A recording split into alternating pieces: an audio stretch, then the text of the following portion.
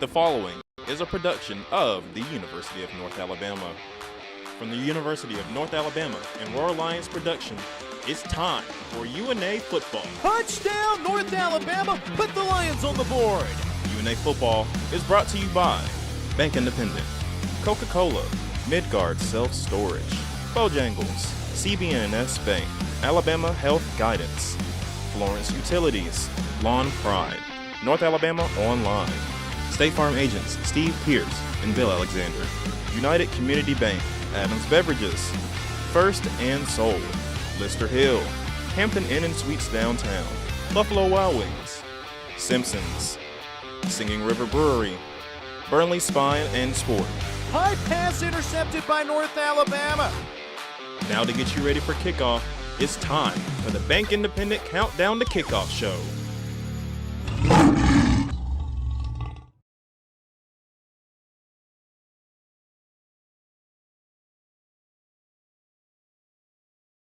To the Bank Independent Countdown to Kickoff show. High above Brawley Stadium in the press box for the final time. Jordan Campbell alongside QB1 Jacob Tucker. Jacob, it would be very easy for the game to take a back seat today with all that's going on. It's the final game here in Brawley. It's senior day, the celebration of the team of the 90s, the final game of the 2025 season. While all of those things deserve their due, and at the end of the day, sending Southern Utah home with another loss in the records, priority number one. How do you go about managing this from a player and coach perspective? Yeah, from a player standpoint, you've got to have that itch of gaining that pride back, right? We've went through a season and even some last season where we've played really good games and just had it taken away from us in the last minute, or maybe we played poorly in the first half, played extremely valiantly in the second half and just came up a little bit short. And so there's just this level of pride that's been slowly being taken away from the team, from the players. And I think from a player standpoint, you have to have that itch to get your pride back. And so go out here and prove that you are who you say you are, that you do represent the university that has such a historic tradition that's known across the country. And so from a player standpoint, I think that's a big piece of it. From a coach's standpoint, you can utilize a lot of emotion leading up to this game. You know, strategy, obviously they've been game planning all week just like they do every week. Game plan wise, you got to be confident in your game plan, roll with what you got, but you can use a lot of emotion. You know, this is the last game at Brawley Stadium. You've got a really good opportunity to go out with a bang here, which is going to lead into some excitement for next season in the new stadium, in the Bank Independent Stadium. And Bobby Wallace Field, and so you can play on those emotions with the players, really get them hyped up, really get them focused and energized, because you know, kind of like what we were talking about off the air, it's been a long season, very long, right? It's been a long season, and if it's long for us, it's extremely long for those guys. You know, they're down there fighting and grinding, and you know, blood, sweat, and tears each week, and so I think as coaches, you got to have a good game plan. You got to stick to your game plan, and then use this emotion to kind of energize these players. Let's go back to last week. The state of Texas was not kind to us this season, Jacob. UNA couldn't get things going against Tarleton State in Stephenville last week. Since the loss of Destin Wade, both John Austin Wood and DC Tabscott have gotten snaps at quarterback, with Wood being the primary guy behind center. The offense was hard to come by in Stephenville. The Lions netted just 34 rushing yards on 42 carries against the Texans. Through the air, Wood, Tapscott, and Watkins combined for 116 yards. DC had 4 interceptions. There were a total of 5 sacks. Last week, look, they say as a quarterback you've got to have a short memory, right? As a football team, you gotta just get that one out of your head. That game last week didn't happen. Yeah, and you know, Tarleton State's a good football program. Yep. I mean, that's the elephant in the room. Tarleton State's really good. John Austin Wood, he's young. He's getting some of his first experience. You know, the week prior, the second half of West Georgia, and then you roll into you know, a top 10, top 5 nationally ranked team in Tarleton State. I mean, that's a tough spot to jump into, right? That's like if you're a pitcher and you've got to go in the bottom of the ninth with bases loaded, you gotta keep a run from scoring, and so he was put in a really tough situation. I think he's fought very hard, but he's still got some growing to do, some learning curve to kind of catch up on. So that was a tough game, but you got to learn from it and then move on to the next game, which is where we are now. Yeah, a year ago, the kid was wrapping up his high school football season. You Right. don't think about how big of a transition a year is from being a high school guy who was originally going to go play catcher at TCU to now being the starting quarterback, games 9, 10, 11 of the season. It's Right. a big change for him, and I think he's handled himself well. The one thing that I've seen from him is composure. He has not yet looked extremely rattled. He hasn't looked nervous. And again, you're kind of at this point with Destin out for the rest of the season, you're kind of looking towards next year. And I would imagine John Austin's going to have a really good shot at being quarterback number 1 next season. Offensively, let's talk about the season. The Lions have averaged 170 yards per game on the ground. Through the air, we've averaged 184 yards per game, have 17 touchdowns. Obviously, the running backs have been the focal point, but the receivers have done a great job of producing as the season's gone on. A lot of that's going to go to the consistencies of Ben Thomas's offensive line. They've done a pretty good job this season, Jacob, of keeping quarterbacks upright. Some of those sacks were on the quarterbacks. They held on to the ball a little long. They were waiting for things to go. And, of course, there were a few where an offensive lineman lost his rep and the quarterback went down. But for the most part, Ben Thomas has done a great job of taking this offensive line that's been a little bit of hodgepodge at the time. That's no disrespect to those guys, but we've seen, I feel like every home game we've called and the road games as well, it's been a different group of starters on the offensive line. Your guard to guard have been the same pretty much, but your tackles have kind of changed all season long. We've seen Goldthwait out there. We've seen Whit Mitchum out there. We've seen Gage Saint jump to the outside. So for that much inconsistency in terms of the lineup, I think those guys have played really well. But it's really been the running backs and the offensive line that have shined on the offensive side of the ball.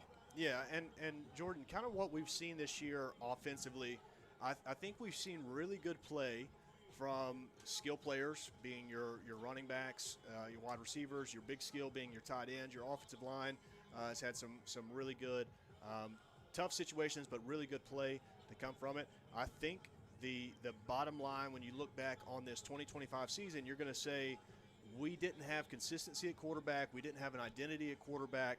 And that's kind of where everything feeds through, right? And I'm not trying to place all the blame on the quarterback situation, but one thing, and Cody Gross is in attendance today for the reunion for the 1995 30-year national championship reunion today, along with recognizing the players who played here in the 90s. Coach Gross was my quarterback coach, and one thing he always said, quarterbacks are going to get too much praise when you win and too much blame when you lose. Right. And I think that is so factual and intellect, because it does feed through the quarterback, right? The really good things that come from offense, quarterback had a part in it, but maybe it was not the whole part of it, right? You get the ball to your skill players, your offensive line doing a good job, and then on the flip side of that, you're going to get too much blame whenever you lose. And so that's part of the deal when you sign up to play quarterback. You're understanding that that's the mentality that a lot of people are going to have. They're going to try to point fingers at you first, and you've got to be able to suck it up, take it, learn from it, and go grow from it. So I think, again, just to wrap up what I just went on a spill on, at the end of the year, they're going to look back and say, we didn't have an identity, we didn't have consistency at the quarterback position. Let's talk about the defense. It's been a tough go for those guys this season. What, in your mind, Jacob, has been the biggest change from last season to this season? Because last season, the defense kind of kept us in a few ball games. It was loaded. You think about those linebackers. You think about Assad Williams at corner. You think about some of the other guys they had out there at safety and some of the front seven, which really, outside of the linebackers, your down linemen are the same four guys that you had last season. Maybe a couple guys have changed in the rotation. But what has been the biggest change from last season to this season for that defense in your mind? Yeah, and I think you're right. I think the four down linemen, I think they've played really well, for the duration of the season.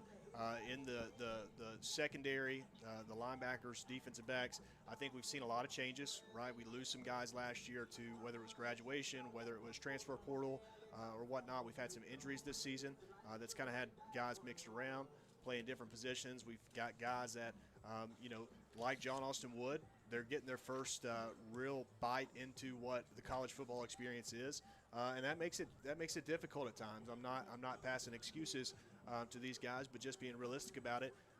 If you're a guy and you're getting your first couple snaps, or maybe your first or second game at the college level, and you're playing a guy that's got a 6-year COVID year, right. That's played a lot of experience at the college level.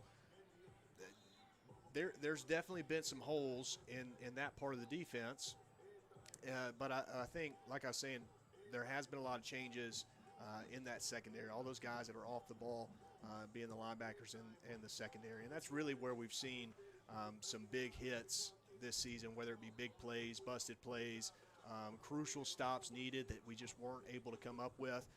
And a lot of that can be contributed to inexperience and teamwork, cohesion, just guys playing with each other for the first time or maybe playing in different positions than they're used to playing.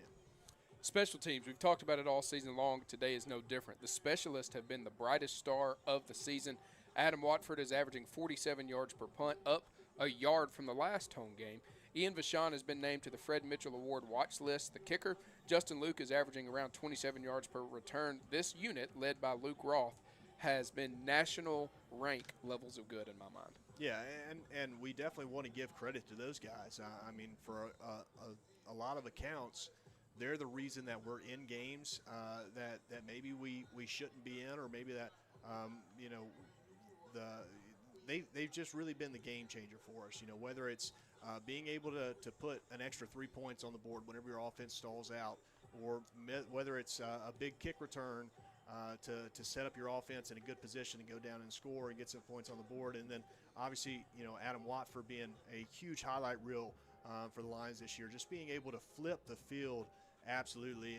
And last week had I believe a 72-yard punt that downed on the 1 yard line. I mean, just incredible play from him that's really been the game changers for the Lions team this year. I want to mention one thing before we go to our first time out of the Bank Independent Countdown to Kickoff show. Total Letterman in 2024, this team had 82. They lost 37. They returned 45. From what I understand, 49 total new players coming onto the team this year. And that's one thing that I've talked with guys around town on the field today. It is hard. It could be Nick Saban. It could be Bobby Bowden. It could be the greatest coach of all time, Newt Rockne, whoever you want to say. You could have the greatest coach of all time. But if you're bringing in 50 new players every year, you can't build a program. And that is not an indictment on the coaching staff. Right. That's an indictment on how the NIL era, which I'll be the first to tell you, I'm a fan of NIL because it gives guys a chance to profit off of themselves, and sometimes it gives these guys the first money their families have had in generations, right? And we can have discussions about it off air. I hear the negative arguments around it. But there is no denying, and this is not a criticism, but there's no denying that the NIL era has turned FCS level football into JUCO football. And when you are trying to build a Division I program, no matter who it is, until there's a solution that allows these kids to stay here at UNA, to not take their talents elsewhere for $50,000, $60,000, $70,000, which I don't blame those kids for, it is always going to be a challenge to build this program back to what it was in the 90s and the 2000s. It's just going to be a challenge. And that's not an indictment on Dearman. That's not an indictment on Dr. Looney. That's not an indictment on anybody repping purple and gold. It's an indictment on the state of college football at this level. When you've got the portal where guys can transfer and not sit out, combined with that offer of $50,000, $60,000, $70,000, $100,000 for other guys, how do you recruit your guys against generational type money for some of these guys? That's all it comes down to. And I don't know what the solution is. I don't think anybody knows the solution. All we can do is pull for the guys that are here, and hopefully we'll get a few guys next season that can help add on to what this team has done. We're over time. I apologize about it. We don't have a monitor here, but I've got a script I should have followed. Look, we're going to take a time out. When we come back, we'll talk about today's opponent, Southern Utah. You're listening to the Countdown to Kickoff presented by Bank Independent. Have you ever seen those halftime scholarships where you have to nail a 40-yard field goal? Yeah, this isn't that. I didn't have to write a long essay or audition or make a half-court shot. I just had to open a Bank Independent account, use my debit card, sign up for online banking, and have a positive balance. That's it. A 20% scholarship to UNA. When Bank Independent invests in students like me, they're investing in all of us and the future of our community. Bank Independent. We're invested in your future. Member FDIC. It's bow time.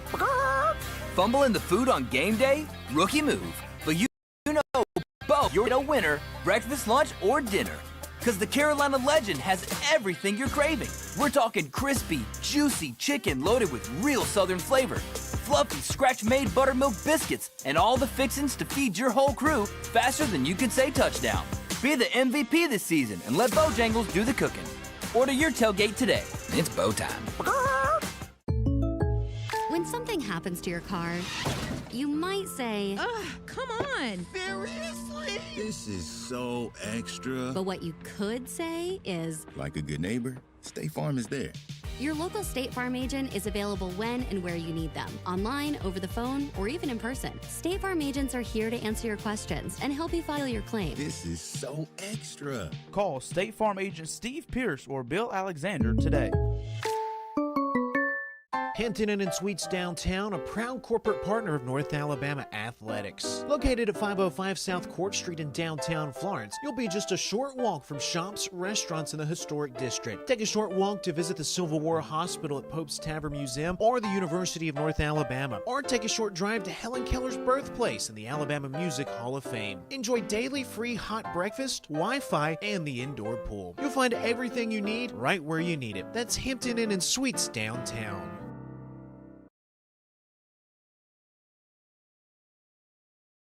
Into the countdown to kickoff presented by Bank Independent. Jordan Campbell alongside QB1 Jacob Tucker. Final home game here at Brawley at Senior Day, last game of the 2025 season. We got a lot of stuff going on. Let's talk about today's opponent, Southern Utah. They're hotter than the devil down in Georgia in July, folks. Winners of 5 straight coming into this one. Some of those wins include Central Arkansas, Austin Peay, and Abilene Christian. Largest loss of the season was by 16 to UC Davis way back on September the 20th. This is a really good football team, Jacob, we're going to be taking on here today. Yeah, absolutely, and they score a lot of points. I mean, I know their record 6-5, but they're averaging 33 points a game. So they're an offense that's going to come out, put up a lot of points, and a lot of that's going to come on the back of running back Joshua Dye. Last week he had 39 carries for 181 yards. Derrick Henry levels of touches. I mean, just unbelievable what he's done in the run game, and that's following, the week before that had 221, week before that 155, 204. I mean, just an outstanding season that this guy's having, and so he's a big focal point. And you look at quarterback play. So Southern Utah started off the season 1-5. Really good quarterback play, throwing for over 300 yards, throwing for multiple touchdowns a game. The last 5 games, their 5-game winning streak that they're on right now, there's been Bronson Barron has thrown 1 touchdown pass in the 5-game win streak. So that just magnifies how much they have relied on Joshua Dye in this run game to propel this offense. So if you're planning, if you're Brock Caraboa, what are you doing? Yeah. Just put 9 guys in the box and say, beat us through the air? Yeah, no, that's part of it. You definitely want to get as many guys down in the box as you can. Whether it's, I don't know if it's 8 or 9. If it's 7, it's just going to depend on what they're seeing on film. They've got to be really good in the key game, so they got to look for pre-snap keys to kind of tell them where the ball's going, what play might be coming, and give themselves whatever advantage they can pre-snap to be able to slow down Dye in this run offense. I feel like a guy like Fred Veely, who we've seen be a spy at times. He's a defensive end, but he's an athletic type guy. I feel like a guy like him might stand up a little bit more today and just, hey, go knock his head off. Yeah, and that's that spy position that Veely's played some this year. It makes it difficult on offensive linemen in the run game because they're trying to identify and make their counts and determine who they're double teaming to. And so when he's playing that kind of spy sniffer position, and lined up right behind the nose guard, and he's shooting left or shooting right, and you don't necessarily know which side. It makes it really difficult for an offensive line to identify and key who they're blocking in run game. This is a really good defensive team as well. The only guy I want to highlight, I know you got a couple other guys you want to look at, Sebastian Adamski. He's been a force. He leads this team with 101 tackles, along with 7 tackles for loss and 1.5 sacks. He's their main hitter at the linebacker spot. He's also playing really well alongside Josh Dunn, who has 72 tackles and 2 forced fumbles on the season. Yeah, and so he's kind of the leader of this defense, right? He's that linebacker in the middle of the field, directed, making tons of plays. In the secondary, you have Mikey Allen, 6 foot, 185-pound redshirt freshman defensive back who's got 33 tackles, 1 fumble recovery, 3 interceptions, and 6 pass breakups on the season. And then on the D-line, you got to mention Henry Harper. Henry Harper has 5.5 sacks this season. So he's 6'2", 215, so he's a smaller guy, which means he's probably a quicker guy, which makes him really tough in pass protection, trying to get hands on him and get him blocked and locked down. Time for us to take another time out. When we return, voice of the Lions, Ben Ray, takes us down the coordinator corridor. We'll hear from both Brock Caraboa and Morgan Cruz. You're listening to the Countdown to Kickoff presented by Bank Independent. Well, I think Fame and Muscle Shoals music is here because we're fiercely independent. And in the early days, it was hard because it was hard for banks to get their head around, we're going to give these hippies some money to go make music. We've been doing business with Bank Independent since the 70s, and to know that they've got our back, it means a lot, and it just kind of takes the stress off of doing business day to day. They've always been there, and it's always just been a phone call away. Member FDIC. Simpson's Collision Repair has 3 body shops in the Shoals area, and all are operated by 3 brothers. The quality of work and commitment to satisfaction, combined with ongoing training, state-of-the-art equipment, and expert staff, your vehicle is fixed the way it should be. Located on Hilton Drive in Florence, Highway 72 in Killen, and Cox Boulevard in Sheffield, Simpson's Collision, you'll notice and appreciate the difference. Proud sponsor of UNA Athletics.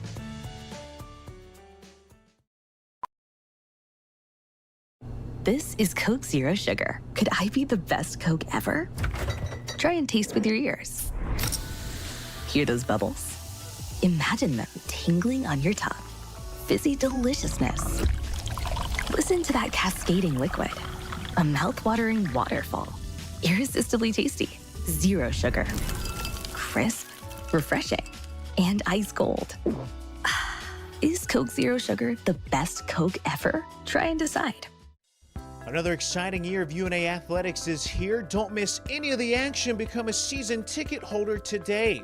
Season tickets are available for soccer, volleyball, football, basketball, baseball, and softball. Don't wait until the last second. Avoid the lines. Reserve your seats and support the pride. Visit RoarLions.com or call 256-765-5466 to find out when season tickets go on sale.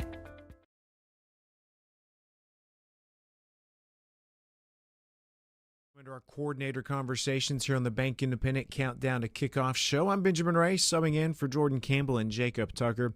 Catching up first on North Alabama defensive coordinator Brock Caraboa. And Coach, it's hard to believe game number 12, final game of the season. Just what's been the message to this defense as they get ready to go out one final time together as a unit? Really the message has been win the last one. Win the last one, especially at Brawley Stadium with all the history at the stadium, with all the all the players coming back to celebrate the '95 championship, the three-peat. The big message has been win the last one, make everybody proud of what we put on the field. So our guys have had a really good week of practice and excited to see the guys go out today and do it. Not only is it the last game at Brawley, it's senior day, and so it's the last game for the senior class that will be featured today. And defensively, you've got a lot of dudes that are seniors. Some have been here 1 to 2 years, some longer than that. I mean, what can you say about this senior class and kind of what they've meant to this program? Well, I'm very proud of them. Very proud of each and every one of them on what they've done, what they've been able to endure, and how they've shaped. Even though we haven't had the season that we wanted, they keep fighting every practice, every week that we go out there. They go out there and fight, and very proud to coach them. I tell them all the time that if they just go out there and play their butts off, and whether it be practice, meetings, that they'll always have a shot. So I'm just excited for them to be able to cap their last game as a UNA Lion at Brawley Stadium in the last game at Brawley. I think it sends a good message and a good motivation tool for them to be able to do it the right way. So we have a lot to play for, and those guys have really put it to their heart to be able to have a really good week of practice, but just very proud to be their coach and on how they've worked regardless of the circumstance that we had this year. They just worked their butts off, and they're going to be very successful once they leave here. So just excited and to be able to see what they can do today. Let's talk about Southern Utah, the Thunderbirds, and it starts with their running back, Joshua Dye, second in the nation in rushing. He's got a shot at winning the rushing title, and just how dynamic of a ball carrier is he? He's very dynamic. He's got a really good scheme that they're able to, to put him in. But the thing I think that sticks out to him the most is that he's very patient. He's going to take what you give him. He has the ability to, take it 60, but he has the ability to get 2 to 3 on 3rd and 2, 3rd and 3. So, he's a guy that can catch the ball in that backfield. He's a complete running back. And the best thing about him, in my opinion, is that he's patient. And when you play a patient running back, you have to go attack him at linebacker and safety and force him not to be patient. So that's been the big message for our guys. But I know our guys are excited for the challenge. And then you look at the quarterback, Brunson Barron, just what kind of signal caller is he back there under center? He has great moxie, understands what the defense wants to give him, is not going to lose this ball game by his arm. He's got to, make the plays that he needs to make the plays to keep the drive going. If it's 3rd and 6, nobody's open, he's going to try to scramble to get 6.5. He's a guy where he has the ability to throw a deep ball, but, really understands what the offense wants to do, driving the ball, hold on to the ball. So short, quick, intermediate passes he's very effective with. And he's a guy that, when they go on the field, everybody knows he's the quarterback and when you watch him play. So we have to make him uncomfortable. We have to make him get out of the pocket and go attack him. I think that's when we're at best on defense, is when we get that quarterback out of the pocket and then we can go attack him. So we got to be able to do enough things up front with our D-line to make him uncomfortable, and we do that, we win. And then the weapons that surround him, the receivers ranked 3rd and 4th in the league in receiving yards respectively. Just what kind of challenges do they present? Yeah, they're both really good. Number 19 Gabe is a guy where he reminds me of Dakota Warfield, and a big possession guy. Has enough to get 15, 20, 25, but he's their 3rd down guy. 3rd and 6, he's got to get 7. And number 2, Carr, very dynamic, can take it off the roof, and I compare him to a TK Kennebrew last year. So facing those 2 guys, it gives our guys a good reference on what to go for. But they have very dynamic and good route runners, very physical at the point of contact, gets off. They can block and they can get the DB off of them if they need the 6 or 7 yards, in a crucial 3rd down. So I know our DBs are excited for the challenge. Wrapping up our pregame chat with North Alabama defensive coordinator Brock Caraboa. And, Coach, for this defense to send Brawley out with a win, to send the seniors out with a win, what's this unit going to need to do? We have to swarm to the football. Number 1, we have to win 1st and 2nd down. We cannot get these guys into 3rd and 1, 3rd and 2 situations. That's where they thrive. So win 1st and 2nd down, swarm to the football, and enjoy playing in Brawley Stadium for the last time. We do that, we win. Coach, as always, we appreciate the time and best of luck. Roar Lions. It's North Alabama defensive coordinator Brock Caraboa. Let's take a time out on the Bank Independent Countdown to Kickoff show. When we return, Morgan Cruz joins us to talk about the UNA offense. This is UNA Football, brought to you by Roar Lions Productions. Have you ever seen those halftime scholarships where you have to nail a 40-yard field goal? Yeah, this isn't that. I didn't have to write a long essay or audition or make a half-court shot. I just had to open a Bank Independent account, use my debit card, sign up for online banking, and have a positive balance. That's it. A 20% scholarship to UNA. When Bank Independent invests in students like me, they're investing in all of us and the future of our community. Bank Independent. We're invested in your future. Member FDIC.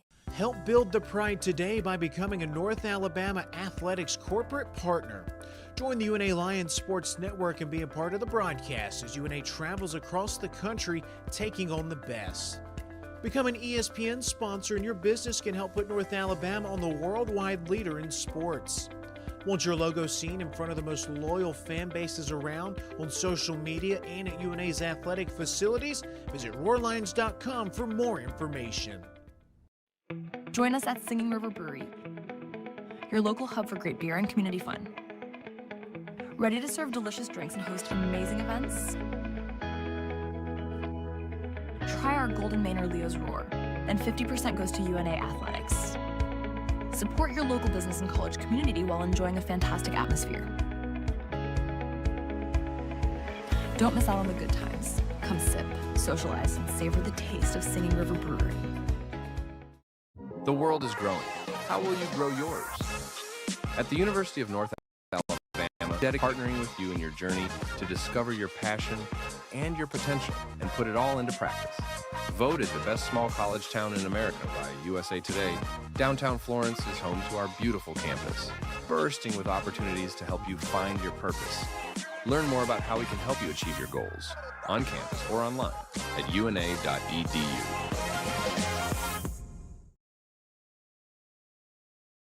Into our coordinator conversations here on the Bank Independent Countdown to Kickoff show. I'm Benjamin Ray, subbing in for Jordan Campbell and Jacob Tucker.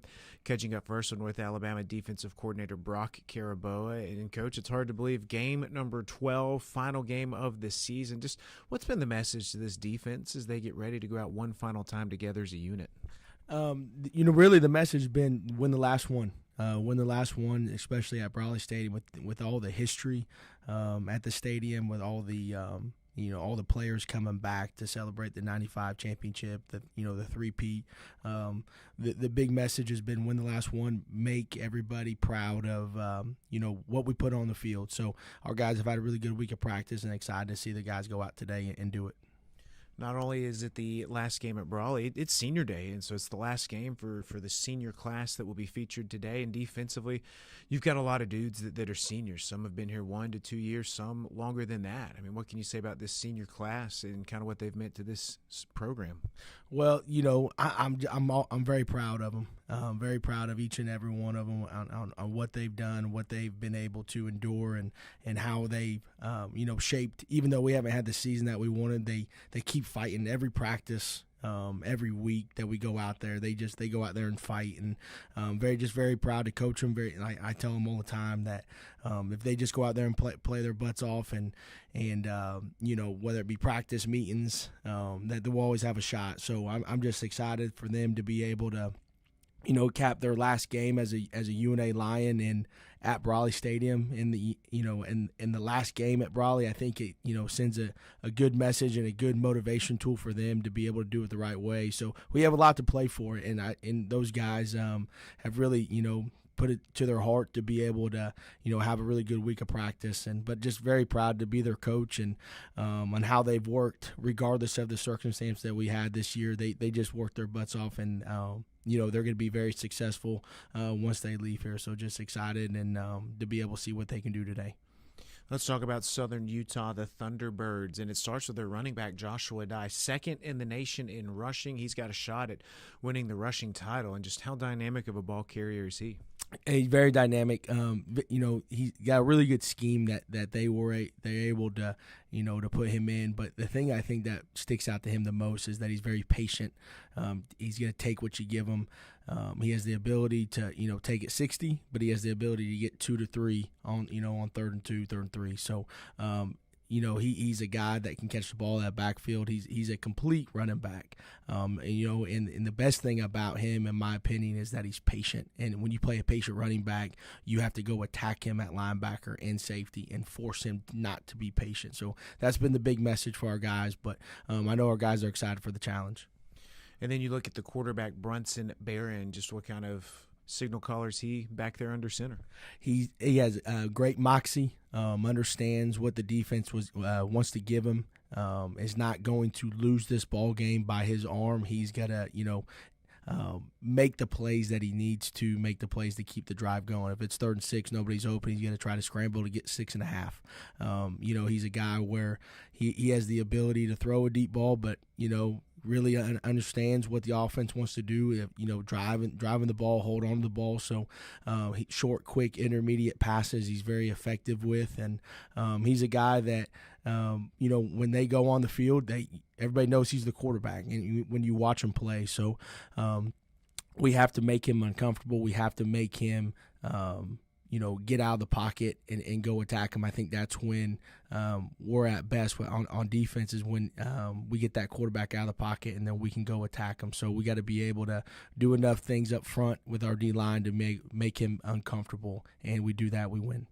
And then the weapons that surround him, the receivers ranked 3rd and 4th in the league in receiving yards respectively. Just what kind of challenges do they present? Yeah, they're both really good. Number 19 number 19, Gabe, is a guy where, he reminds me of Dakota Warfield, and a big possession guy. Has enough to get 15, 20, 25, but he's their third down guy. 3rd and 6, he's going to get 7. And number 2, Carr, very dynamic, can take it off the roof, and I compare him to a TK Kennebrew last year. So facing those two guys, it gives our guys a good reference on what to go for. But they have very dynamic and good route runners, very physical at the point of contact. Gets off, they can block, and they can get the DB off of them if they need the 6 or 7 yards, in a crucial 3rd down. So I know our DBs are excited for the challenge. Wrapping up our pregame chat with North Alabama defensive coordinator Brock Caraboa. And, Coach, for this defense to send Brawley out with a win, to send the seniors out with a win, what's this unit going to need to do? We have to swarm to the football. Number 1, we have to win 1st and 2nd down. We cannot get these guys into 3rd and 1, 3rd and 2 situations. That's where they thrive. So win 1st and 2nd down, swarm to the football, and enjoy playing in Brawley Stadium for the last time. We do that, we win. Coach, as always, we appreciate the time and best of luck. Roar Lions. It's North Alabama defensive coordinator Brock Caraboa. Let's take a time out on the Bank Independent Countdown to Kickoff show. When we return, Morgan Cruz joins us to talk about the UNA offense. This is UNA Football, brought to you by Roar Lions Productions. Have you ever seen those halftime scholarships where you have to nail a 40-yard field goal? Yeah, this isn't that. I didn't have to write a long essay or audition or make a half-court shot. I just had to open a Bank Independent account, use my debit card, sign up for online banking, and have a positive balance. That's it. A 20% scholarship to UNA. When Bank Independent invests in students like me, they're investing in all of us and the future of our community. Bank Independent. We're invested in your future. Member FDIC. Help build the pride today by becoming a North Alabama Athletics corporate partner. Join the UNA Lions Sports Network and be a part of the broadcast as UNA travels across the country taking on the best. Become an ESPN sponsor and your business can help put North Alabama on the worldwide leader in sports. Want your logo seen in front of the most loyal fan bases around on social media and at UNA's athletic facilities? Visit roarlions.com for more information. Join us at Singing River Brewery, your local hub for great beer and community fun. Ready to serve delicious drinks and host amazing events? Try our Golden Manor Leo's Roar, and 50% goes to UNA Athletics. Support your local business and college community while enjoying a fantastic atmosphere. Don't miss out on the good times. Come sip, socialize, and savor the taste of Singing River Brewery. The world is growing. How will you grow yours? At the University of North Alabama, we're dedicated to partnering with you in your journey to discover your passion and your potential and put it all into practice. Voted the best small college town in America by USA Today, downtown Florence is home to our beautiful campus, bursting with opportunities to help you find your purpose. Learn more about how we can help you achieve your goals on campus or online at una.edu.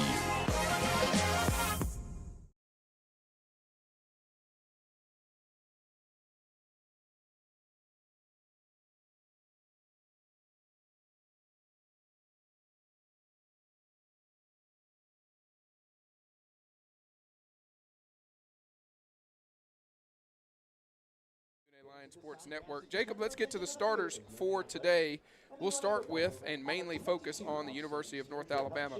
So the first position we're going to talk about has been a little bit of controversy all day long. We've both confirmed and denied and reconfirmed that John Austin Wood will be getting the start at quarterback. We have heard that Ari's going to get some snaps today. We've also heard that Ari's starting, so we'll find out together here in just a little bit. Juice Allen will be running back number 1. Caleb Heatherly will be your tight end. Your wide receivers are Tanaka Scott, Justin Pegues, KJ Fields. Your offensive line from left tackle to right tackle, Gage Saint, Colin Wright, Drew Lawson, Ryan Walker, and Whit Mitchum. Since today is senior day, I want to make sure and highlight our seniors that are going to be starting today. Juice is a redshirt senior. Caleb Heatherly is a senior. Tanaka Scott is a redshirt senior. Justin Pegues is a senior. Gage Saint is a redshirt senior, and Whit Mitchum is a redshirt senior. So those are your seniors for the offensive starters. Defensively, Your ends are E.J. Colbert, who's a redshirt senior, and Fred Veely, who's a sophomore. In the middle, it'll be Jaheim Ingram, who's a junior, and Big Ox, Caleb Brown, who is a senior. Your linebackers are DeMarcus Robinson, who is a senior, and Seth Hampton. Your corners are Anthony Young and Jermaine Ray Jr. Jermaine Ray Jr. is a senior. And then, of course, at nickel will be Brian Dilworth. Your safeties are Cam Jamar and Linnell Cunningham II. Want to highlight just a couple guys for Southern Utah. Offensively, quarterback one is Bronson Barron. The main running back you're going to be looking at is Joshua Dye, even though they do have Braden Whistler on the two deep starting today. He's a redshirt senior. Defensively for the Thunderbirds, we've mentioned a couple of these guys. Sebastian Adamski will be in the middle. He's got 101 tackles. His running mate inside will be Mason Stromstad and Josh Dunn. Both of those guys really talented players. Let's talk about your specialist. Kicker Ian Vachon. Your punter will be Adam Watford. Ian Vachon will handle kickoffs. Nathan Curry is your long snapper for punts. And Braden Forscutt is your long snapper exclusively for Ian Vachon field goals. Your holder is Adam Watford. Kick returner is Justin Luke. And punt returner is Justin Pegues. Daniel King handles kicking and punting for the Thunderbirds. So those are your starters for today. We are going to take another timeout.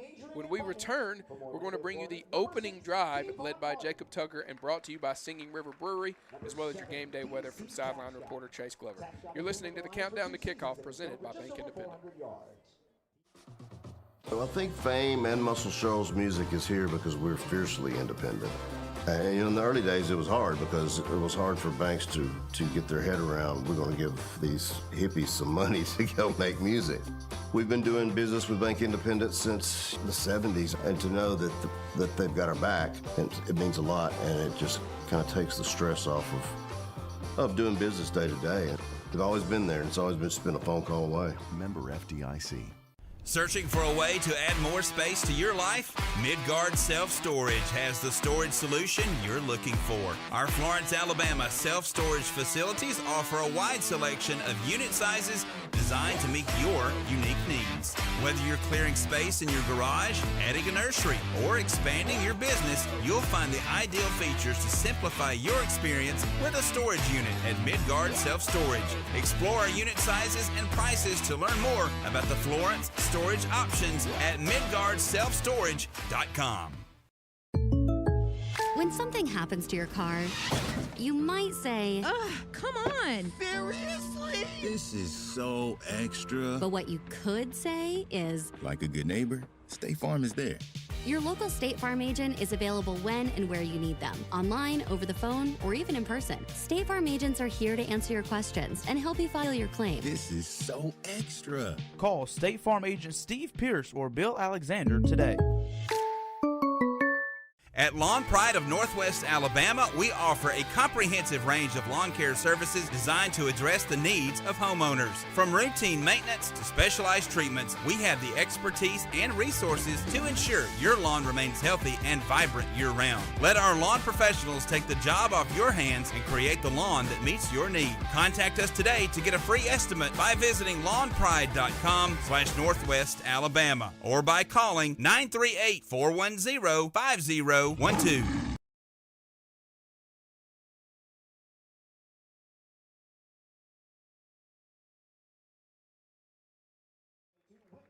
Take UNA Athletics wherever you go with the Varsity app. Watch all home UNA athletic events on ESPN Plus and stay locked in to University Athletics digital streams with Roar Lions Productions. Bank Independent is proud to be a part of this Lions team on and off the field. Our customer scholarship helps UNA students score big in the classroom and beyond. Learn more at bibank.com/scholarship. Jordan Campbell alongside QB1 Jacob Tucker, and it is time to bring you the opening drive with Jacob Tucker, brought to you by Singing River Brewery. Jacob, let's take a look at your keys to the game, starting with the UNA offense. Yeah, for the offense, keys to the game today, and really what we talked about pregame in the preview, that we have to find some rhythm and consistency at the quarterback position. I know we're going to see a couple guys today, whether that be John Austin Wood, whether that be Ari Patu, or whoever else takes a snap. There needs to be some consistency and some rhythm.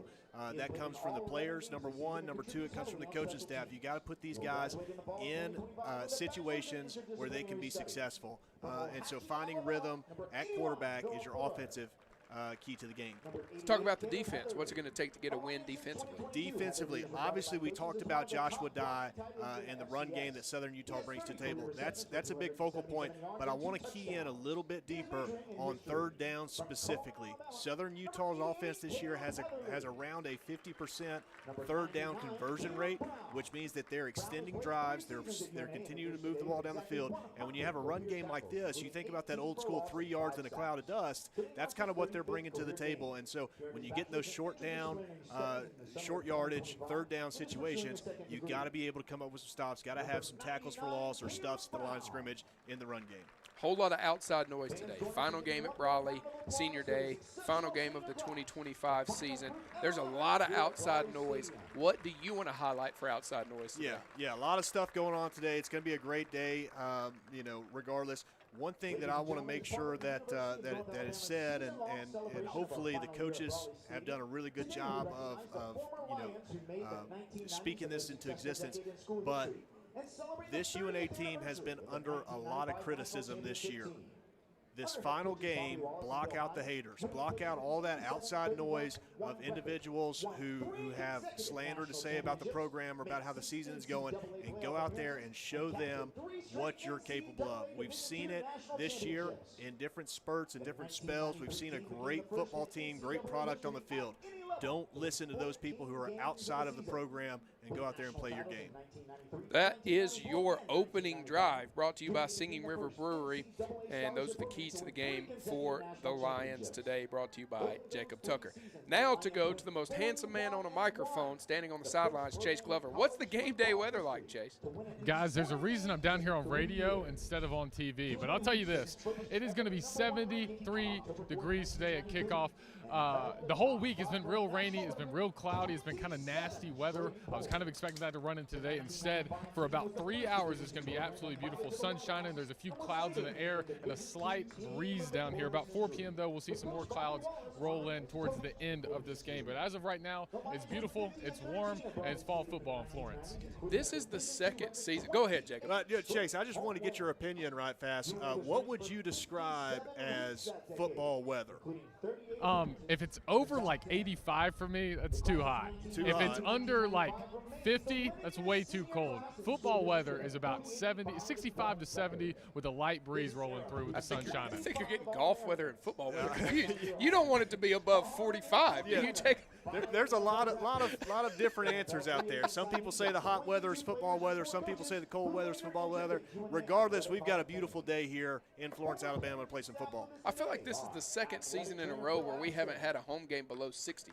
I love it. I hate cold weather. I do too. I mean, as a player, that's what you want. But as a broadcaster, you want it to be a Jake Owen song every time the ball's kicked off. And that's what we've got so far this season. We're going to take another timeout. When we come back, you're going to hear from the head ball coach, Brent Dearman, and we'll get you ready for the kick between the Southern Utah Thunderbirds and your UNA Lions. Don't go anywhere. You're listening to the Countdown to Kickoff presented by Bank Independent.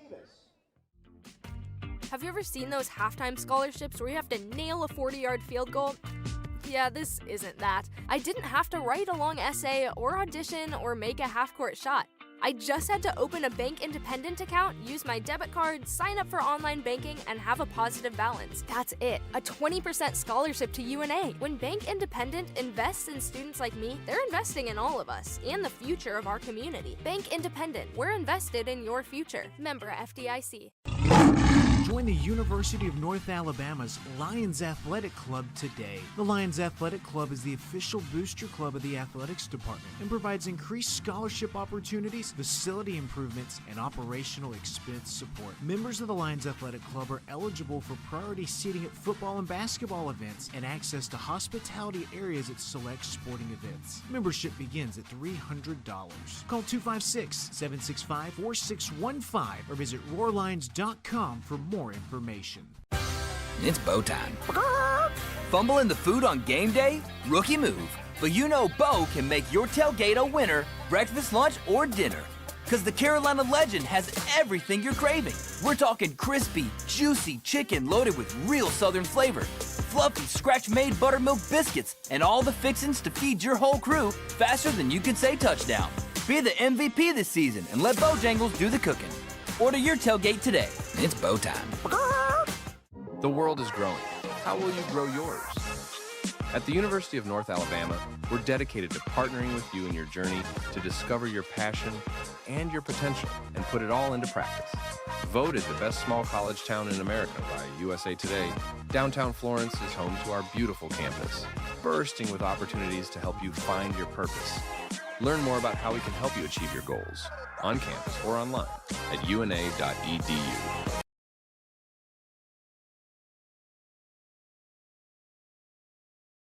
UNA football coverage continues here on the Bank Independent Countdown to Kickoff show. I'm Benjamin Ray checking in. Time of the pregame show where we chat with North Alabama head football coach Brent Dearman. And coach, season finale, senior day, final game at Brawley Stadium. A lot to play and celebrate today. I mean, what have you talked to the team about this week with just everything that's going on this Saturday? You know, you're playing for so many different things today for the seniors, the 20-plus seniors that we have on this football team, that we can send them out a winner, that they can remember the last game of their career being a monumental game, a win. We're celebrating the many greats that played ahead of us in this program, that coached ahead of us in this program, that the 76 years in Brawley Stadium, the last game ever for the UNA Lions at Brawley, that we get an opportunity to send this stadium, we get an opportunity to honor the people that played in this stadium, the great memories, the great games, and then having the 90s team, the 95 team in the end zone, celebrating their 30 years. There's so many different reasons why we need to come out today with a victory. Earlier this week, you told a story about Tyrone Rush reaching out to you with words of encouragement. What does it mean to get that from some of those all-time greats? I tell you what, I'm a competitor, and I hate losing more than anybody. So usually Sunday and Mondays are usually the days that I drag around a little bit more than any other day. I try not to be too obvious with it, but we're coming off a tough loss, and Monday I'm driving to practice, and I get a text message, a big long text message from Tyrone that just said, "Coach, we believe in you. Keep your head up. Keep fighting. We're behind you." And so I just immediately call him. I say, "Man, you don't understand how much that meant, how much it means to me, to these players." The fact that we are making the alumni proud still, and they're behind us, just meant so much to us. And for him to end up deciding to come to the game this week, I kind of told his story a little bit to our team, told stories of other people from those 90s eras to our team this week, so they understand the blood, sweat, and tears that so many have laid out, and that this university has helped change so many lives through the years. So it was an awesome message for him, but there's been many others throughout the 3 years of me being here that's meant so much to me. Let's talk about the senior class, Coach, and it's a group in today's day and age of college football. Some have been here 1, 2, 3, 4 years, all over the place. But what can you say about their contributions to this program? You know, you look at from guys that like Drew Lawson that's been here for 4 months to Caleb Headley, Cam Jamar that's been here their whole career. We've got a range of all kinds. We've got a great group. There's so many good people in this class. It hurts me to lose these guys as people more than anything. The many times that they've come to my house, we've had bonfires, we've had cookouts, we carve pumpkins together. I mean, there's so many guys I have such great memories with, from me recruiting Justin Pegues at other schools and Tanaka Scott at other schools to finally get an opportunity to coach those guys here. I have many stories on all of them, so it's going to be tough to see them go, and that's why we want to send them out today as winners. Today's opponent, Southern Utah, and Coach, they're playing for a lot as well. Maybe a shot at the playoffs, maybe a shot at a share of the championship. And do you talk to the team about what's at stake for them, or you just focus on what this team needs to do? I remember the exact week that me and you sat on our Lost Pizza show, and we looked at the bottom of our list and said, Southern Utah's at the bottom of the league right now at 1-5. I said, guys, that's a really good football team. And they've reeled off 5 straight wins and putting themselves in position where they could have a chance to make the FCS playoffs. So for them, it's a playoff game. And we've stressed that to our players all week long that this is going to be a big-time environment, number one, because it's the last game in Brawley. So many people are going to be at this game for that reason. You're playing a playoff-caliber team. that is playing for a chance to make it in. So this is going to be a big-time game, big-time environment. And we know this is a really good coached football team, really well-coached football team. Their head coach was my college OC my junior year. Phenomenal football coach. He loves running the ball. He's an old running back coach. They have a really good running back that we've got to do a good job of stopping. We've got to make every drive count this week because they're going to try to hold on to the ball and win time of possession. So that's been kind of the things that we stress this week to our guys. Playing for the second time without Destin Wade at quarterback coach, and we saw 3 quarterbacks last week. And what's been the message to that group as they gear up today? Somebody's got to step up and win this game for us. We know we've got the ability to. You'll see a little bit of Ari Patu today as well. We know that J.A.'s got the ability. We've seen so many signs in 2 years from Ari. And this team believes in both of those guys. And we know either can get hot and lead us to victory, and we just need them to come out hot. Just put a bad play behind you. Don't let one bad play lead to another bad play. And just realize that this team has confidence in you. So we just need both of those guys to step up today. And, Coach, to get a W today against Southern Utah, you've touched on it just a little bit, but what's it going to take out of this team? I told you earlier, we got to stop the running back. They're going to try to get in big sets and run the football and then take shots. And on the outside, we've got to win our man coverage situations because we've got so many eyes that's going to be in the box. They're an RPO team, so they're going to try to slip tight ends out of the backfield on run plays and get the ball to them. I think defensively they're a bend but don't break defense. They're very sound. They keep everything in front of them. They tackle well, and they're a little unorthodox on special teams. They're going to have some punt formations where they put 8 guys out wide. So we've got to be sound. We've got to count who our man is. We've got to hold on to the football, not turn the ball over. And like I said earlier, we got to win our possessions because we're not going to get many of them because of how they hold on to the ball as long as they do. As always, Coach, we appreciate the time and best of luck today. Thank you. Roll lines. It's North Alabama head football coach Brent Dearman. When we come back, imagine a bank where you feel at home. Real people living right here in your community are the heart of Bank Independent and everything we do. You have our commitment to bring the people, ideas, and resources together that create a stronger community full of endless potential. For over 75 years, we've served this place we all call home. Bank Independent. We're invested in you. Member FDIC. Help build the pride today by becoming a North Alabama Athletics corporate partner. Join the UNA Lions Sports Network and be a part of the broadcast as UNA travels across the country taking on the best. Become an ESPN sponsor and your business can help put North Alabama on the worldwide leader in sports. Want your logo seen in front of the most loyal fan bases around on social media and at UNA's athletic facilities? Visit roarlines.com for more information. Simpson's Collision Repair has 3 body shops in the Shoals area and all are operated by 3 brothers. The quality of work and commitment to satisfaction combined with ongoing training, state-of-the-art equipment, and expert staff, your vehicle is fixed the way it should be. Located on Helton Drive in Florence, Highway 72 in Killen, and Cox Boulevard in Sheffield, Simpson's Collision, you'll notice and appreciate the difference. Proud sponsor of UNA Athletics. Another exciting year of UNA Athletics is here. Don't miss any of the action. Become a season ticket holder today. Season tickets are available for soccer, volleyball, football, basketball, baseball, and softball. Don't wait until the last second.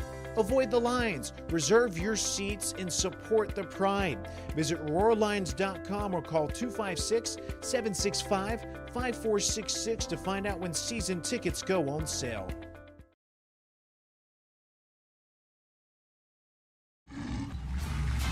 This has been the Countdown to Kickoff, brought to you by Bank Independent. Now it's time for kickoff. This is UNA Football, a World Lions production. UNA Football starts now.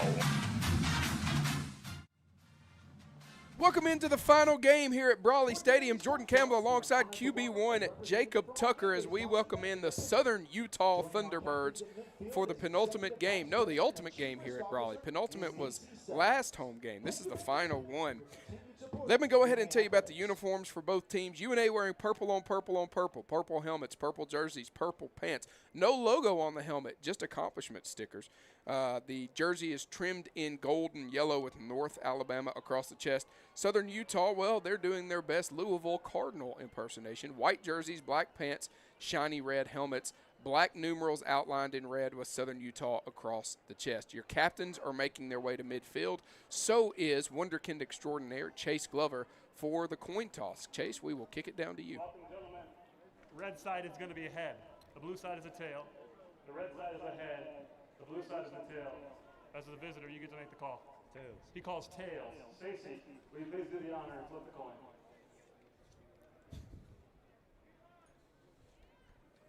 Blue, it's a tail. Southern Utah, you've won the toss. We want the ball. Which way do you guys want to kick? Okay, you guys want to flip sides, please?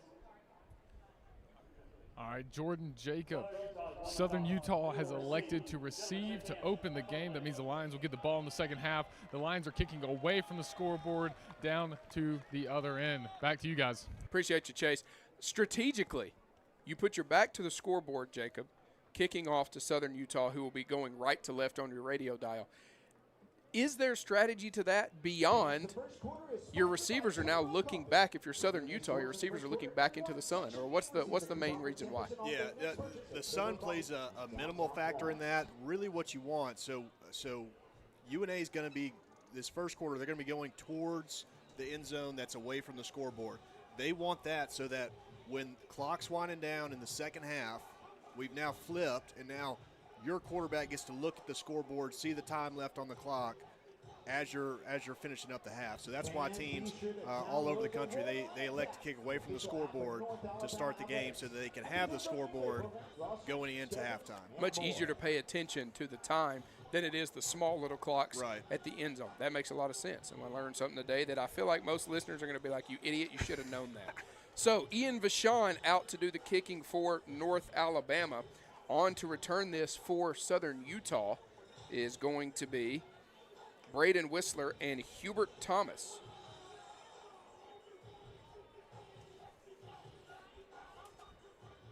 And it's really interesting that Southern Utah elected to take the ball to start the game.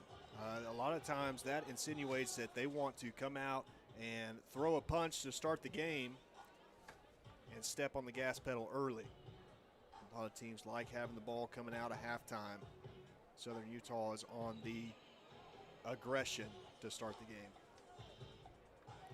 Red Hat still standing at the 20. A lot of nostalgia today. It is the final game here at Brawley Stadium. 77 years they've hosted Lion football. Seen roughly 27 Division II national championships. So we'll talk about some of Jacob's favorite memories here at Brawley. Some of my favorite memories. Noah, our producer, he's too young to have any memories of Brawley. Right now is actually his favorite memory, working with us. Vachon has the ball fall off the tee at the 35. Again, UNA going left to right, Southern Utah going right to left. Southern Utah heading towards the scoreboard.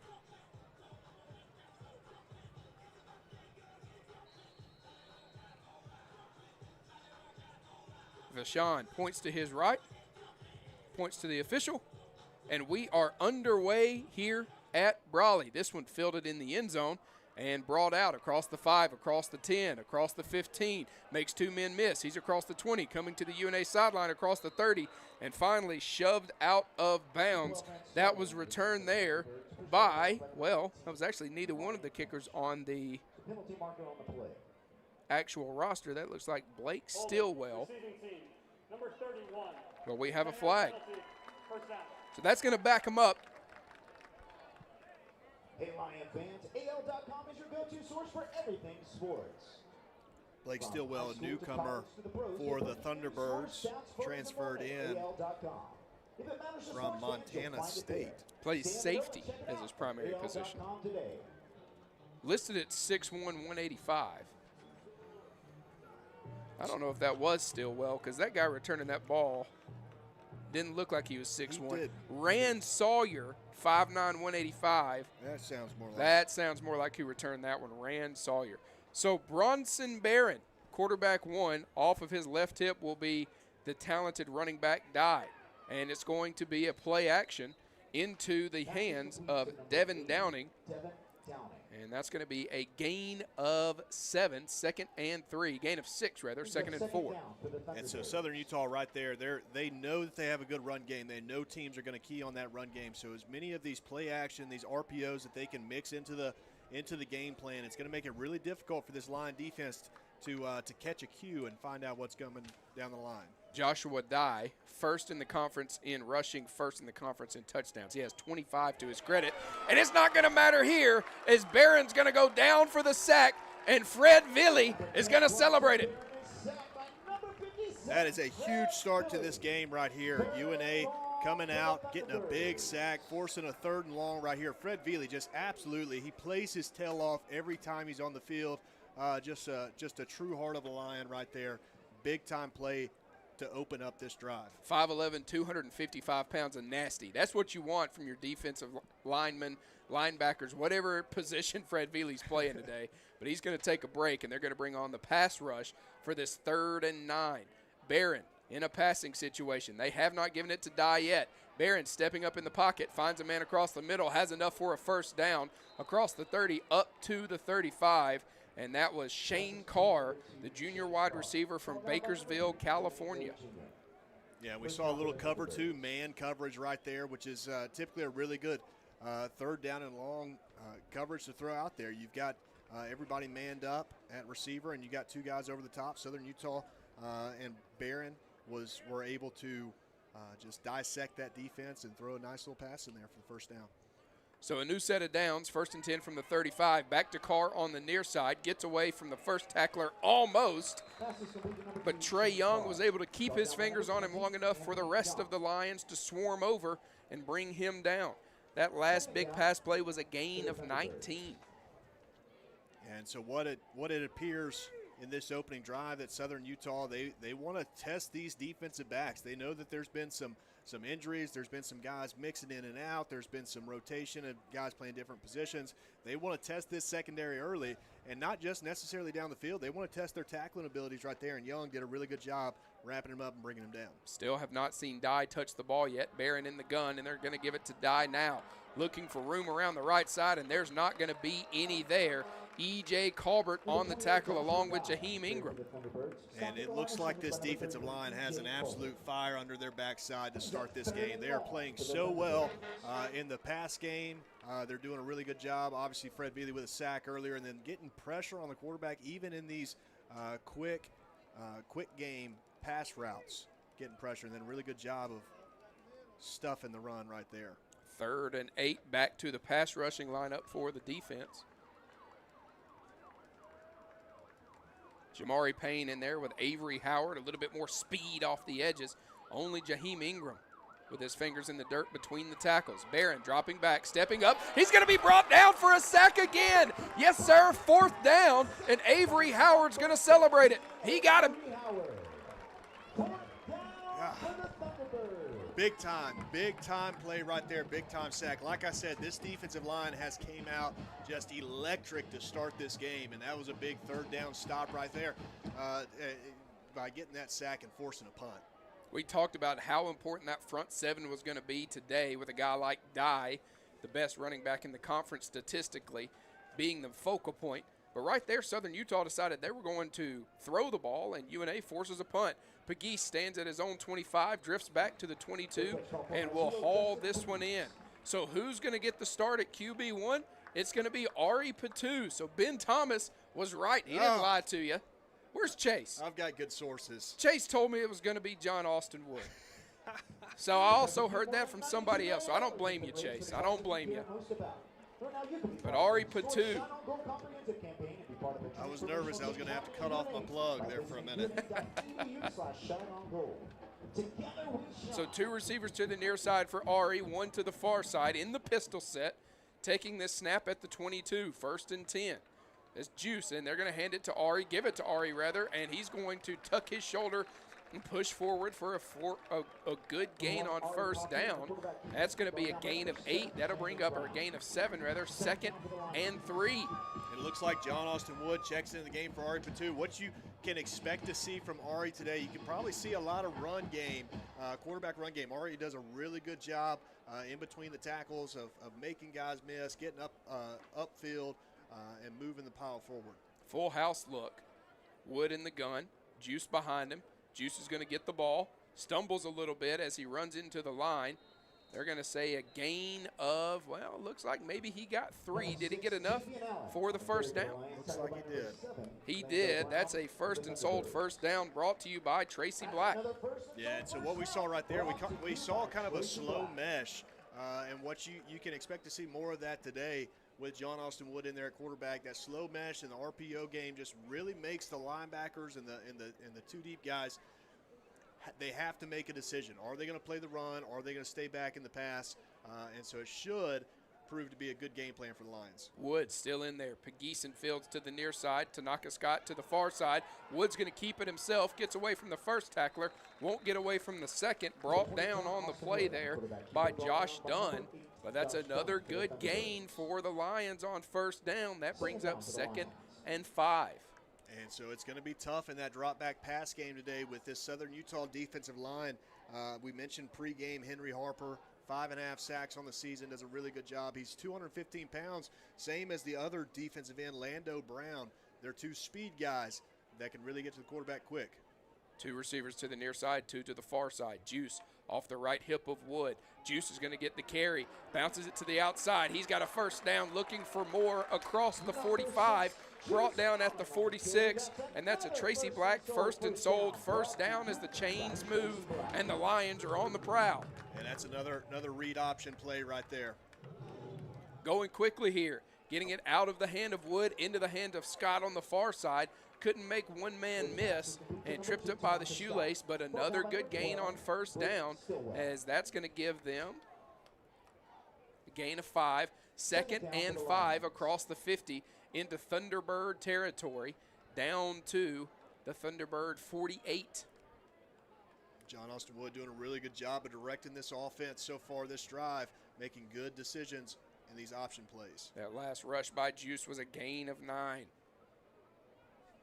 That pass was a gain of 6, so 2nd and 4.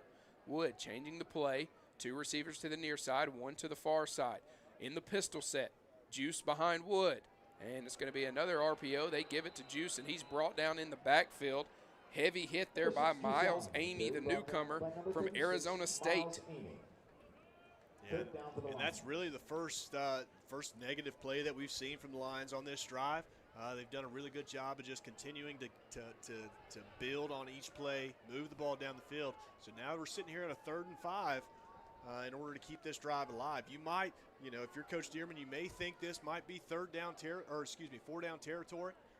And if not, you've got a weapon of a punter in Watford that can pin them deep. If you look at Watford's averages right now, if he were to punt it, it would put them at their own 2. Wood out of the backfield, gets it to Juice Allen across the 50, lowers his shoulder. We're going to keep Watford on the sideline. That's a first and sold first down brought to you by Tracy Black. This offense totally different than what we saw against West Georgia. Against West Georgia, they put Jalen Daniels on the outside. They put Azaria Fletcher on the outside. They said run goes, and it was either a big completed pass or a pass interference. Today, a lot more West Coast out of the passing game, and it's worked so far for Wood and the Lions. Wood in the gun again, pistol set, Juice directly behind him. 2 receivers to the far side, 1 to the near side. Play action to Heatherly. He's wide open in the seam. He's at the 10, the 5, and brought down at the 2. The big fella needed about another, 2/10 of a second off his 40 to score the first touchdown of the game. Oh, you got to high step that one. You got to get those feet up. But great read right there by John Austin. Heatherly wide open right across the middle. That's the essence of that run pass option right there. You get that linebacking core sucked up, thinking it's going to be a run. You drop it over the top. Great job by Heatherly making the catch, and then getting down there, almost getting in the end zone. So they got 2 tight ends in here. A little bit heavier look. This will go to Juice. He dives forward. Did he get in? No signal yet.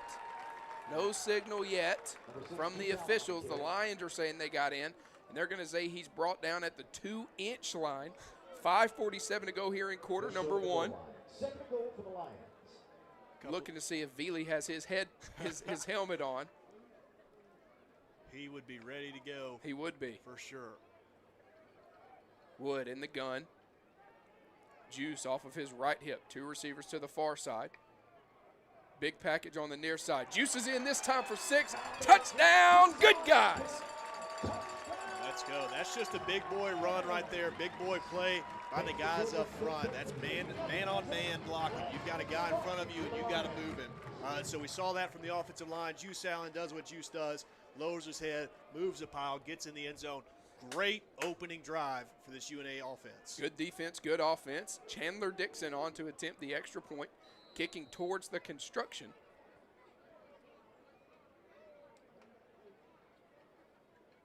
Snap, hold, kick, up. Splits the uprights, and with 5:24 to go in quarter number 1, the Lions take a 7-0 lead over the Thunderbirds from Southern Utah. You're listening to UNA Lion Football on the UNA Sports Network. When something happens to your car, you might say, ugh, come on. Seriously? This is so extra. But what you could say is, like a good neighbor, State Farm is there. Your local State Farm agent is available when and where you need them, online, over the phone, or even in person. State Farm agents are here to answer your questions and help you file your claim. This is so extra. Call State Farm agent Steve Pierce or Bill Alexander today. This is Coke Zero Sugar. Could I be the best Coke ever? Try and taste with your ears. Hear those bubbles? Imagine them tingling on your tongue. Fizzy deliciousness. Listen to that cascading liquid. A mouth-watering waterfall. Irresistibly tasty. Zero sugar. Crisp, refreshing, and ice cold. Is Coke Zero Sugar the best Coke ever? Try and decide. Another exciting year of UNA athletics is here. Don't miss any of the action. Become a season ticket holder today. Season tickets are available for soccer, volleyball, football, basketball, baseball, and softball. Don't wait until the last second. Avoid the lines. Reserve your seats and support the pride. Visit RoarLions.com or call 256-765-5466 to find out when season tickets go on sale.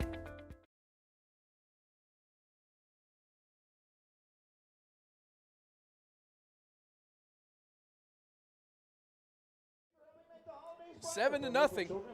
5:24 to go. UNA on top of Southern Utah. Good defensive series to start the game. Good offensive series in response. Juice Allen punches it in from the 6-inch line, and the Lions take the lead. Jordan Campbell alongside Jacob Tucker. Noah Sullivan, the producer on this one. That last drive, 10 plays, 78 yards, over 5 minutes and 27 seconds. Today's game is brought to you in part by United Community Bank, located on Tennessee Street in downtown Florence. United Community Bank, built on service, focused on you. The final game for the Lions here at Brawley Stadium. Before we open up next year at Bank Independent Stadium. Don't know the schedule yet. Don't know if the first game will be a home game or not. Historically, has not been a home game for the Lions. Number 34, Ian Deshawn, set to kick it away for the Lions. Number 8. Man, what a great way to start the game. 2 big-time sacks by your defense. Offense just moved the ball straight down the field. And it's shaping up to be a good game. Got to have consistency. Got to keep it going. Sawyer had a good return that was negated last time by a hold.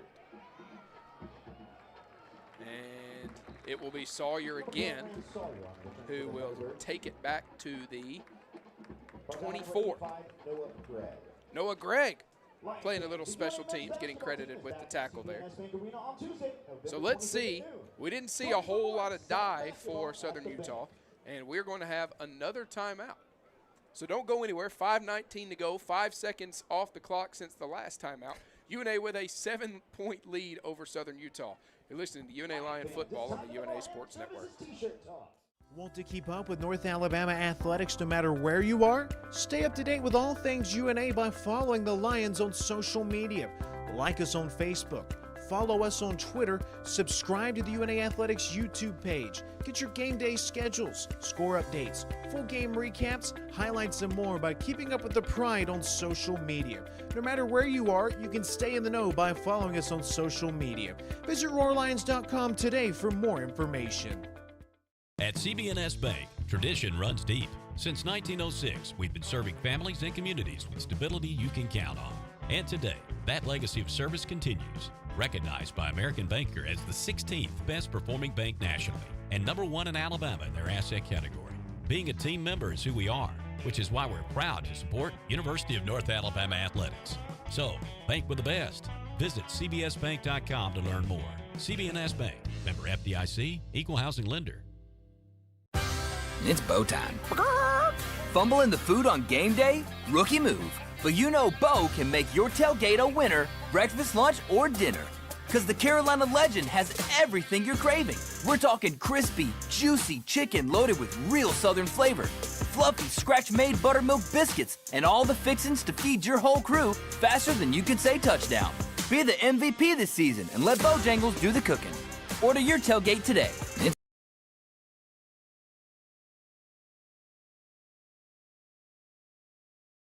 5:19 to go in quarter number 1. That last drive by the Lions. 3 for 3 for John Austin Wood for 53 yards. Juice had 5 carries for 12 yards. Ari started the game with a quarterback keeper, 1 carry for 8 yards. The Lions with 78 yards of total offense. They've held Southern Utah to 20. In-game stats brought to you by Club Tails, the original cocktail in a can. Join us for UNA football at Lost Pizza Shoals. Hear from members of the coaching staff and players as they take you inside the UNA football program. If you can't join us live, you can catch every episode right here on the Varsity app and all UNA Athletics social media platforms. So I'm going to put you on the spot a couple times today, Jacob. I love it. As we come back from media timeouts before we get back to action, give me one memory you have here in Brawley. First one that comes to mind, it was 2014. Taylor Pontius hits what was at the time, it's since been broken, but at the time, a record-long field goal to beat Valdosta right at the buzzer. This one into the hands of Braden Whistler, backup running back. But we do have a flag. In the backfield, that's back judge called it.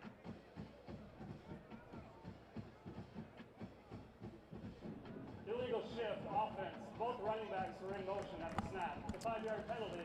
Replay, first down. Back them up. Get them behind the sticks. It's not the Canadian League. Only have one guy in motion at a time when the ball is snapped. Do you like Canadian football? Do you like watching it? You ever turn it on? It's yeah, it's enjoyable. They've got some really nuanced rules. Yeah. As far as you know, if you kick the ball through the uprights or out of the end zone on the kickoff, you get a point. Yeah, just some interesting stuff. Barron hands this one off to Dye. Dye can't get away from Fred Veely, the wild man. Big time stop right there by Fred. And you can start to see, I know this is our first time seeing Joshua Dye in person this season. We watched the film on it, but you can definitely see how he can be very elusive, and once he gets out in the open, he can turn on the burners. And so just a great job by Fred Veely right there, wrapping him up, holding on, and bringing him down for a tackle for loss. Fred Veely will not be credited for very many broken tackles in his career here at North Alabama.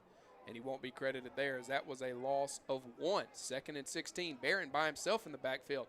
Gets it out of his hands to nobody. Incomplete pass. His intended target was Braden Whistler, the redshirt senior running back from South Jordan, Utah.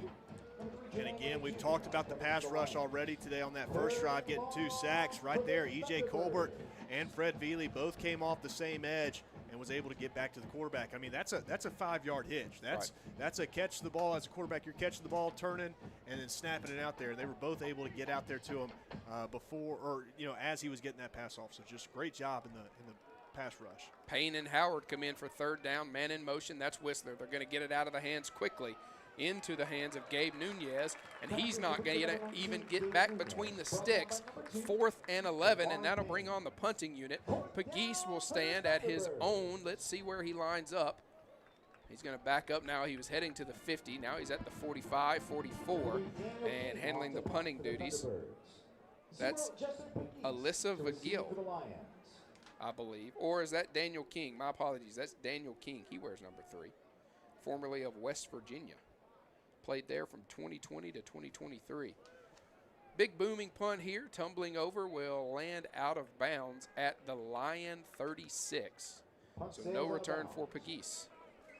3:42 to go here, and that's going to bring up another timeout. So with 3:42 before the Lions get back to action, we're going to take a break. You're listening to UNA Lion Football on the UNA Sports Network. United Community is a bank that asks, when it comes to your finances, how do you define success? Knowing your bank has your financial future right on course? Having a banking partner that's ready with a plan when opportunity knocks?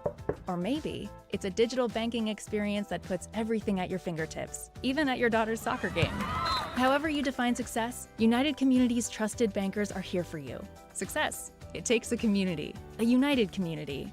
Learn more at ucbi.com. Member FDIC. Help build the pride today by becoming a North Alabama Athletics corporate partner. Join the UNA Lions Sports Network and be a part of the broadcast as UNA travels across the country taking on the best. Become an ESPN sponsor and your business can help put North Alabama on the worldwide leader in sports. Want your logo seen in front of the most loyal fan bases around on social media and at UNA's athletic facilities? Visit roarlions.com for more information. Hampton Inn & Suites downtown, a proud corporate partner of North Alabama Athletics. Located at 505 South Court Street in downtown Florence, you'll be just a short walk from shops, restaurants in the historic district. Take a short walk to visit the Civil War Hospital at Pope's Tavern Museum or the University of North Alabama. Or take a short drive to Helen Keller's birthplace in the Alabama Music Hall of Fame. Enjoy daily free hot breakfast, Wi-Fi, and the indoor pool. You'll find everything you need right where you need it. That's Hampton Inn & Suites downtown. Jordan Campbell alongside Jacob Tucker. Jacob, coming back from this media timeout, second favorite memory here at Brawley. I would have to go with 2013. We're playing West Alabama. Will Hall is the head coach on the other sideline for West Alabama. Two top teams. We were vying for that top spot in the GSC. We went into overtime. Luke Wingo, quarterback power off the edge, takes it in for the touchdown to win the game. Big dog pile in the end zone. Poor Luke at the bottom of that. Down here on the other end where the construction is, away from the scoreboard. Big time overtime win against West Alabama. Will Hall being the coach at West Alabama. Just really, really a great memory there. We'll go to Chase here in just a moment. Man in motion. That's Heatherly. He was lined up at wide receiver. He's going to get back to his rightful position at H-back. Wood, play action pass, looking to the near sideline, stretching it out for KJ Fields. KJ hauls it in at the 45, and another good gain on first down. Chase, what you got? I talked with Coach pregame, and Coach mentioned they were going to start John Austin Wood. I was kind of wrong on that one, but starting John Austin Wood, I asked, hey, how was practice this week for him? He said he had an amazing week of practice, but they were going to slow the game down for him a little bit, put Ari in to kind of settle him in and kind of get some movement on offense. But the biggest thing was that they were going to go to an old traditional style of offense where they're going to huddle up a lot so Coach could talk to him in his ear, guys. Wood looking for a man on the near sideline, just over the outstretched fingers of Tanaka Scott. I'm not going to hold it against you, Chase, that the head ball coach told you Wood was getting the start, and it ended up being Ari, because we had heard Ari was getting the start, and Ari got one play, and we haven't seen him since. That'll bring down third and 4, as that reception to KJ was for 6 yards. Senior day here at Brawley, final home game of the season, final game for the Lions in Brawley Stadium before we open it up at Bank Independent Stadium next year. I know Jacob's excited about that. Into the hands of Wood, rolling out to his left, looking down the field, into the hands of KJ for a Tracy Black first and sold first down. They needed 4, got 5, and they are now into Southern Utah territory again, down to the 48, working on the far hash marks. And I talked about the keys to the game, the opening drive. that consistency and that rhythm at quarterback, and how part of that is on the quarterback. The other part of that's on the coaching staff, and I feel like they're doing a really good job. They're bringing extra protection in on the dropbacks, and they're also rolling him out, sprinting him out like we just saw right there. This one into the hands of Juice, has a big hole, lowering that shoulder, gets to the second level. Whit Mitchum coming from the backside, cleaning it up, pushing him forward, and another good gain on first down. I think that is what has been the most impressive in my mind through 2 offensive series is good gains on first down. Going forward on first down. That's going to be a gain of 6. That'll bring up 2nd and 4. Amari Rogers will check in here for Justin Pegues.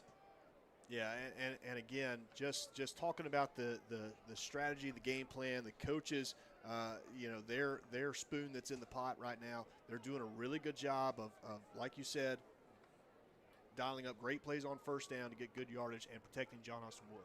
Wood's going to hand this one. No. RPO. Tanaka Scott open center of the field. Down across the 20. Down to the 15. He celebrates with a first down celebration. We'll celebrate by telling you that's a Tracy Black first and sold. First down. And Tanaka Scott, he's just been such a selfless player ever since he arrived on campus, transferring from Kansas. He's been a great guy, great teammate to have, and I love to see him have some success. And so that was a great RPO right there. Great throw by John Austin Wood. Strike delivered to Tanaka Scott. Only one man around Tanaka. That was his cover corner. Wide open in the center of the field. Wood claps his hands together. Hands this one to Juice. Juice sidesteps the first would-be tackler and spins it in the end zone for 6. Touchdown, Lions! The Juice is loose in Brawley today. And that's what we've known Juice to do ever since he stepped on campus. I mean, he is just a hard-nosed, tough runner. He's a great running back with great vision, and he's so difficult to bring down. And for him to put that one in the end zone, give the Lions a 2-score lead right here as the first quarter is starting to wind down is just a beautiful start to this final game in Brawley. 5'9", 200 pounds of solid muscle. Sidesteps the hole, spins into the end zone, a gain of 13 yards for 6, and the extra point up and good for Chandler Dixon. So we're going to keep it here. UNA extends their lead with 1:01 to go here in the first, 14-0 over Southern Utah. So a good offensive and defensive start. We have yet to see Adam Watford through 2 offensive series, which, look, we've talked about the special teams a ton so far this season, and for the right reasons. Those guys have been great. But anytime we don't see Adam Watford, that's a good thing for the Lion offense. Absolutely, and Adam Watford has been such a weapon this year and came in extremely clutch in different situations. But right now the offense is doing what they're on the roster to do, right? Move the ball down the field. John Austin Wood doing a great job, making good decisions, delivering strikes to open receivers, and then Juice Allen just being Juice Allen behind that incredible offensive line. And so it's been this. See, Jordan, this is what we've seen. We've seen this in different spurts all year. We've seen this team. We know that they're capable of producing like this, both offensively and defensively. The thing that we haven't seen this year is that consistency. Right. And so I'm looking to see how this game ends up and how consistent we stay for 4 quarters. Rand Sawyer and Braden Whistler, the kick returners. Vashon with the boot. And this will be Sawyer again. He'll haul it in at his own 7, across the 10, across the 20, sitting at midfield. Check that, in the middle of the field, across the 30. Flag flies in late. So we'll see if this is against Southern Utah or not. The side judge who threw that thing about 25 yards. Yeah, that's what I was thinking. That looked like a Nerf football. That's what I was, yeah, one of those Nerf footballs. He slung it.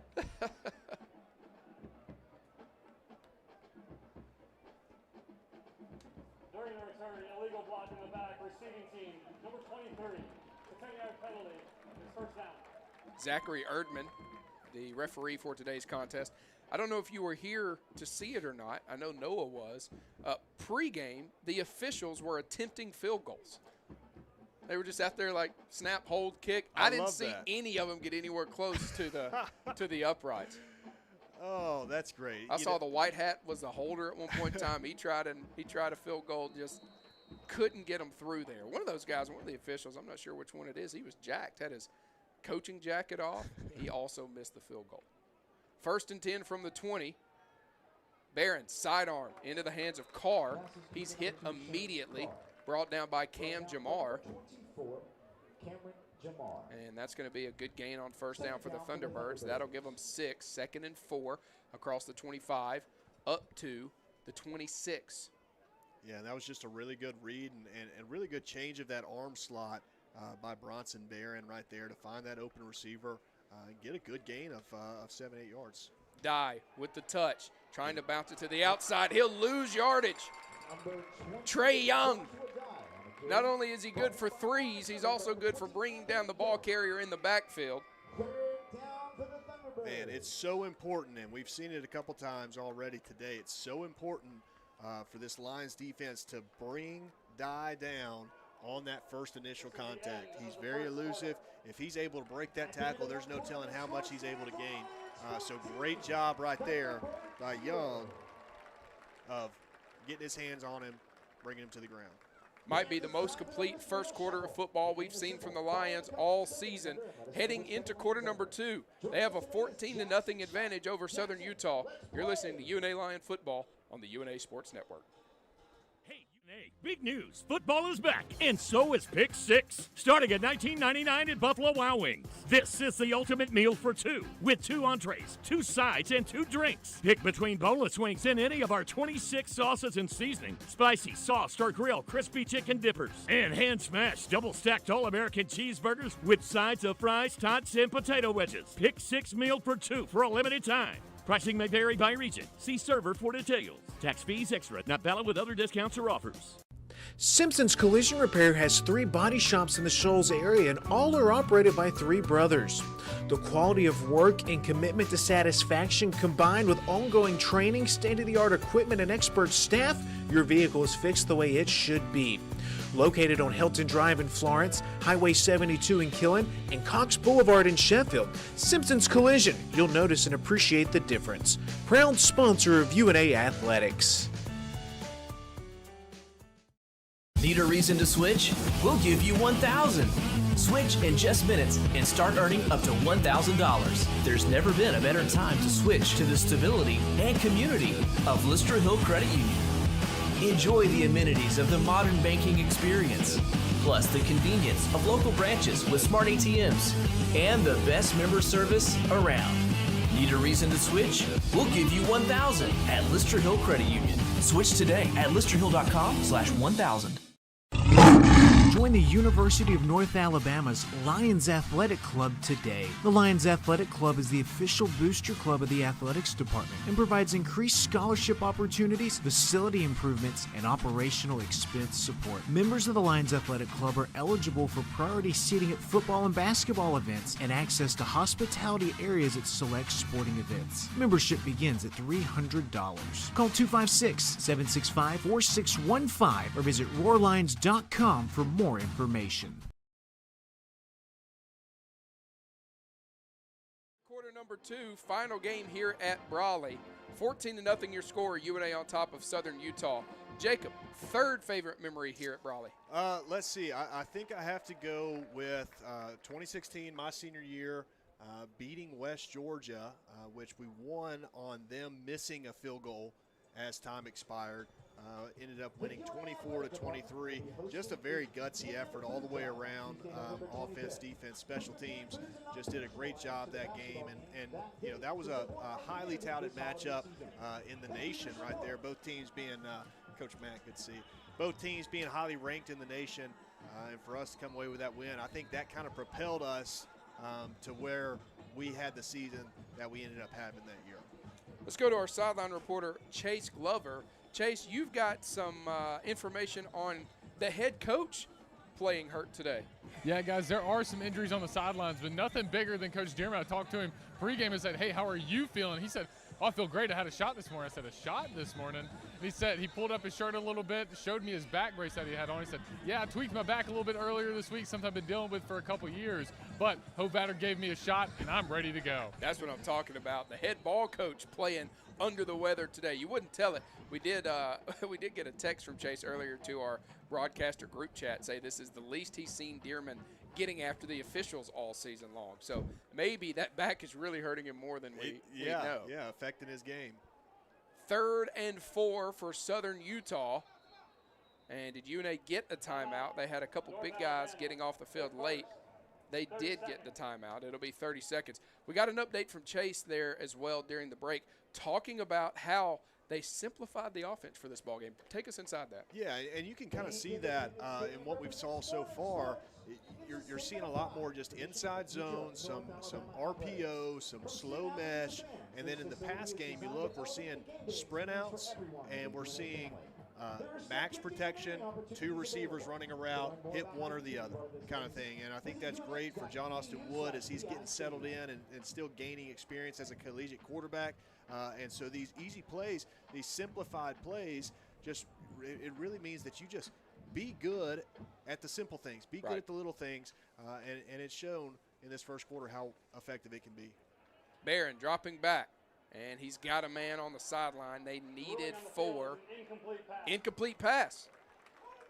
So it was right at the sticks. His intended target was Devin Downing. He could not haul it in, and that'll bring up 4th down once again for Southern Utah.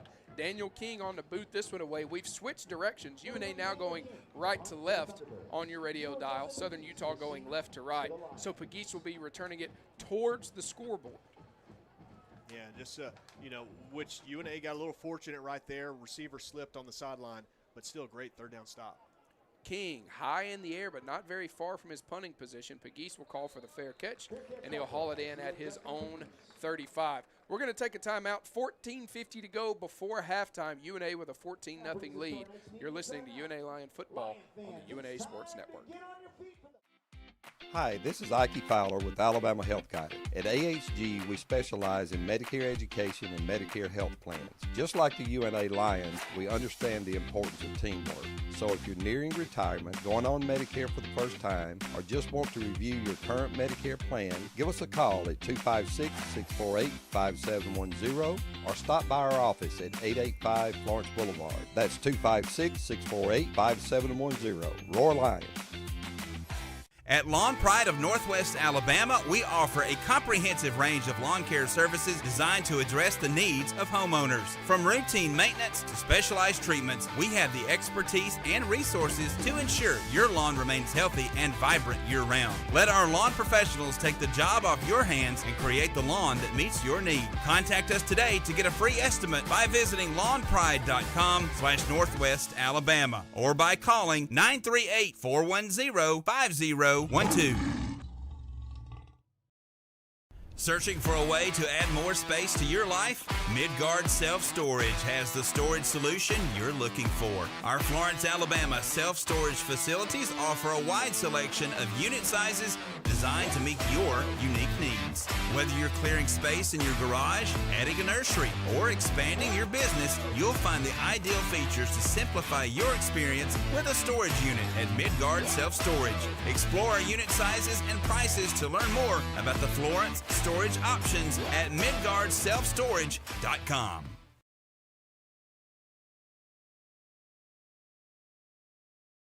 14:50 to go before halftime. UNA with a 14-0 lead. They just got the ball back at their own 35. Jacob, 4th favorite memory here at Brawley.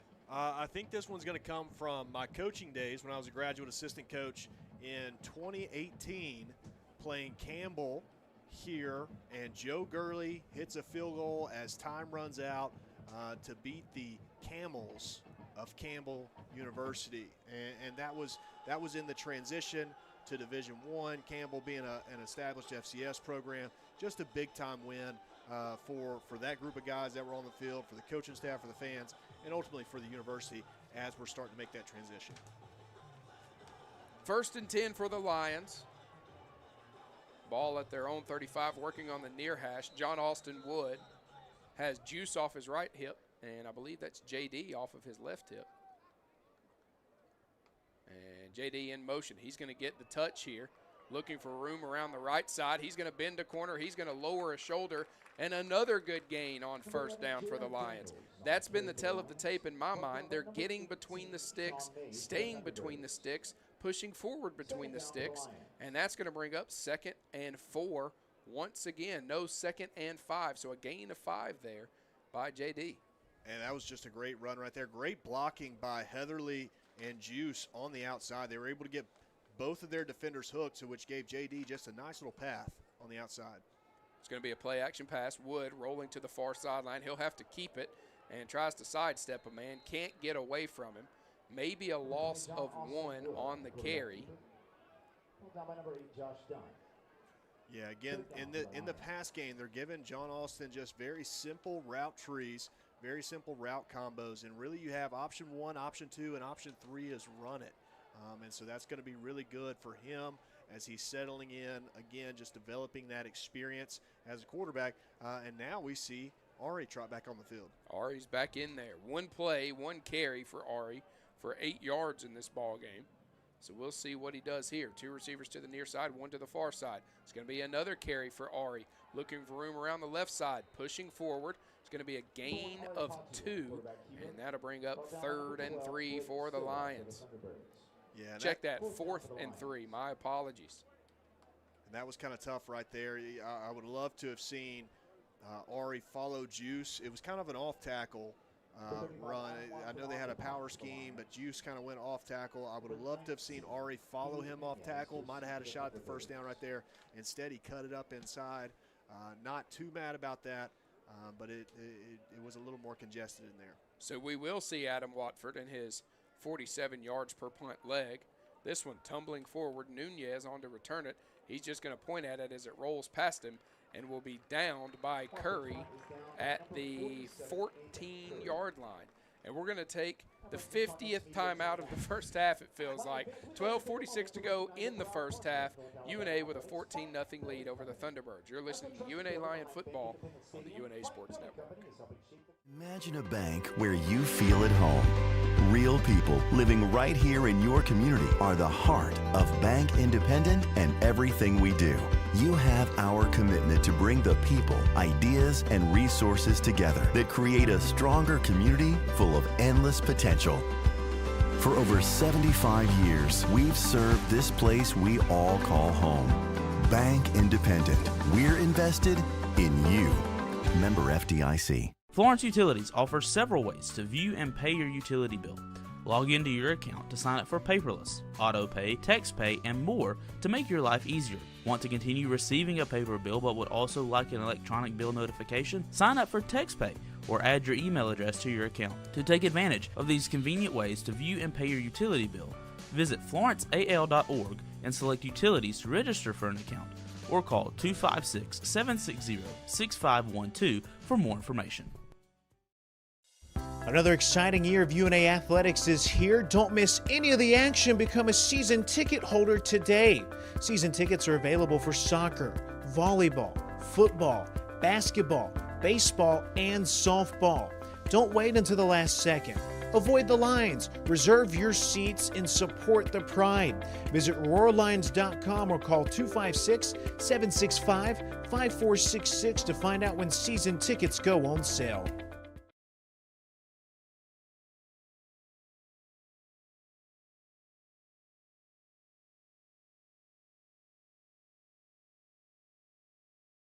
$12:46 to go in the first half. UNA up 14-0 over Southern Utah. 5th favorite memory, not in order, but 5th memory here in Brawley for you, Jacob. Right, so this one comes after we see an Adam Watford punt, and we were talking about Chase's punting days back in high school. And it reminded me of a great memory here. We were playing Valdosta in the playoffs. Taylor Pontius was our punter. He's also our kicker. He's our punter as well. On a kickoff, he had to make a tackle. He got his hand stepped on by the cleat, had to run into the locker room, get some stitches in the locker room before he came back out. So he had to punt while he was getting stitches. So backup punter Eric Ballou, who was a wide receiver, one of my really good friends, absolutely booms like a 60, 65, 68-yard punt that down at the 1-yard line. I've never seen anybody more exhilarating than Eric was after that. Fumble! Barron was able to fall back on it. It was lost in the transition to die, and it hit the turf. I'm surprised they didn't let Ballou bang another one. I'll tell you, so Eric was a very decorated receiver, especially in high school and college. He played at Tennessee Tech before transferring here. He's got a lot of great, but I don't think I've ever seen him more jacked up than after that punt that landed on the 1-yard line. I mean, Boom, at 65 yards, you should be jacked up. He was juiced. That was a loss of 2. Dye's going to get this one. Seth Hampton meets him right past the hole, drives him down. And UNA, I don't want to give them the broadcaster's curse, but in that first quarter, Dye had 2 carries for a loss of 1. That was it. He got 5 on that carry, and so that's going to bring up 3rd and 7.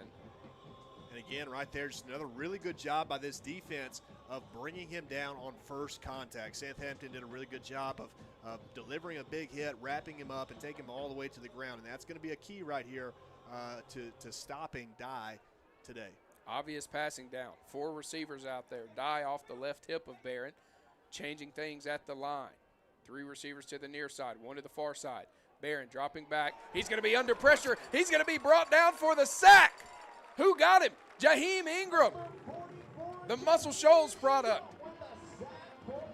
Got him down, makes it 4th down, and Pegues will take his rightful spot at the Southern Utah 46 for this punt. Just a smothering pass rush right there. Brought the house and did a really good job of getting to the quarterback quick. Guys, that makes Southern Utah is 1 for 5 on 3rd down so far today. The only one they got was that first one in the first drive. This looks like a different football team in purple and gold today. Pegues backing up, falls to his rear end, hauls this one in at the 41. That was a booming kick there by Daniel King. Great punt and very risky for Pegues to catch that one, but I'm glad he did, because if not, that thing probably rolls another 15, 20 yards with the boot he had behind it. So risky, but it paid off. No timeout here. We'll keep it. 10:45 to go in quarter number 2. Wood back out there with the offense. Everybody within 8 yards of the football. Nobody split out wide. 2 receivers to the top side. Heatherly at the H-back on the right side. So overloaded to the right side of the line. And we're going to have a timeout called by the Lions. And just like that, it's time for another media timeout, so we'll take it with them. 10:45 to go. Lions with a lead here at Brawley on the final game here at Brawley Stadium. It's Bo time.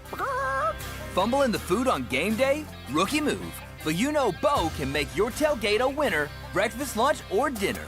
Because the Carolina Legend has everything you're craving. We're talking crispy, juicy chicken loaded with real Southern flavor, fluffy scratch-made buttermilk biscuits, and all the fixins to feed your whole crew faster than you could say touchdown. Be the MVP this season and let Bojangles do the cooking. Order your tailgate today. It's Bo time. Join us at Singing River Brewery, your local hub for great beer and community fun. Ready to serve delicious drinks and host amazing events? Try our Golden Manor Leo's Roar, and 50% goes to UNA Athletics. Support your local business and college community while enjoying a fantastic atmosphere. Don't miss out on the good times. Come sip, socialize, and savor the taste of Singing River Brewery. Help build the pride today by becoming a North Alabama Athletics corporate partner. Join the UNA Lions Sports Network and be a part of the broadcast as UNA travels across the country taking on the best. Become an ESPN sponsor and your business can help put North Alabama on the worldwide leader in sports. Want your logo seen in front of the most loyal fan bases around on social media and at UNA's athletic facilities? Visit roarlions.com for more information.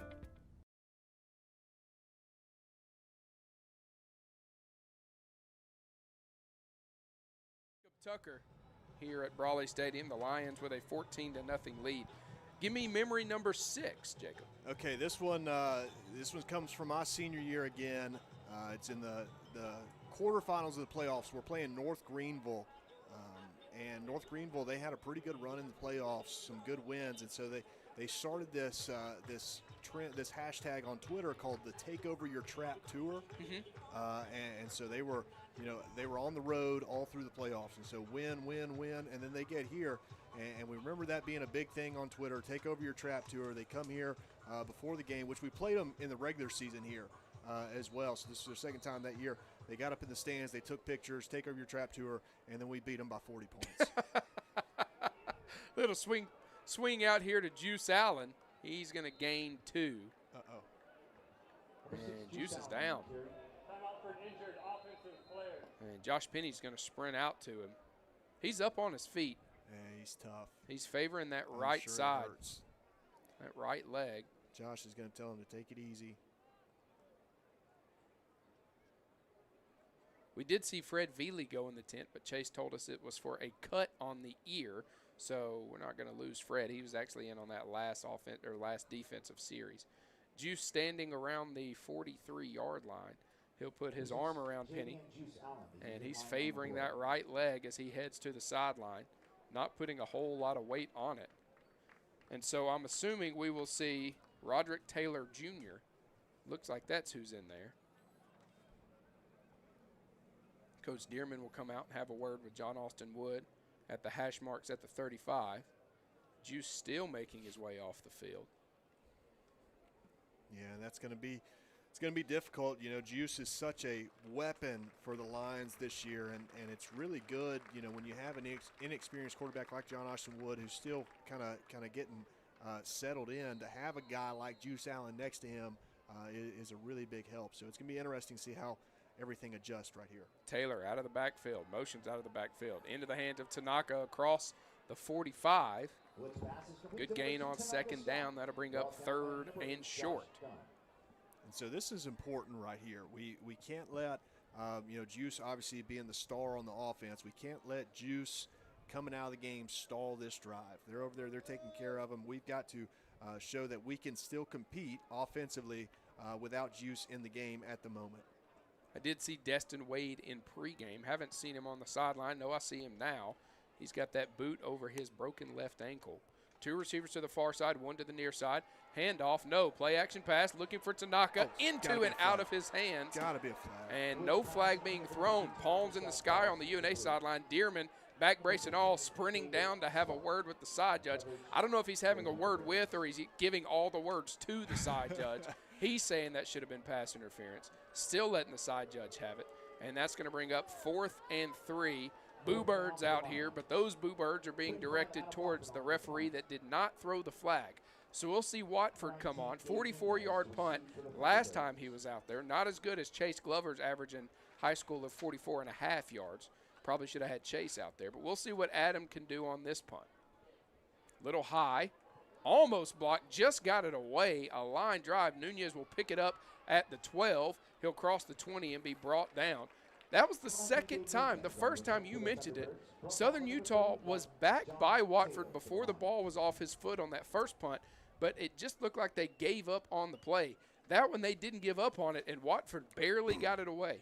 Yeah, so and I'm sure that the coaching staff is taking a look at that and thinking, okay, how do we better protect this? Because a block punt can really change things up because not only are you not getting the yardage, the field flip that you would get with a punt, but you're giving up plus yardage whenever the punt's blocked.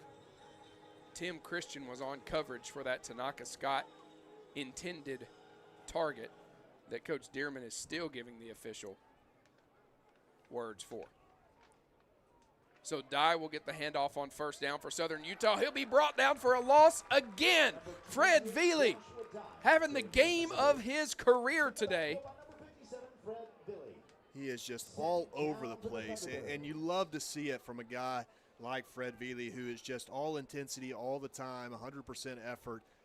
You want those guys to succeed. You want those guys to win, and man, he shows a lot of heart and a lot of fight out there, and it's coming to fruition today. We've talked about simplifying the offense. Is there such a thing? I know there is, but is there something that you see from simplifying the defense?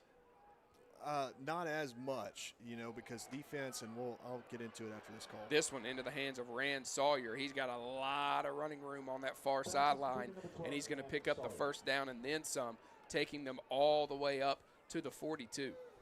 Yeah, and Jermaine Ray Jr. just able to get a hand just enough to push him out of bounds. But defensively, because it's kind of tough to simplify because you're playing so much reactive, right? It's what's the offense doing, and so you can play a little more simplified as far as not doing as many blitz packages or stunts, but a lot of it's just reactive. Play action into the hands of Sawyer again. He's sprinting towards the end zone. Will somebody force him out of bounds? They will. That was not Sawyer. It was Sawyer. My apologies. He's forced out of bounds at the 10. No, they said he was in. Touchdown Southern Utah. So I thought, and so did Coach Dearman, thought that he got shoved out short of the goal line. I thought he was out at the 10. He stayed in bounds somehow. The previous play is under review. So they're going to be taking a look at this one. Yeah, and I mean, there's a possibility he could have kept his foot in bounds and had just great balance right there. But, man, from all angles that we have up here, it really looked like he was shoved out of bounds. Rand Sawyer. Turn your attention to the video board to see what's going on under the hood. Brought to you by Long Lewis Ford. We're going to watch this replay with him here in the stadium. And this is after he's in.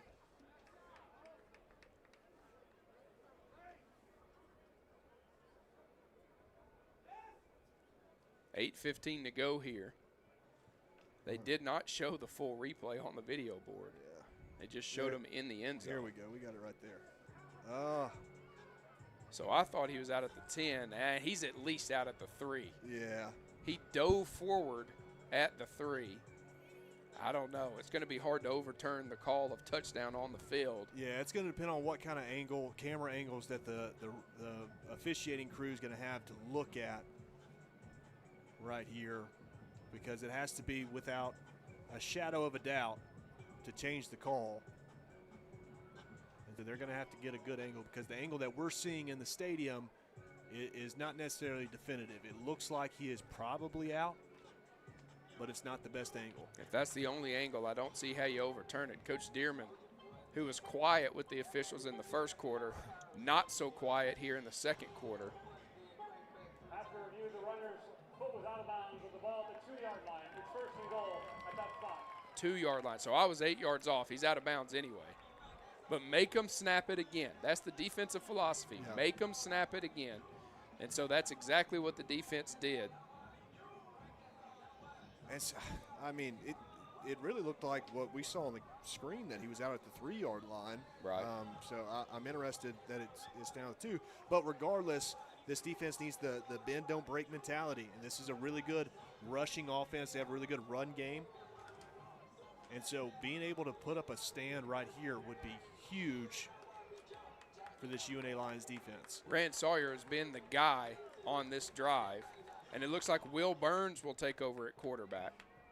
Burns doesn't throw it a lot, uses his legs a whole lot more. On the season, 19 for 26, 189 yards and a touchdown and an interception. Prior to the play clock expiring, timeout Southern Utah. They're first. It's 30 seconds. So Southern Utah will take a timeout. So as we mentioned, Burns probably going to be a guy that you look at as a quarterback power type quarterback. Right. And you love the quarterback power option down here. You get an extra blocker in your running back leading up into the hole. Because what UNA is going to do, they're playing man-to-man, cover 0. They're going to have, so it looks like Southern Utah's got one receiver out wide to the left. They're going to put one guy on an island out there, which looks like it's going to be Jermaine Ray, who's going to go out there with him. Everybody else is in the box. So if you can get that extra blocker in there, it can be really effective. Dye off the right hip of Burns. It'll be handed to Dye. He's going to push forward. Is he in? He is. Touchdown Southern Utah. So Rand Sawyer did all the work. And Dye, Joshua Dye, who is first in the conference in yards and first in the conference in touchdowns. But Big Ox came up with the football. I don't know if Dye lost it before getting in or not. They're going to say he didn't. Defense thought that he had. But Southern Utah is lining up for an extra point. And UNA still huddled up at the 1.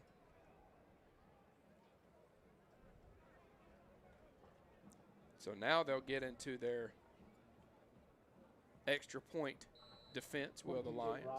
8:10 to go here. Jaden Rogers on to attempt the extra point. Snap, hold, kick, up and through, out into the construction. So a little bit of a change here in momentum after a big offensive series by Southern Utah. Couple punts the last 2 times out for the UNA offense, and you want to see those guys get back into rhythm. That last drive for Southern Utah, 4 plays, 78 yards, 1:27 off the clock. And, of course, Rand Sawyer, the main villain. Yeah, and so obviously we saw Juice go down earlier in the game, not necessarily sure what what's going to look like for him. Chase, do you have an update on Juice?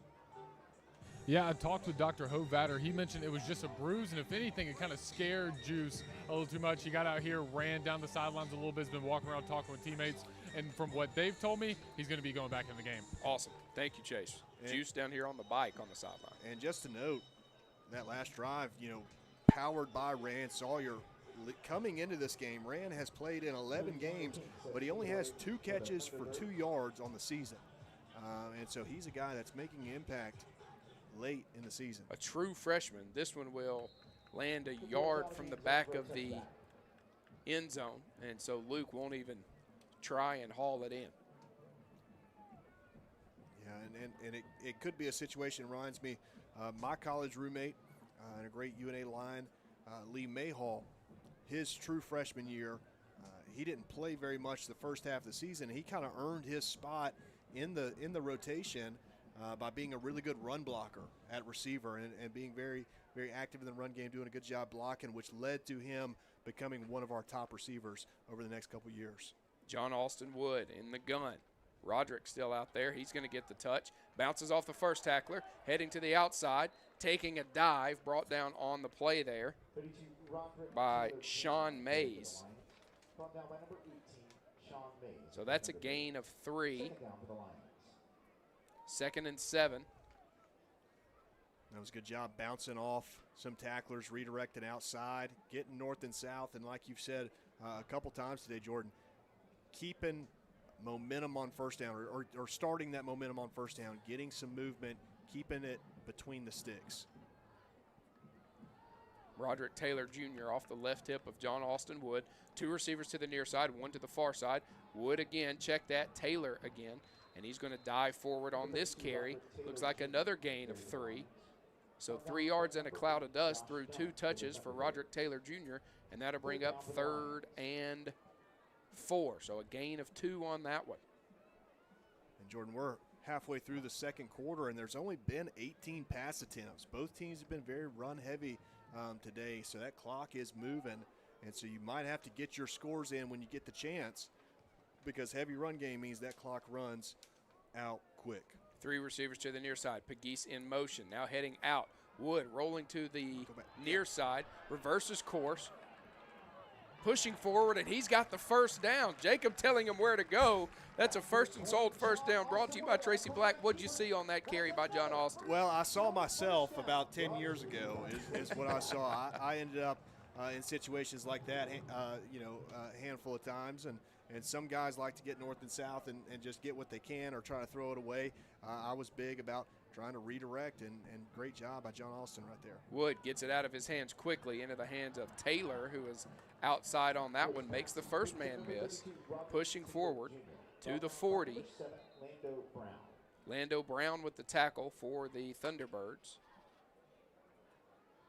That was a great job by Taylor right there, breaking a tackle, getting north and south, and Tanaka Scott ended up on the ground over there on Southern Utah's sideline with his block.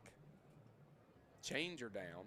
Yeah, he might have it might have bumped into a couple other guys. Both changer down. Usually you just see one. 55 is now wearing number 50.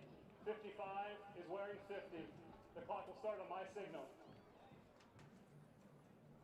Raekwon Smith, the defensive lineman, wearing number 50. So a little extra beef in there. No, was that?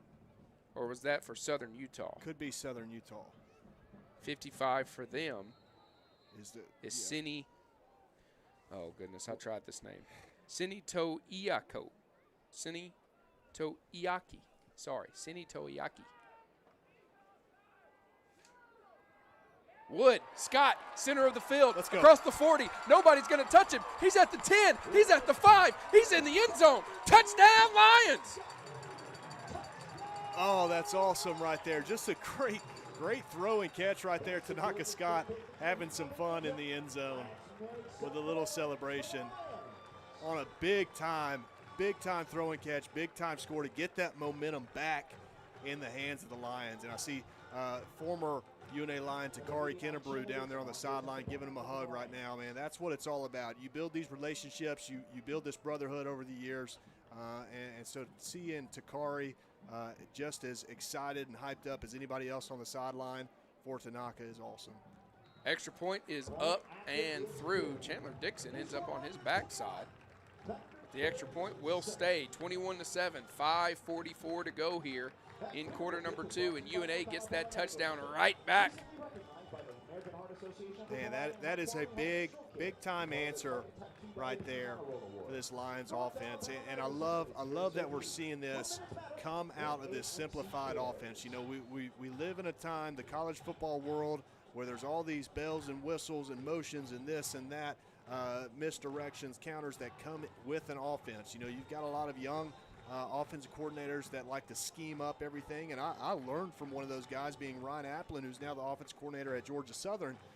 You know, there's a lot of that's really good, but sometimes it just boils down to, can we run our base run plays, and can we have a simplified route tree, let our receivers win, and quarterback throw strikes? And that's what we're seeing today. We're seeing they're running their base run package, which is your inside zone. They're basing everything off that. Offensive line's doing a good job. Running backs doing a great job getting north and south. And then the pass game, very simplified route tree. You give John Austin Wood, your young quarterback, you give him 2 reads, and you hit the one that's open. If not, let's get rid of it or go run and scramble. 61 yards on the connection from Wood to Scott. In for pay dirt. Vashon puts a boot into this one. Sawyer will haul it in at the 5. He's across the 10, across the 20, across the 25. Hit and brought down right at the 30. And on the tackle for the Lions, and Caden Cooper. Rand Sawyer has just, you know, for a guy that hasn't had much action this season, he's coming out tonight. We've said his name probably more than anybody on the Thunderbirds roster so far. I mean, he's doing it in the return game and the pass game. So he's going to be a guy that you're really going to have to make sure that you got a leash on coming out of the second half. Sawyer listed, I believe, as a running back, the freshman. Burns going to keep this one. He's got running room across the near side. He's across the 50. He's still going. Shoved out of bounds by B.J. Dilworth at the 22-yard line. So a big gain there for the guy who uses his legs when he gets in there at quarterback, and that's exactly what Will Burns did. Played 2 seasons of baseball at Texas Tech, was on the roster for football in 2023. 2024 was at Golden West College, and since coming here, he did start against Tarleton State. Was 12 for 17 passing, but he's much more useful in their mind as a runner, and we saw it there. Yeah, it's great read on an inside zone play. Outran everybody down the sideline. Burns stays in there, takes the snap, drifting back, out of the pocket. Go pick it. Almost intercepted. And that makes Jacob sick.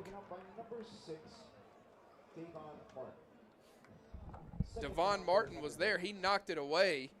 The safety, Drake Fowler, was just ready to catch it. He knocked it away from Drake Fowler. There's got to be some communication back there. Ball up in the air. Somebody's got to yell for it. Somebody's got to call it. Man, you don't get many opportunities like that in today's game. And after a big play right there, that would have been a great momentum grab for the Lions. Dye moves from the right hip to the left hip of Burns. Dye gets the touch. He's got some room. He's going to be still fighting forward. Don't think he's got enough for the first down, but he gained 9. So across the 15, no, he did have enough for the first down. They'll say he got all the way down to the 13 as the chains move. So the most positive run play for Dye of the day. And this Southern Utah offense came out trying to dot the Lions up. It didn't work. So they've reverted back to what we've seen them do through this 5-game winning streak. keep the ball on the ground. UNA did a good job of controlling Dye in the first quarter. He's come on a little bit here in the second. Burns with the keeper, and he will not find a whole lot. They'll say he had a gain of, they'll say 4. Sure didn't look like it, but he did. So that's going to be 2nd and 6. Yeah, and it changes things up when you have Burns in the game. So now this Lions defense has to account for 2 guys every time there's a run play, right? Is Burns going to pull it and run it like we've seen a couple of times on this drive for some very positive yards, or do you key on the running back that's had such a great season? They're going to give it to Dye on this one, looking for room on the near side. Lowering his shoulder, knocked out of bounds right at the 6, at the 5. And that's going to be a yard short of the first down. So that'll bring up 3rd and 1. Seth Hampton with the tackle. Social media extraordinaire, Seth Hampton. So we got another big 3rd down for this UNA defense. Has done really extremely well on 3rd down thus far in the game. Looking for another big-time stop right here to hopefully force a field goal. North Alabama. Or 3rd and final. So Dearman wants to talk about it, taking his 3rd time out of the ball game. I saw defensively they had the heavy package coming on. Jaheim Ingram, Walter Goggins, Caleb Brown on the inside. They had Tango and Howard at the outside rusher positions. Yeah, and I like that heavy package thought process. I mean, Southern Utah hasn't done or shown anything today that makes me super worried about our defensive backs playing man-to-man coverage on the outside. I like the man-to-man coverage out there. Load up that box, get a stop right here, and like I said, hopefully force a field goal. They may think that it's 4-down territory, down 2 scores early. This has really been back and forth momentum-wise. UNA started off with it. Southern Utah able to drive down, score a touchdown, get a little bit of it back, and so I could see a world where they may think this is 4-down territory. So the heavy package stays in here for the Lion defensive line. Burns in the gun, takes the snap, hands it to Dye. Dye gets away from the first tackler. I think he's got enough for the first down by maybe a yard. They're inside the 5. They do. So that'll bring up 1st and goal from the 3. Yeah, that was just a really good run right there by Dye. We had him. If he gets wrapped up and brought down with first contact, then he's short of the line to gain. But he doesn't get the stats that he has this season if he's not good at breaking tackles. One receiver to the near side, Devon Martin on an island. Going to hand this one off. No, Burns is going to keep it. He's going to scamper in for 6. Number 4, Will Burns on the quarterback. It's an RPO, and he kept it himself. Yeah, and that's the tough part, about offenses nowadays. When you have a quarterback that can run, such as Burns, that we saw highlighted on that last drive, you really got to start accounting for 2. And this is a good adjustment on Southern Utah's part. I mean, the first quarter we did a really good job of keying on Dye and being able to stop him in the run game. So they said, okay, we'll just put Burns in there and make you count for 2 guys. Rogers, redshirt sophomore, on for the extra point attempt, and he's got it. 2:19 to go. 21-14 is your score. We're going to keep it here, coming up on the 2-minute timeout. Talked about Takari Kennebrew down there. Still looks like he's ready to line up and catch a pass or 2. Huh? Absolutely. I think he could. Takari was a special player here. He was one of those guys that really helped get the program through the transition period, and that's tough for, ask for those guys, because you're coming here knowing that you're not going to be able to compete in the playoffs, not going to be able to compete for a national championship, and so it doesn't matter if you go 10-0 on the season. Your season is done after the last game, and so for guys like him to be so selfless and come here and be able to play and play at a very high level, I love to see that he's still hanging around the program. That's what I was going to say. It's good to see him back. It really is. A lot of programs don't welcome guys back. I will say this. Takari's down there looking great, but you got to wear a purple shirt on the final home game of Brawley. Yeah, you would really hope so, but we'll let I thought it he was slide a scout once. earlier or a businessman. Luke will let this one land in the end zone, so the ball will be brought out to the 30. So you got your 2-minute offensive thoughts right here. John Austin doing a really good job. Check that, 25, sorry. Go ahead. Yeah, John Alston doing a great job, and they call him J.A. J.A. doing a really great job in the pass game, but that pass game is being set up by the run game, so I don't think you completely abandon the run game right here. You still want to get that Southern Utah linebacking core and safeties. You want them filling down to stop the run. Wood going to hand this one off to Roderick Taylor. Started right behind the center, bounced it to the near side. He's going to have a gain of 3. Got to bring up 2nd and 7. Let's see if they let it go to the 2-minute timeout.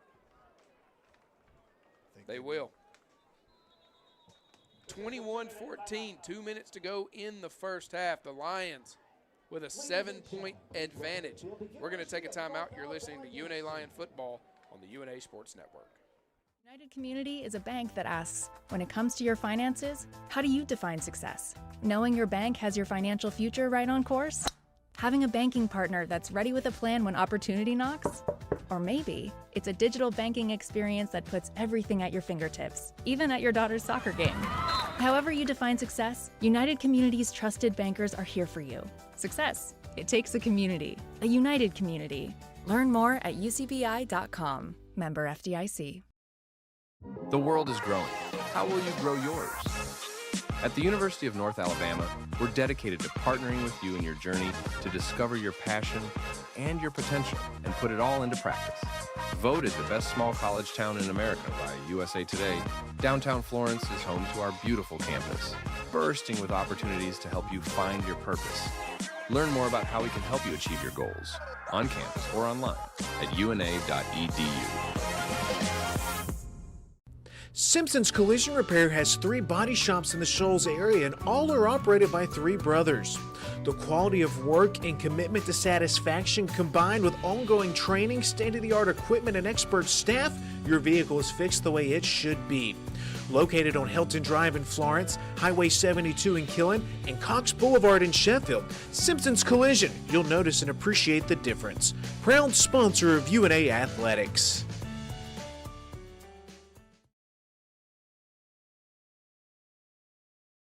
To go in the first half, the Lions with a 7-point advantage. Been a great ball game here.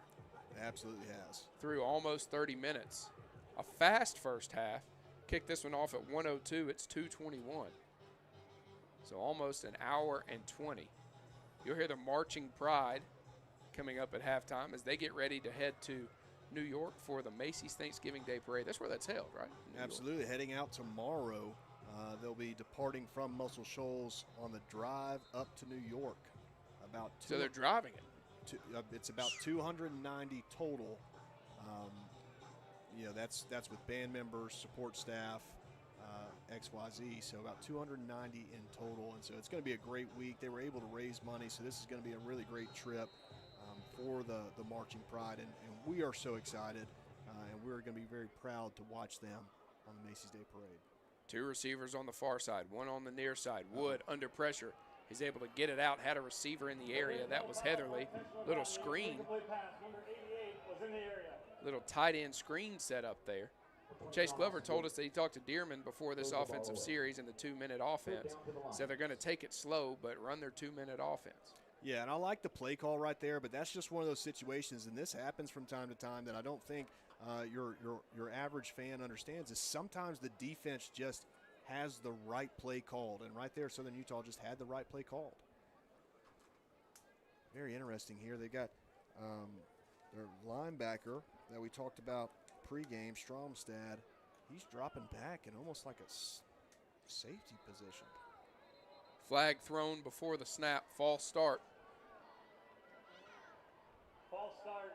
Offense number 74. 5-yard penalty. 3rd down. It is. Reset the game clock to 1 minute and 56 seconds. It is very weird to see a guy playing in the safety position wearing number 53. But they had 4 receivers, so they were dropping back there, I guess. Yeah, it looked like they were playing. They were playing man coverage. It looked like a cover 2 man. Maybe it was more so cover 1 with like a Tampa 2 backer drop. Anyways, that was UNA's first penalty of the day. So just really good job, really clean game. Offensive lineman And Wood will get leveled as they had an offensive lineman, Gage Saint, lined up in the slot. Didn't fool Southern Utah at all, and John Austin Wood got hit square in the numbers. Big sack there by Lando Brown. Southern Utah will take a timeout. So 1:46 to go here. 1 minute and 54 seconds. 1:54. That was a huge loss on that one. Yeah, and you know, they tried to get the screen game going like we saw when they came out of the timeout earlier. You know, that one, that's really, you know, offensive line in the screen game, you're letting the guys go, but you got to give them a punch first, right? You got to stall them, stun them right fast with a little punch. And right there, I didn't see that on that right side of the offensive line. I saw him, the lineman, just take a pass set and wave him on by, trying to get out into the screen game. Watford. This not a great punt for Adam, and it doesn't take a UNA hop, as it will land at the 49 and be downed at the 50. Yeah, not a great punt by Watford right there. He's had a great season. No other games in action around the United Athletic Conference at this point in the day. Eastern Kentucky playing Utah Tech, Abilene Christian playing Central Arkansas, and probably the game of the day in United Athletic Conference play, Austin Peay and Tarleton State. That's the only matchup in the conference today where both teams have a winning record.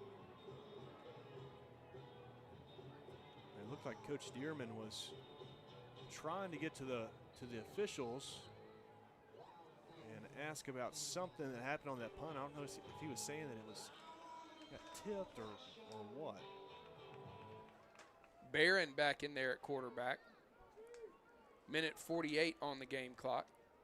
Man in motion out of the backfield, that's Whistler.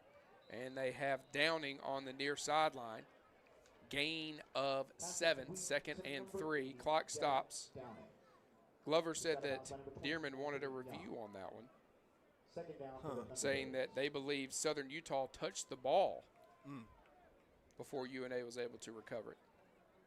Didn't get the review. 2nd and 3. They got to get to the UNA 40 for a new set of downs. Their tight end wears number 88 as well, Hayden George. He motions to the left H-back position. Barron into the hands of Carr and has enough by 1 yard for the first down. So the chains move. Clock continues to roll. Clock will stop long enough for the chains to move. 1 minute and 38 seconds. It'll start on my signal. 1:38. Yeah, the clock was supposed to stop as the chains move, so they'll put 4 seconds back on the clock. Southern Utah already in their offense. Erdman motions for the clock to move. Man in motion. Handoff to Whistler. And he will be brought down after a good gain on first down. Across the 35, down to the 33. Gain of 6. They'll go to the tight end right in the center of the field. That's George. He'll bounce it to the far side. Gets across the, actually brought down right at the 25. Clock back in motion, 1:08 to go for the Thunderbirds. Whistler off the right hip of Branson, Barron. Into the hands of Downing, missed tackle, pushing forward, shoved out of bounds there by Trey Young. I know that was a long run by Dilworth to get over there to try to make that initial tackle. Really sprinting to get over there, but you would really love if he would have been able to make that tackle and keep that clock rolling. First down for the Thunderbirds. Bassett and Goggins check into the game. First down for the Thunderbirds. You've got Payne and Howard off the edges. Hampton and DeMarcus Robinson at linebacker. Barron has Dye off his right hip. Barron trying to go to the end zone. Knocked away by Dilworth. Little hand fighting there. His intended receiver on that one was Nunez. Second down. So that'll bring up 2nd and 10 from the 15. Yeah, that was great coverage right there by Dilworth. We see a replay here in the stadium on the big screen. There was that hand fighting that you mentioned, but it was mutual. And Dilworth got his head around. Dilworth got his head around. Referee let that one play on. 2 receivers to the far side. Man in motion on the right side. That's Carr. Barron takes the snap. Hands it to Dye. No, Barron keeps it. Had me fooled. He's going to get across the 10, shy of the 5, where he needed to get to for a new set of downs. Lance Bassett with the tackle. And a lion on his back. Josh Penny and the training staff will head out. Let's see if we can see who that is. Timeout for an injured defensive player. Southern Utah has declined the option for a 10-second runoff. The clock will start on the snap. I can't see the numbers. I know it's not Jaheim Ingram. He's going out to check on his teammate. I don't think it's Bassett. Could be. No, he's in the huddle over here. So we'll give you an update on what Lion player that is. Coach Dearman out checking on him. 40 seconds to go here. 3rd and 3. And that's Seth Hampton. Yeah. He's walking off under his own power. That's good to see. Good to see. Tough to lose him in this situation, maybe for at least a play. Haven't seen Juice since he went down with an injury. And it's a big 3rd down right here. Lions have done a great job on 3rd down so far today, making Southern Utah 2 of 6 on 3rd down conversions, well below their average on the season, but none this game are bigger than this one right here, because if you can get this stop and make them kick a field goal, you go into halftime with a lead. Southern Utah declined the 10-second runoff for a defensive injury. Dye off the right hip of Barron. Haven't seen Hall on this series. 2 receivers to the near side, 1 to the far side. Please reset the game clock to 40 seconds. It starts on the snap.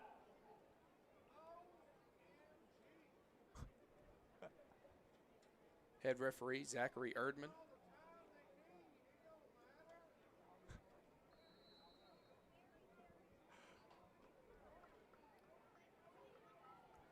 Shift on the defensive front. Dye with the ball. Big stop. Hit right at the line. He will not have enough for the 1st down. Number 28, Joshua Dye on the carry. Ball down by number 1, Tango McCauley Jr. Tango McCauley Jr. with the tackle. Southern Utah, their 3rd and final. It's 30 seconds. So Southern Utah wants 30 seconds to talk about it. Bishop Burkhalter in on the stop as well. Thank you. There is a fan just below us that is letting the officials have it. I'm not honestly sure what he's. I think he's right. He's saying, look, the clock stops on the whistle. You didn't blow your whistle. And so the scoreboard operators up here, all 3 of them leaned out the window laughing at the fan, who made an excellent point. The reason there have been, hey, clock starts at this time on my whistle, it stops now, it's because you didn't blow your whistle. Yeah, looks offense is backing on the field for Southern Utah. Big play. 4th and 3. Dye has it. Let's go. Did they get him? Did they stop it? It's going to be close.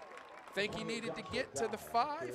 Ball down by number 2, Jamari Payne. Jamari Payne. What a spot. Timeout on the field for an official's measurement. I think I see Logan Ellis, one of the managers, letting everybody down there know that he did not make the line to gain, but the officials are going to check it out. They're going to have to look at it either way. They give him the spot right at the 4 3/4 yard line.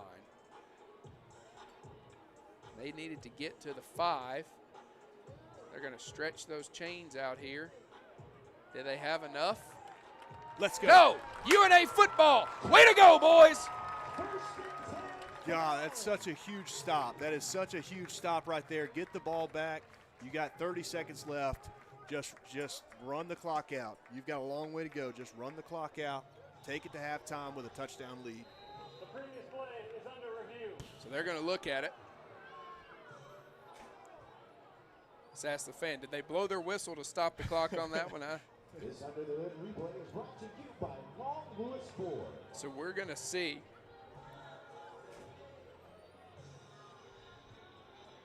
had to get to the 5. They're going to say he was short by about 6 inches. But they're going to review it here. We'll see if they play it on the scoreboard here in the stadium. It's kind of like the play earlier. Don't know if they're going to have the angle to overturn it. He may have actually been shorter than 6 inches. It may have been a full yard. That's what I was thinking initially, which we can't really see where his knee went down. Jordan's going to get his binoculars out and give us a better look at it. Great-grandfather's binoculars marked with MC for Melvin Campbell. Oh, this might be a better look at it right here. So Dye was coming to the near side, lowered his shoulder.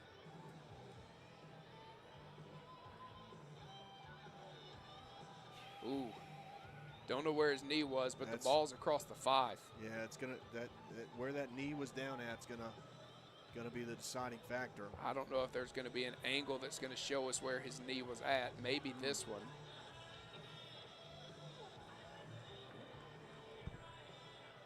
It was right at it. There we go. Upheld. So UNA football. We're not going to look at it again. Let's get this snap off, boys, before they come up with a third way to measure this. Oh, that's such a big time stop right there on both 3rd and 4th down. So you got 30 seconds. John Austin Wood is in there. Ball at the UNA 5. Looks like they're in the victory formation and take a knee.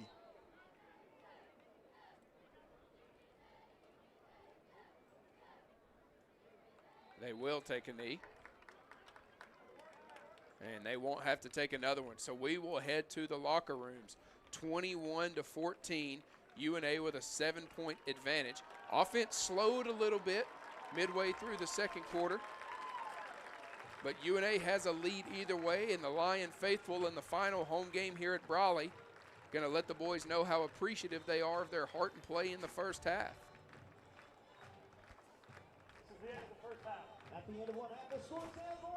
Coming up at the half, Chase Glover will catch up with head coach Brent Dearman.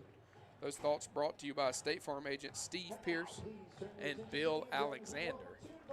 So we'll keep an eye on Chase. And we will.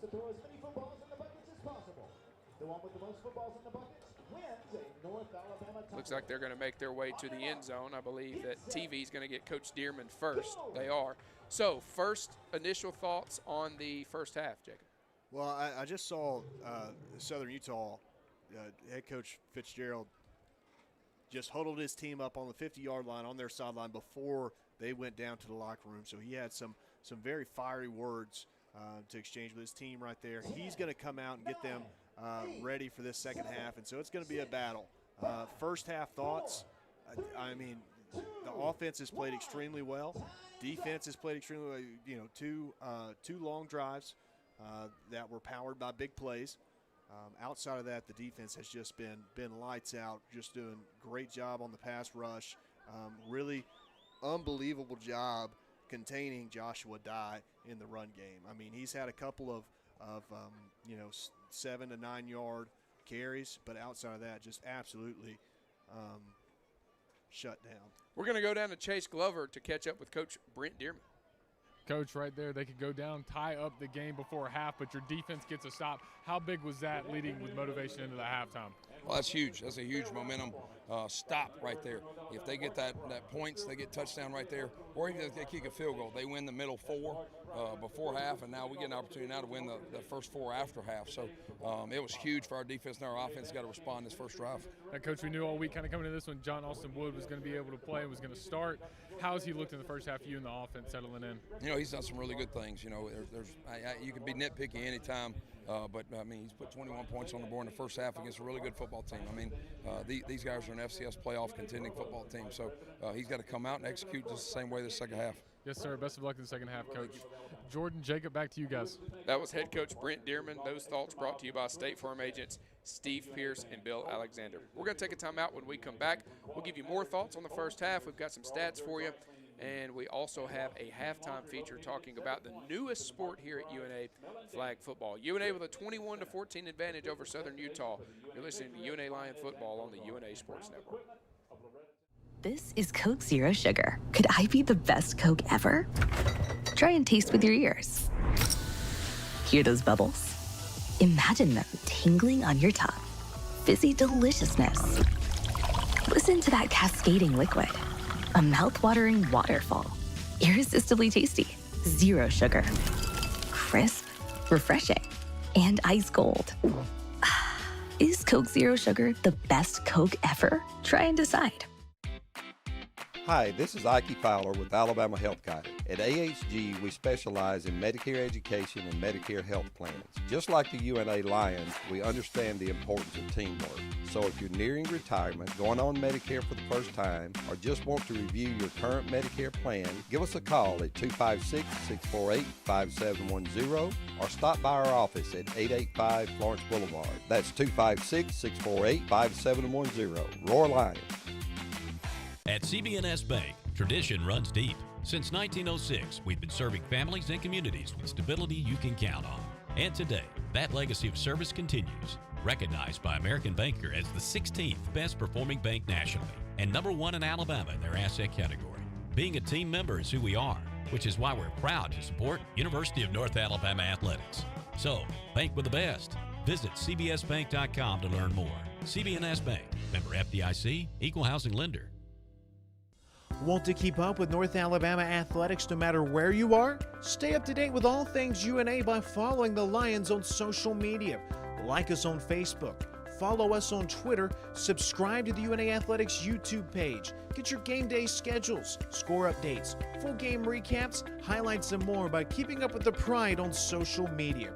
No matter where you are, you can stay in the know by following us on social media.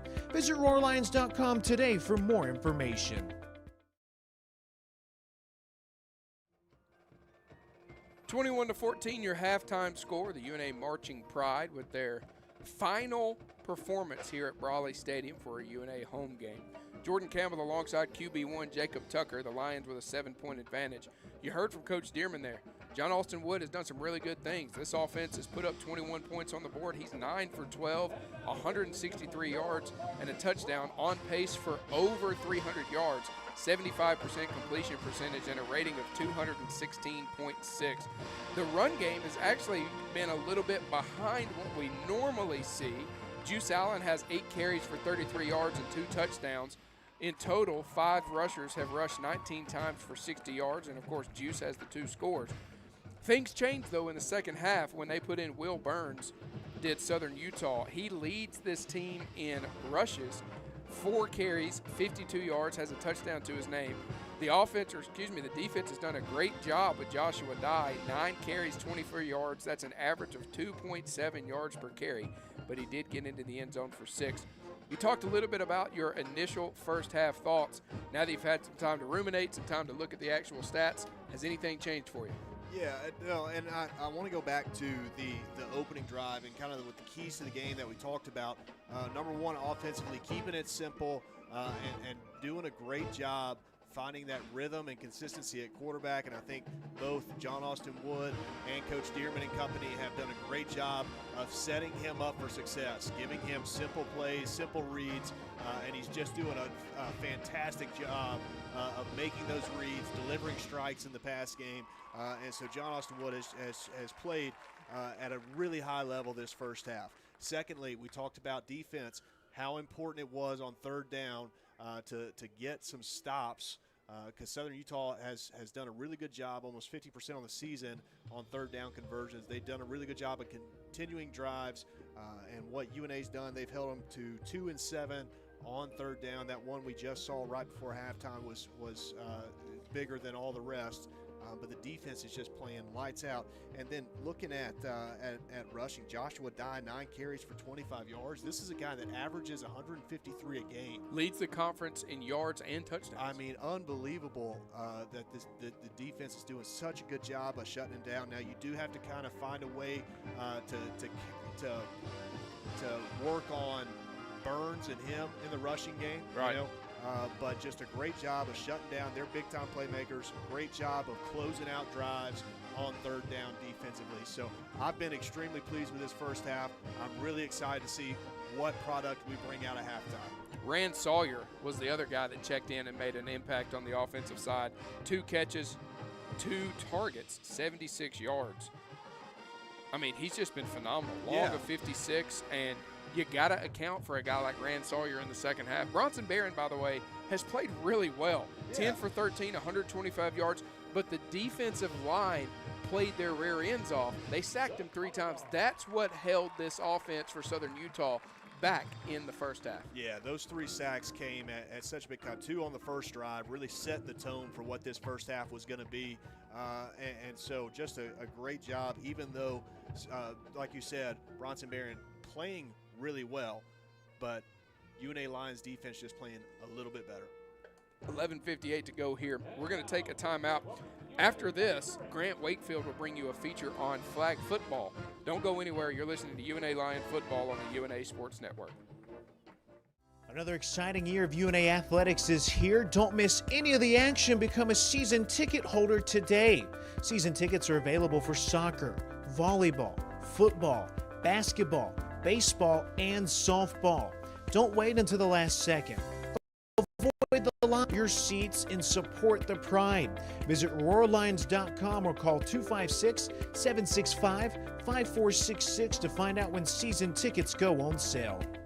At Lawn Pride of Northwest Alabama, we offer a comprehensive range of lawn care services designed to address the needs of homeowners. From routine maintenance to specialized treatments, we have the expertise and resources to ensure your lawn remains healthy and vibrant year-round. Let our lawn professionals take the job off your hands and create the lawn that meets your need. Contact us today to get a free estimate by visiting lawnpride.com/Northwest Alabama or by calling 938-410-5012. Imagine a bank where you feel at home. Real people living right here in your community are the heart of Bank Independent and everything we do. You have our commitment to bring the people, ideas, and resources together that create a stronger community full of endless potential. For over 75 years, we've served this place we all call home. Bank Independent. We're invested in you. Member FDIC. Join the University of North Alabama's Lions Athletic Club today. The Lions Athletic Club is the official booster club of the athletics department and provides increased scholarship opportunities, facility improvements, and operational expense support. Members of the Lions Athletic Club are eligible for priority seating at football and basketball events and access to hospitality areas at select sporting events. Membership begins at $300. Call 256-765-4615 or visit RoarLions.com for more information.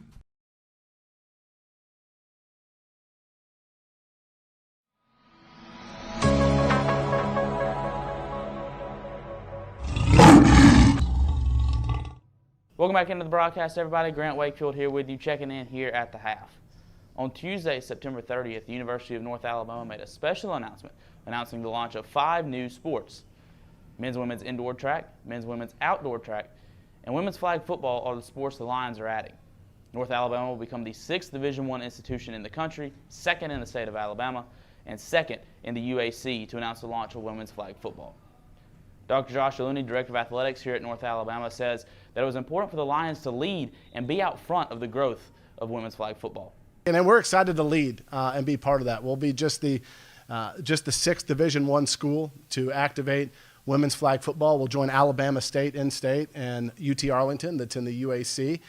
We expect as the 2028 Olympic Games continue to come to fruition and additional adds in the NCAA level, we expect that number to grow very rapidly, very quickly. And to be on the front end of that was important for us to be a leader with UNA in that space. Flag football is also growing across the country thanks to initiatives like the 2028 Olympics and NFL flag. And here in the Shoals community, flag football is growing thanks to Kilby Laboratory School 5th grader R.G. Campbell. In April, I pitched the idea to a Shoals Park idea competition for kids my age. Our school does it every year, and I really wanted to win it this year. Soon after, I partnered with Randy Burns at Florence Parks and Rec, and today we're in the middle of our very first season. I'm excited to see my dream grow, and I'm excited to see more colleges and more people looking at it. Like UNA, that just shows me that dreams can come true, and it doesn't matter how old you are, it doesn't matter how big or small you are, you can do anything. I'm just very happy. Dr. Looney also announced the launch of 4 new track programs, all led by UNA head cross country coach Connor Callahan. Men's and women's both will see new additions with both indoor and outdoor distance-based programs coming soon. Dr. Looney has also mentioned that this has been a goal for him ever since he stepped foot in Florence. And for years, really, at least in the years that I've been here, the question is, how can we grow that program? How can we continue to invest in our distance athletes? And when you didn't have a track, it is tough to do that. And thanks to a generous donation that we received at the Cox Creek Sports Complex, we were able to install the Hewlett and Jacqueline Gregory track at Cox Creek Sports Complex just this past April, which has opened the door for us to take a phased approach to growing our cross-country program in a distance-based track and field program that we think will absolutely elevate our cross-country programs immediately and will grow the sport over time at UNA. Head coach Connor Callahan says that the addition of indoor and outdoor track shows that UNA is ready for growth and ready to make some noise. But you talk about adding track and adding sports. Our sport is one that has been taken away from some universities. So it again shows the growth that we're having here at UNA as a university, as an athletic department. It shows that we are here to stay and we are here to, make some noise. All 5 sports will begin play in the 2026-27 athletic year. And if you want more information, you can visit roarlions.com for more. We'll be back with the second half after this.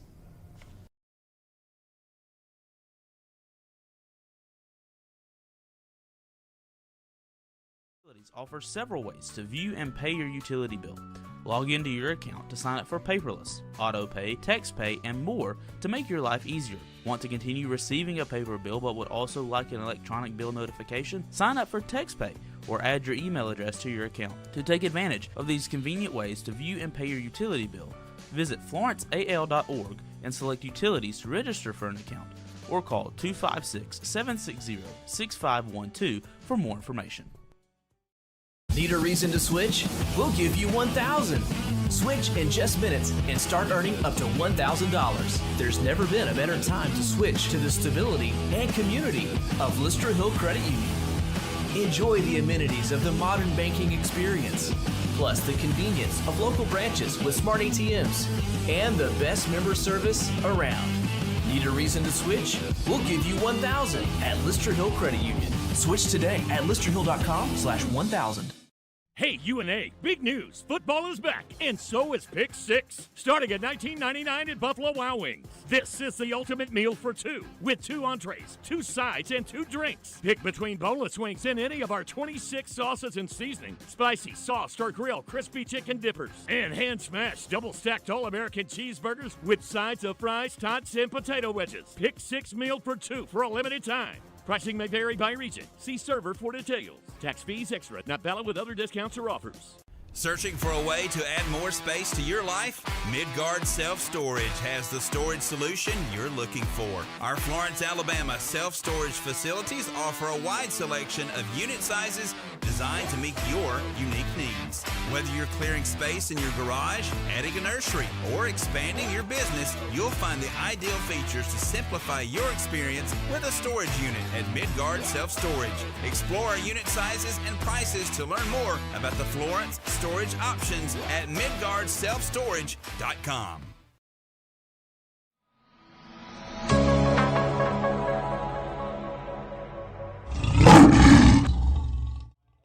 Welcome back in.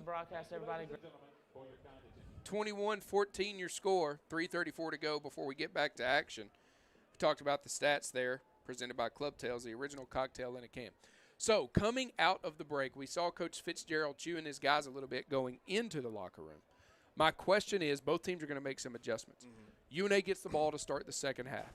How crucial is it, not necessarily to put points on the board, but to have a productive offensive drive? This is where you grab the momentum. Absolutely, and UNA's really, I mean, they had the hold on the momentum all through the first half with a couple of attempts from Southern Utah to get it back. So it's really important. You want to make sure that Southern Utah knows, hey, we're not coming out of halftime and rolling over. Right? We don't feel like this game's over. We don't feel like we've got it in the bag because we've got a one-score lead coming out of halftime. So very true. You don't have to get points on the board. Obviously, you want points on the board from this first drive, but you got to at least show, hey, we're still awake. We're still awake. We still want we want this win, and we're not going to give it to you easy. John Austin, we've talked about it, has played well. Thought we would see a little bit more Ari based off the conversations we saw pregame, but we've seen him take 2 snaps, 2 carries for 10 yards. And so we'll see. That simplified look on the offense has been good for Wood. We would imagine we'll see a little bit more of that coming out of the break. Yeah, and I think they've done a good job. You know, they've mixed Ari in whenever they needed to. Obviously, starting the game off on a 5-yard carry may not seem like much, but that was forward progression, right? So, and that's what, and you've mentioned that a couple times. I think that's such a crucial point, is that first down, they're getting positive yards. They're playing between the sticks. So many times this season we've seen them in second down and 13 or third down and 12 or whatever the case is. With them getting that first down, positive yardage play, it really makes it a whole lot easier, especially when you're in this simplified offense. It makes it a whole lot easier to call plays and scheme and strategize against this defense. We've talked a lot about the UNA defense today and how well they've played. Front 7 has been great, and we've harped a little bit this season on the secondary. One of those guys to pick it up a little bit, and they've done that today. They have. They've done well, and we did. The defense as a whole did extremely well, especially early in the first half of wrapping up, not giving up broken tackles to anybody on Southern Utah. There towards the end of the second half, we saw a couple of broken tackles sneak in there that could have been very crucial in the big scheme of things. But secondary has done their job. They haven't let up necessarily too many big plays. Obviously, we had the one to Rand on the sideline where he was able to get up the field, down the sideline for a big play. But the secondary has played well, and we hope that continues in the second half. I've been teeing Jacob up for his favorite memories in Brawley throughout the course of this ball game. It is the final home game here in Brawley. Final game of the regular season, senior day. There's a lot going on, but it is the final home game for the UNA Lions here in Brawley. Florence Falcons will continue to play their high school ball here before we open Bank Independent Stadium next season, 2026. I've got one memory from Brawley. I saw a lot of football here, came to most of the games when I was in college, came in high school. This would have been the Terry Bowden year that Janoris Jenkins was here. And Janoris Jenkins, obviously the transfer, was drafted like number 7 overall, credited as coming from the University of North Alabama. I saw him at a game last year, I believe. Yep. So still, I'm not going to say he represents the university, but he will come back and cheer his guys on. He broke up a pass in the far end zone, which I'm assuming is the south end zone. It's the south end zone. Yep. And I don't know what possessed Janoris Jenkins to do this. Do you remember this play? I don't, no. Okay. He broke up a play, and the receiver, I don't even remember, it was Valdosta State or something. The receiver was laying on his back with his, on the end line. And Janoris had just broken the play up. He was also on his back. And Janoris just rolls over and just punches the receiver after the play is over it was more of a slap in a very sensitive area. Yeah. And I can remember when I was in school here, the students sat on the visitor side to make it look better. Right. And so I don't know why I remember this. I still to this day have no clue why Janoris Jenkins did that. He broke up the play and then just wham, and obviously got a flag for it. 15 yards. It was a horrible decision. Yeah. But, man. Well, and Jordan, and I love that you have memories as well, and as do so many fans of UNA sports, UNA athletics, and that have came and sat in these seats, sat in these bleachers and cheered on these different teams from the different eras and gone through the highs and lows and the ups and downs. And there's been truly some remarkable athletes, coaches, training staff, support staff, cheer squad, band members, so many people that have touched this field, that have made an impact not only here but in life outside of Brawley. Daniel King punts this one away, kicks this one away, rather. Justin Luke has a chance to return it. He does. He's across the 15, brought down shy of the 20, and that is where the offense will go to work at the 19-yard line. Right underway here. Second half, the final half of football here at Brawley Stadium. UNA has a 7-point advantage over the boys from Southern Utah, the Thunderbirds. UNA going right to left on your radio dial. Purple helmets, purple jerseys, purple pants. Southern Utah going left to right, defending the scoreboard end zone to the north. Red helmets, white jerseys, black pants. John Austin Wood in the gun. Roderick Taylor Jr. still out there off his right hip. They've got Wood rolling to his right, almost intercepted. Couldn't haul it in. KJ Fields was the intended receiver, and stepping in front of it for the Thunderbirds was Mikey Allen. Yeah, the receiver slipped a little bit right there coming out of his route.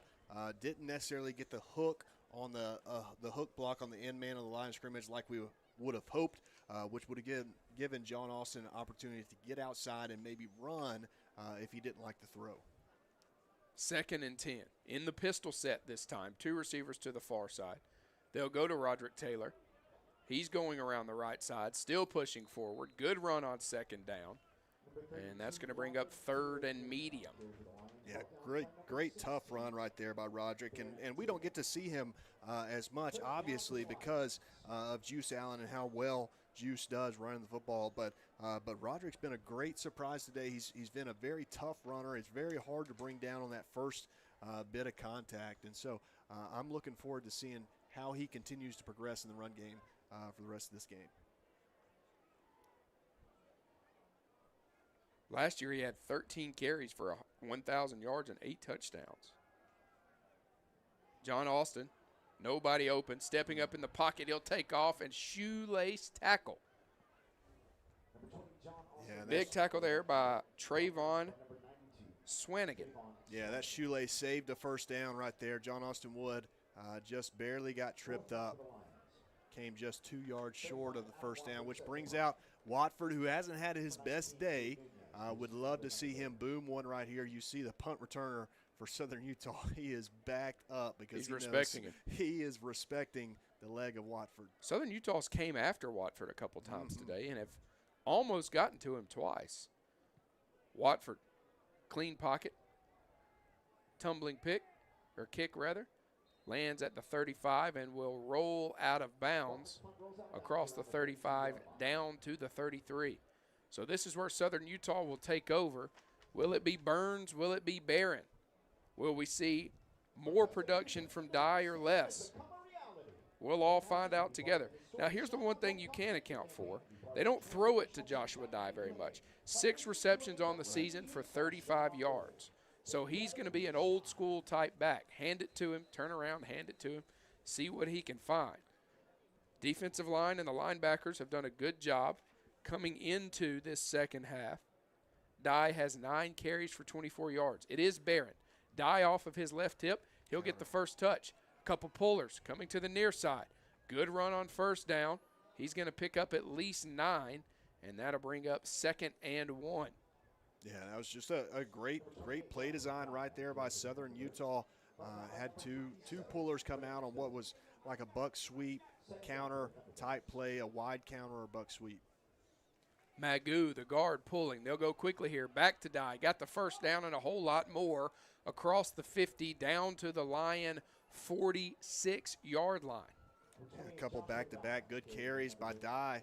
Really got to do a good job of hemming him in right here. We can't let him get loose and start to feel that momentum shift in their direction. So 1st and 10 in UNA territory for the first time here in the second half. 12:30 and counting on the clock. 21-14 your score. Lions with a 7-point advantage. 2 receivers to the far side, 1 to the near side. Dye. It's going to be play action. They're going to get Barron. Who got him? None other than Fred Villey. Man, big time play right there by Fred Veely. He always seems to show up in such huge capacities. The way Fred's been playing today, you don't have time for a play action. Yeah, it looks if you're gonna fake it, you better give it. Get rid of it. Barron is still down at the 45. He's being attended to by Southern Utah trainers. It's a clean hit. Yeah, he's sitting up. Looks maybe like a hand or a shoulder working on that right side, his throwing shoulder. Fred Veely, everything about this young man is intense. Even his sack celebration is intense. I'd throw my back out doing his sack celebration. Yeah. Looks like Barron walks off the field. Looks like they may have a hand up his shoulder pad, checking out that shoulder. Could have just fallen on it, the weight of him and Fred Veely. So Burns will check back into the ball game, and he adds a whole different threat. Not a whole lot from the passing side of things. He can throw it. It's 12 for 17 against Tarleton State for 121 yards, a touchdown, and an interception. It's going to be a keeper by Burns. Oh, good tackle. And a great shoelace tackle there by Linnell Cunningham Jr. Yeah, that was a big tackle right there. Burns had a lot of green grass or green turf out in front of Cunningham if he wasn't able to come up with that one. See So a gain of 3 or 4. They're going to bring up 3rd and 14. Yeah, they took Joshua Dye out of the game. Whistler, more of a speedster, coming into this one, 21 receptions for 123 yards and a touchdown. He's caught a pass in every game this season. 2 receivers either side, man in motion from left to right. Burns going to air this one out, looking to the near sideline, just over the outstretched fingers of the only man in the area, Trey Young, and that'll bring up 4th down. If Trey had a little bit more of a rocket up his rear end, he might have got it. It was, I don't know, there was some miscommunication. The Southern Utah receiver looked like he peeled back to the sideline, and it just sailed over everybody's head. Yeah, it looked like number 81, Anson Kraut. And sometimes they have that kind of that fade read, so you're running, and if you get to 12, 15 yards and you don't feel like you have the defensive back beat, then you shut it down and run a comeback. So a little miscommunication there. King on to punt this one away, a late punt, and it will run into the end zone. Southern Utah had 3 players around it to try and keep it out of the end zone, and they couldn't. And so got lucky there. Got lucky there. That's right. For sure. 10:57 to go in quarter number 2. We're going to take a media timeout. UNA will get back to work after this. You're listening to UNA Lion Football on the UNA Sports Network. When something happens to your car, you might say, ugh, come on. Seriously? This is so extra. But what you could say is, like a good neighbor, State Farm is there. Your local State Farm agent is available when and where you need them, online, over the phone, or even in person. State Farm agents are here to answer your questions and help you file your claim. This is so extra. Call State Farm agent Steve Pierce or Bill Alexander today.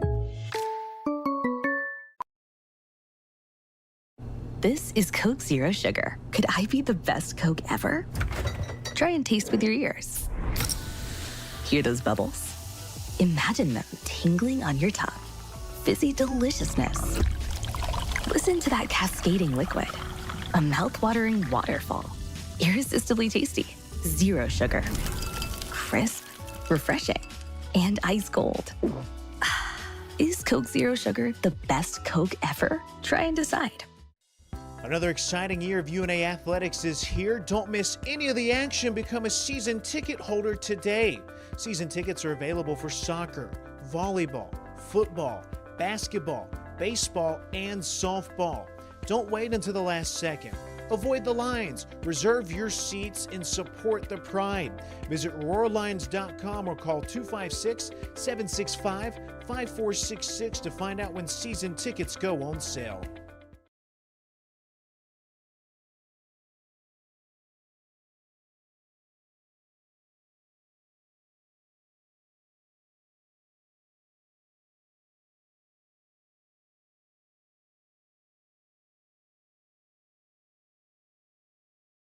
Welcome back into Brawley Stadium, the final home game for the Lions here at Brawley Stadium. Jacob, Brawley memory number 8, I believe.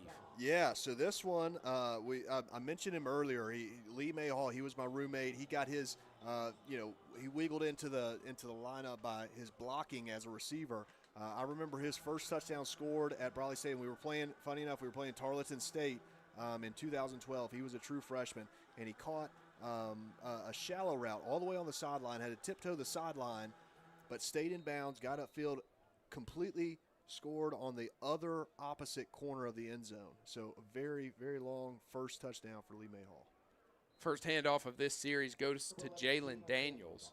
Not a whole lot there for him. Brought down by Lincoln Toyot Mariner. I practiced his name before the game. I promise I did.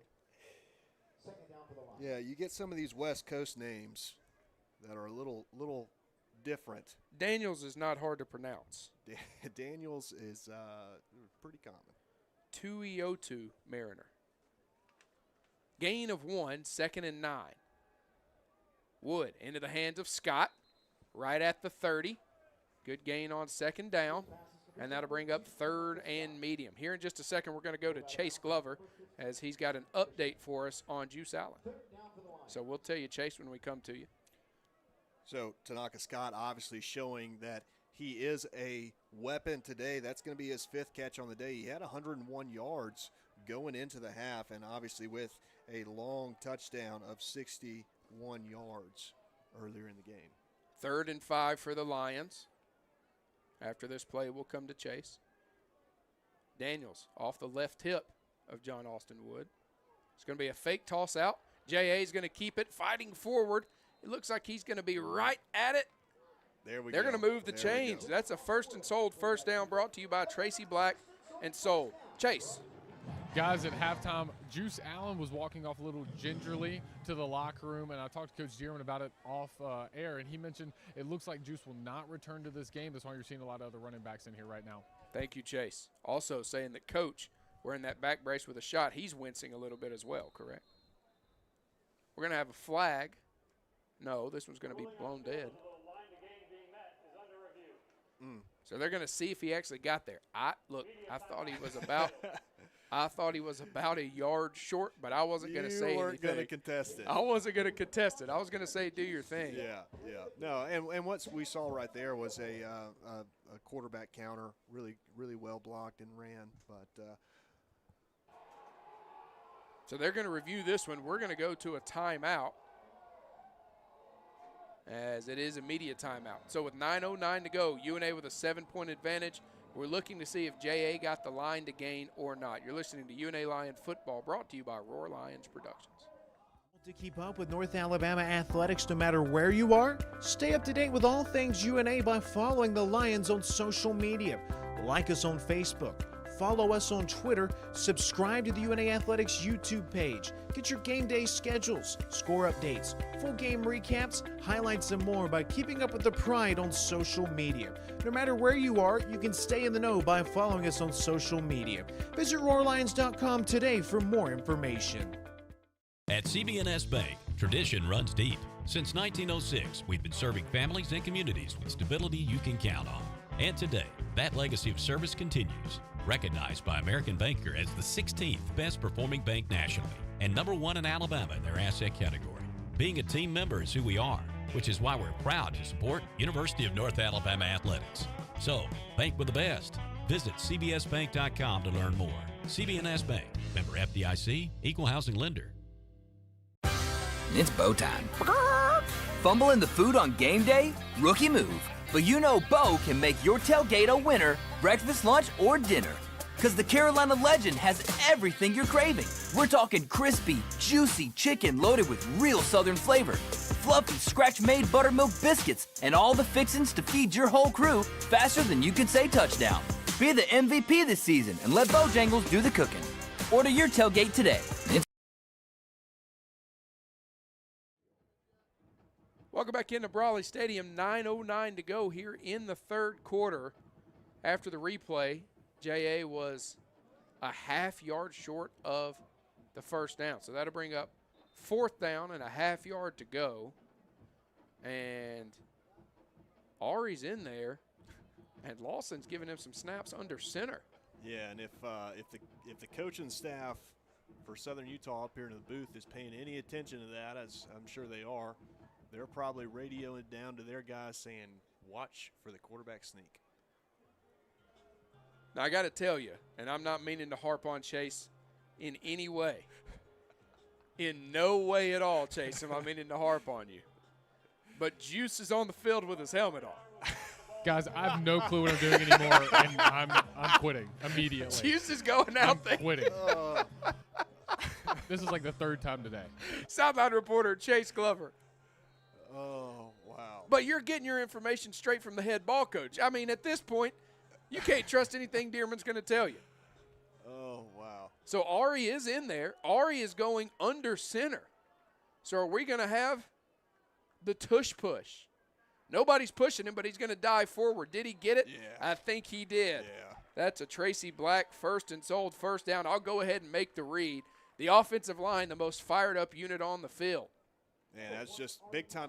And let's talk about Ari Patu for a second. Ari's, this is his second season with the Lions. Had some injuries, kind of stunted some of his progression with the offense, but he is such a selfless guy. Going in just to run a quarterback sneak and get a first down, he comes off the field super excited and cheering on John Austin from the sideline. Maybe the best teammate anybody's ever had. The next snap goes over John Austin's head, and he'll dive on it back at the 7. Dadgummit. I mean, that's a loss of 30 yards. Yeah, that's a dagger. That's a dagger right there. You get a lot of energy from that quarterback sneak on fourth down, and really a tough territory to go for it on fourth down, but they did. They got it, and that's gonna leave them with second and a long way to go. Long way, almost the distance back to, Cedar City? Cedar City, yep. So Lawson, you saw him on the sideline practicing under center snaps to Patu. He should have taken a practice to in the gun snaps. They're going to hand this one off. Is that Justin Luke? He tried to run a man over and end his family. No, that was not Justin Luke. That was Daniels. Yeah. Taylor with the tackle. Taylor known as a speedster, but right there he was a human missile. That was 2nd and 34. Yeah, really tough run right there, and I love the way he finished it. But in that situation, you've got a long way to go. I'd love to see you try to make a move right there, get outside, try to pick up some more. Even 5 extra yards. Right. 3rd and a long way to go. Going to get it out to Daniels on the near sideline. He's not going to be able to get the crease and will be brought down. But still very positive plays right there. Now, obviously, Southern Utah adjusted their defense. They had a couple of guys back at the sticks, just making sure no big plays happened right there. But still some progressive plays despite the snap over the quarterback's head. So 4th and 22 for the Lions. Watford on to boot this one away. We need a boom out of Watford right now. now. We do. He hasn't boomed one today. Nunez back at the 30. He'll creep up now to the 35. That one's not a great punt from Watford. Hits at the 50, takes a UNA bounce across the Southern Utah 40 and down at the Southern Utah 38, I believe. So he ended up getting a little roll right there. That brings us to our next media timeout. But not exactly what we've come to expect from Watford this season. We're going to take a timeout. 6:11 to go here in the third quarter. UNA still leading 21-14. You're listening to UNA Lion Football, brought to you by Roy Lyons Productions. United Community is a bank that asks, when it comes to your finances, how do you define success? Knowing your bank has your financial future right on course? Having a banking partner that's ready with a plan when opportunity knocks? Or maybe it's a digital banking experience that puts everything at your fingertips, even at your daughter's soccer game. However you define success, United Community's trusted bankers are here for you. Success. It takes a community, a united community. Learn more at ucbi.com. Member FDIC. Help build the pride today by becoming a North Alabama Athletics corporate partner. Join the UNA Lions Sports Network and be a part of the broadcast as UNA travels across the country taking on the best. Become an ESPN sponsor and your business can help put North Alabama on the worldwide leader in sports. Want your logo seen in front of the most loyal fan bases around on social media and at UNA's athletic facilities? Visit roarlions.com for more information. Hampton Inn and Suites Downtown, a proud corporate partner of North Alabama Athletics. Located at 505 South Court Street in downtown Florence, you'll be just a short walk from shops, restaurants in the historic district. Take a short walk to visit the Civil War Hospital at Pope's Tavern Museum or the University of North Alabama. Or take a short drive to Helen Keller's birthplace in the Alabama Music Hall of Fame. Enjoy daily free hot breakfast, Wi-Fi, and the indoor pool. You'll find everything you need right where you need it. That's Hampton Inn and Suites Downtown. 6:11 to go here in quarter number 3. I didn't warn Jacob about this one. This will be Brawley memory number 9, I believe. Okay, this is probably a smaller one to a lot of people, but it sticks in my mind. We were playing West Georgia. This would have been 2013. We were down on the goal line. Of course, at that time, Luke Wingo was the starting quarterback, and I was kind of mixing in and out, by series, kind of like what we're seeing with Ari and John Austin, but I would play the full series. We get down here on the 3-yard line, about to go score, and we put 10 offensive linemen and a tight end just straight across the line, and I ran quarterback power. And when I tell you the entire offensive line had pancakes across the board, it was just everybody was flattened, and I just skipped to my loo into the end zone. That was awesome. I could probably get in there at that. Burns with the keeper. Off the rear end of the center going right. 1 carry, and the chains move. Yeah, Linnell Cunningham with the tackle. Going to have to be very disciplined here in the run game. Of course, obviously, you're keying on Dye. You don't want him to break loose and end up with some big carries, as we know he can do. But whoever is responsible for the quarterback in that run, in that read option, has to be very disciplined and make sure you're getting hands on Will Burns. Man in motion. It's the tight end. Flag is going to go to the tight end. Drake Fowler, first man to put mitts on him across the 50, but we'll have to see what this flag is for. Could be. Yeah. George was the man in motion. He's the one who caught the pass, but it will be all for naught as that'll back him up 5. Yeah, so the call was illegal formation, more than four players in the backfield. I actually had to explain this one to my wife the other day when we were watching some NFL football. And so you have to have 7 guys lined up on the line of scrimmage. So typically you have your 5 offensive linemen and then either 2 receivers, receiver, tight end, something of that sort. Dye going to get the carry on this one. He's going to be hit right at the line. Number 19, Gabe Nunez on the carry for the Thunderbirds. Brought down by number 44, Jaheim Ingram. Big Jaheim Ingram with the tackle. And that was not Dye. Yes, it was. That was Dye with the carry. 4:50 and counting here. UNA still holding on to a 7-point advantage. 2nd and 13 for the Thunderbirds. Still in their own territory, but have gotten up to the 43. Check that, 47. 2 receivers to the far side, 1 to the near side. Get it out of the backfield into the hands, oh goodness, of Nico. Yeah, Nico, number 23, running back. I'll give you a second. He's from Anchorage, Alaska. UNA had a former Lion a couple years ago from Anchorage, Alaska. Alili Fahaliola. Alili Fahaliola. There you go.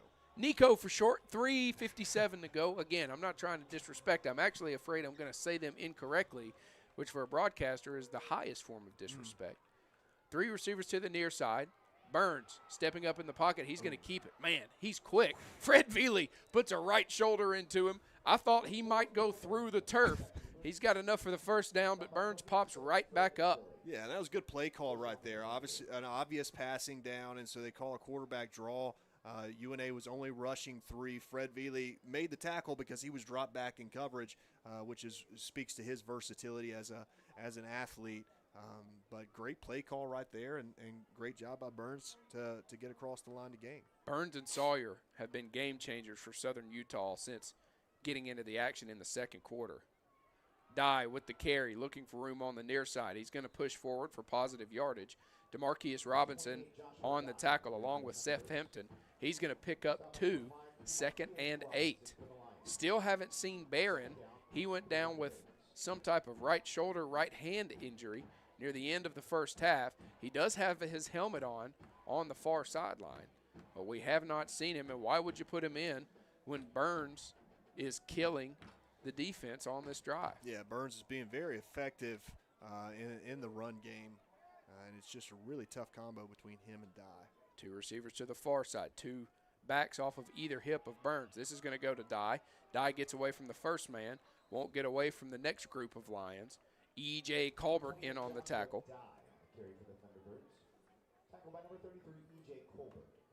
So that'll bring up 3rd and 5. So you got to watch for Burns. McCauley checking in for Hampton. Yeah, and we've done extremely well today on third downs. Another huge third down right here like we saw at the end of the second half. I mean, a big stop right here, and even a stop for a loss might push him out of field goal range. Burns loses it. UNA gets it. You don't have to worry about field goal range. Lion football. Bassett hops on it. Man, such a big-time play, but crucial mistake by Southern Utah and Will Burns, who we were just talking so highly about. He's done such a good job today in that run game. Just left it in the pocket a little too long, and it hit the hip of the running back, fumbled the football. UNA was able to jump on it really quick, give the ball back to this offense, who still has some stuff to prove in the second half. Lance Bassett, the Kansas transfer.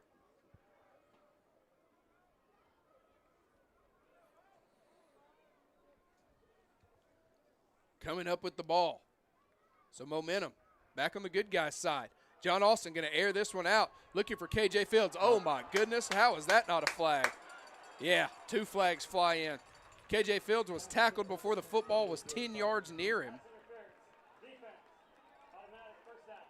Yeah, and so great job right there by John Austin Wood of giving his receiver a shot. You know, it wasn't the most pretty pass, had a little wobble to it, but he gave the receiver a shot to make a play on it. And so Southern Utah's defensive back was not in the best position, ended up committing the pass interference call, which gives the Lions a huge first down and moving the ball down the field.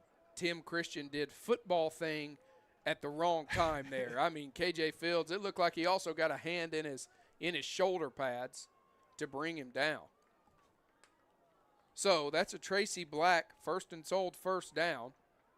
Roderick Taylor. No, it's going to be John Austin Wood who'll be brought down for a sack. It's a late developing play. I thought they had handed it off to Roderick. John Austin Wood is sacked by number 36, Miles. And so you made such a good point earlier in the game, and so here, first down, take a sack on first down. So now you're playing behind the sticks, which is something that you don't want to be in. It's a lot easier to call second down and 7, second down and 5 than it is to call what we're at right now is second down and 14. And so as a play caller, you got to think, I just need to get half of this back right now. I need to get at least 7 yards out of this play. 2 receivers to the far side. I think Roderick Taylor caught the snap. John Austin was looking around for the football. He wasn't sure if it was on the turf, where it got to, but Taylor ended up with it, and he's going to pick up 3. They'll say 2, and that'll bring up 3rd and 12.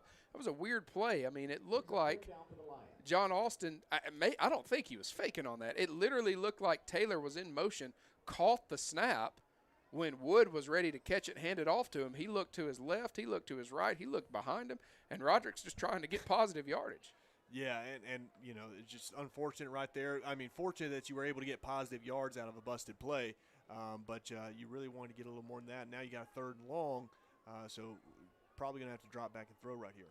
Wood in the gun, takes the snap, looking to the near sideline, finds Noah Gregg at the 50, and Gregg will be short of the first down, but a good pitch and catch there. We got something going on the sideline. Across the field, Jalen Daniels. This marks the end So at the end of 3, UNA still hangs on to a 7-point advantage. It'll be 4th and 3 when we return to Brawley. The final quarter of football here at Brawley for the guys in purple and gold. You're listening to UNA Lion Football on the UNA Sports Network. Hey, UNA, big news. Football is back, and so is Pick 6. Starting at $19.99 at Buffalo Wild Wings. This is the ultimate meal for 2, with 2 entrees, 2 sides, and 2 drinks. Pick between boneless wings and any of our 26 sauces and seasoning, spicy, sauced, or grilled crispy chicken dippers, and hand-smashed double-stacked all-American cheeseburgers with sides of fries, tots, and potato wedges. Pick 6 meal for 2 for a limited time. Pricing may vary by region. See server for details. Tax fees extra, not valid with other discounts or offers. Simpson's Collision Repair has 3 body shops in the Shoals area, and all are operated by 3 brothers. The quality of work and commitment to satisfaction, combined with ongoing training, state-of-the-art equipment, and expert staff, your vehicle is fixed the way it should be. Located on Hilton Drive in Florence, Highway 72 in Killen, and Cox Boulevard in Sheffield, Simpson's Collision, you'll notice and appreciate the difference. Proud sponsor of UNA Athletics. Need a reason to switch? We'll give you 1,000. Switch in just minutes and start earning up to $1,000. There's never been a better time to switch to the stability and community of Lister Hill Credit Union. Enjoy the amenities of the modern banking experience, plus the convenience of local branches with smart ATMs and the best member service around. Need a reason to switch? We'll give you 1,000 at Lister Hill Credit Union. Switch today at listerhill.com/1000. Join the University of North Alabama's Lions Athletic Club today. The Lions Athletic Club is the official booster club of the athletics department and provides increased scholarship opportunities, facility improvements, and operational expense support. Members of the Lions Athletic Club are eligible for priority seating at football and basketball events and access to hospitality areas at select sporting events. Membership begins at $300. Call 256-765-4615 or visit roarlions.com for more information. 4th and 3. Final quarter of football for the Lions here at Brawley Stadium. Senior Day. Final game of the season. Final home game of the season. And the offense, standing by Coach Dearman, looks like they are getting ready to head on to the field. Yeah, no, and I'm for this call right now. Me too. And Jordan, you kind of mentioned all the different things that's taking place today.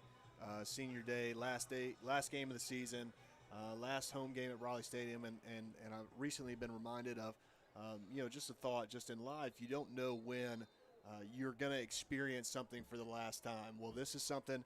This game at Brawley Stadium is something we know this is going to be the last time. This is going to be the last quarter that UNA is going to play at Brawley Stadium, and just to reflect on what a special place this has been for the city of Florence, for the University of North Alabama, for this football program. So many great memories over so many years, and now we're going to get to sit here and soak in the last quarter played at Brawley Stadium for the UNA Lions. What an honor and privilege it is to have experienced this stadium at any point in your life.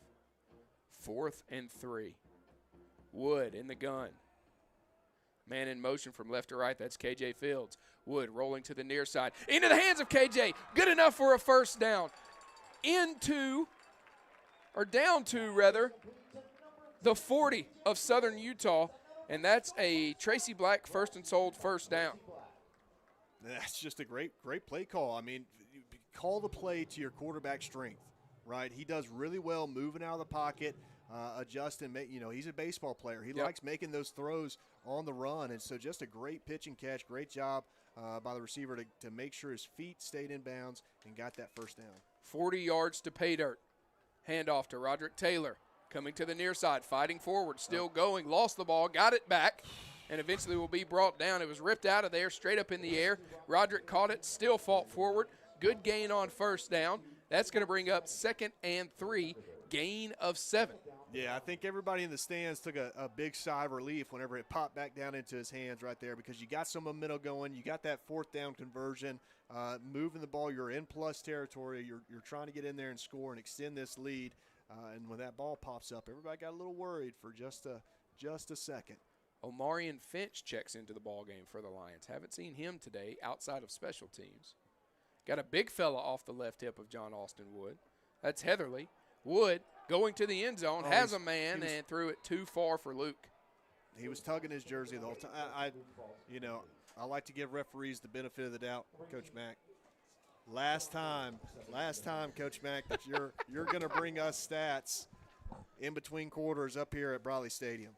And I've been disappointed in Coach Mack's performance today because he hasn't knocked your shoulder off once. He hasn't one time. Not one time. You're not getting old on me, are you? Nostalgia. Oh, man. You'll find me. That's right. We still got a quarter of football to go.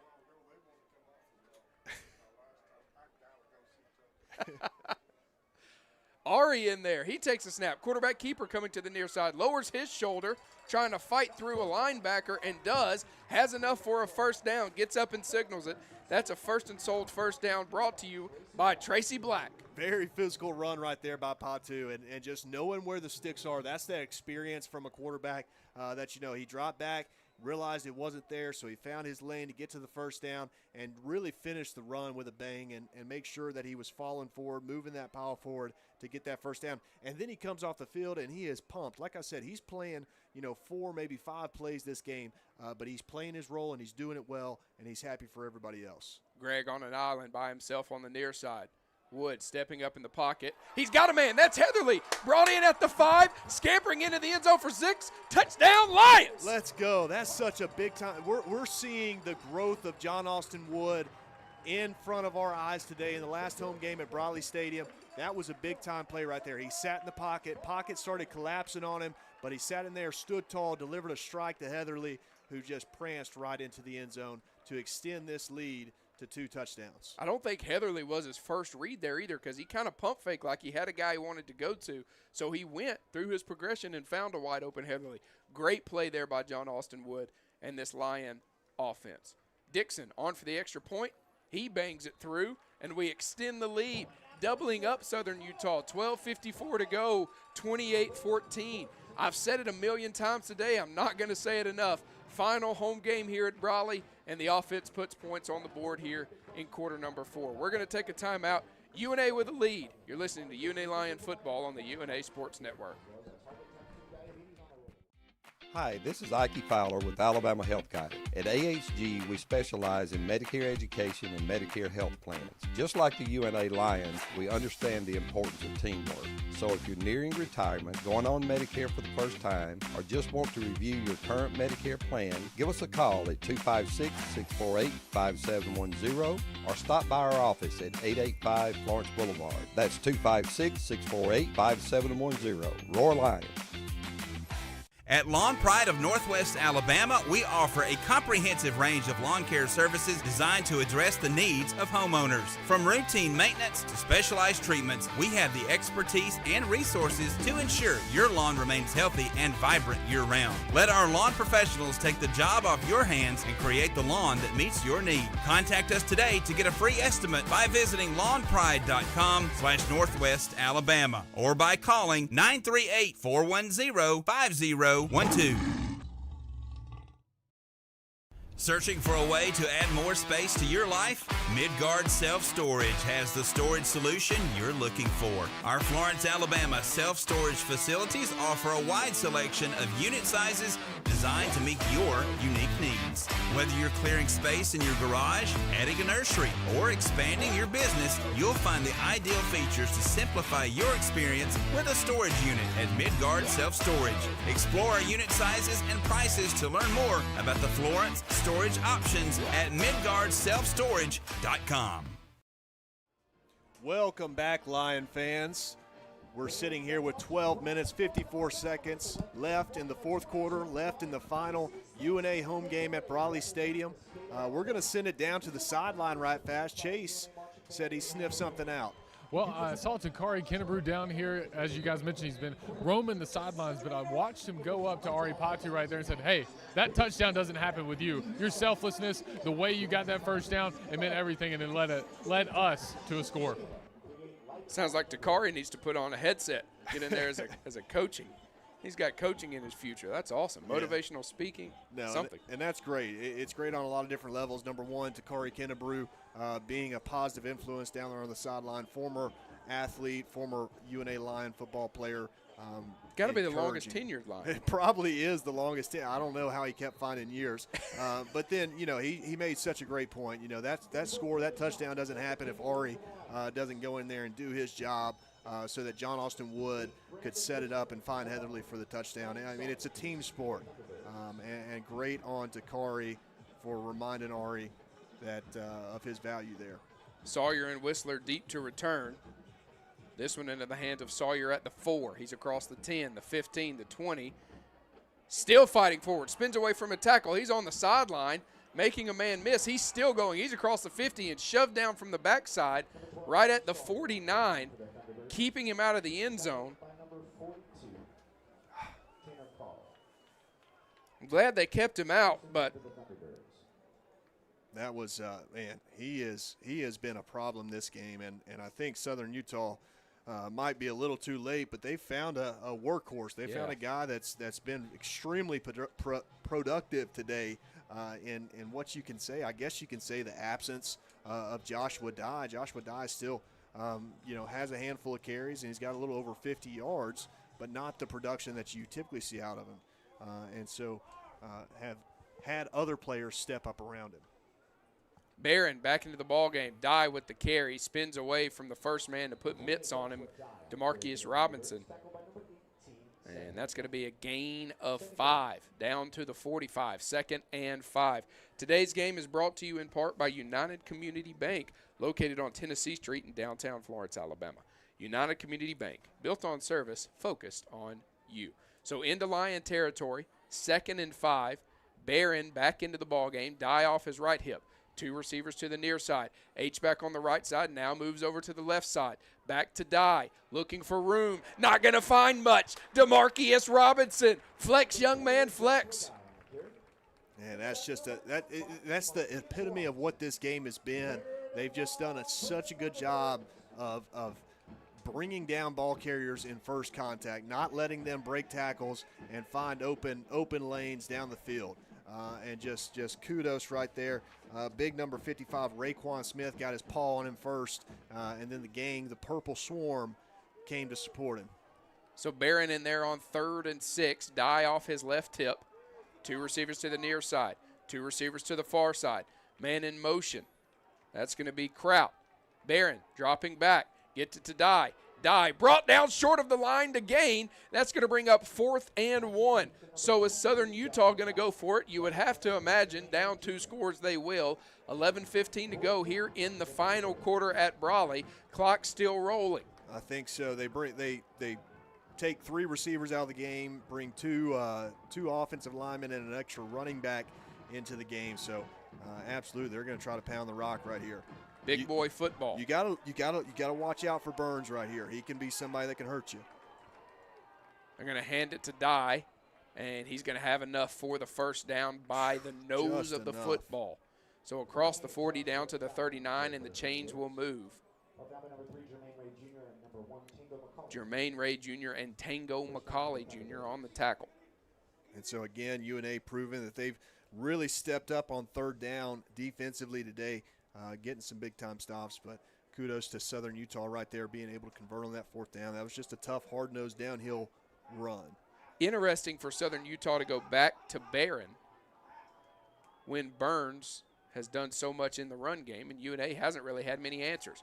Play-action pass, Barron looking for a receiver dead center of the field, not going to get it to him.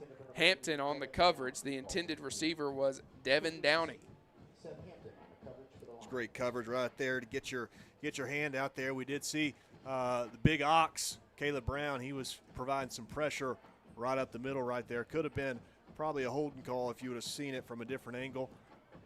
But great job getting pressure and being active in the pass game in the secondary. Big Ox has been so good in the purple and gold throughout his career. Back to Dye, coming to the near side.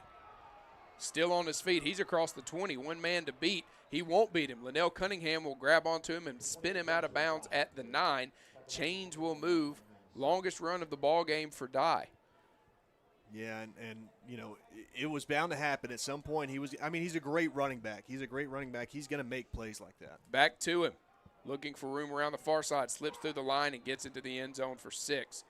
Touchdown, Southern Utah. So Dye's one of those guys. He doesn't get tired when defenses do. So I would imagine between Burns and Dye, you're going to see Southern Utah keep it on the ground a whole lot here and just try and wear down that UNA defense anytime the ball's in their possession. That's why it's so important for long, sustained offensive series. Absolutely. So if you can have that long, sustained offensive series right here coming after this touchdown, it really puts them in a position where they have to start throwing the ball and trying to move it down the field quick if you go up 2 scores. Jaden Rogers on to attempt the extra point. Let's see him miss one here. I'd like to see Jaden Rogers miss the extra point.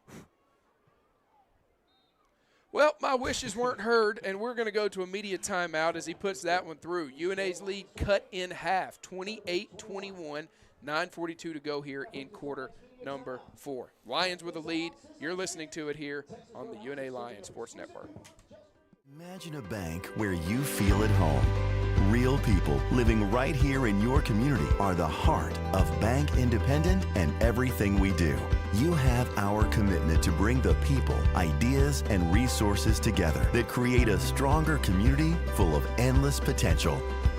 For over 75 years, we've served this place we all call home. Bank Independent. We're invested in you. Member FDIC. Florence Utilities offers several ways to view and pay your utility bill. Log into your account to sign up for paperless, auto pay, text pay, and more to make your life easier. Want to continue receiving a paper bill but would also like an electronic bill notification? Sign up for text pay or add your email address to your account. To take advantage of these convenient ways to view and pay your utility bill, visit florenceal.org and select Utilities to register for an account, or call 256-760-6512 for more information. Another exciting year of UNA athletics is here. Don't miss any of the action. Become a season ticket holder today. Season tickets are available for soccer, volleyball, football, basketball, baseball, and softball. Don't wait until the last second. Avoid the lines. Reserve your seats and support the pride. Visit RoarLions.com or call 256-765-5466 to find out when season tickets go on sale.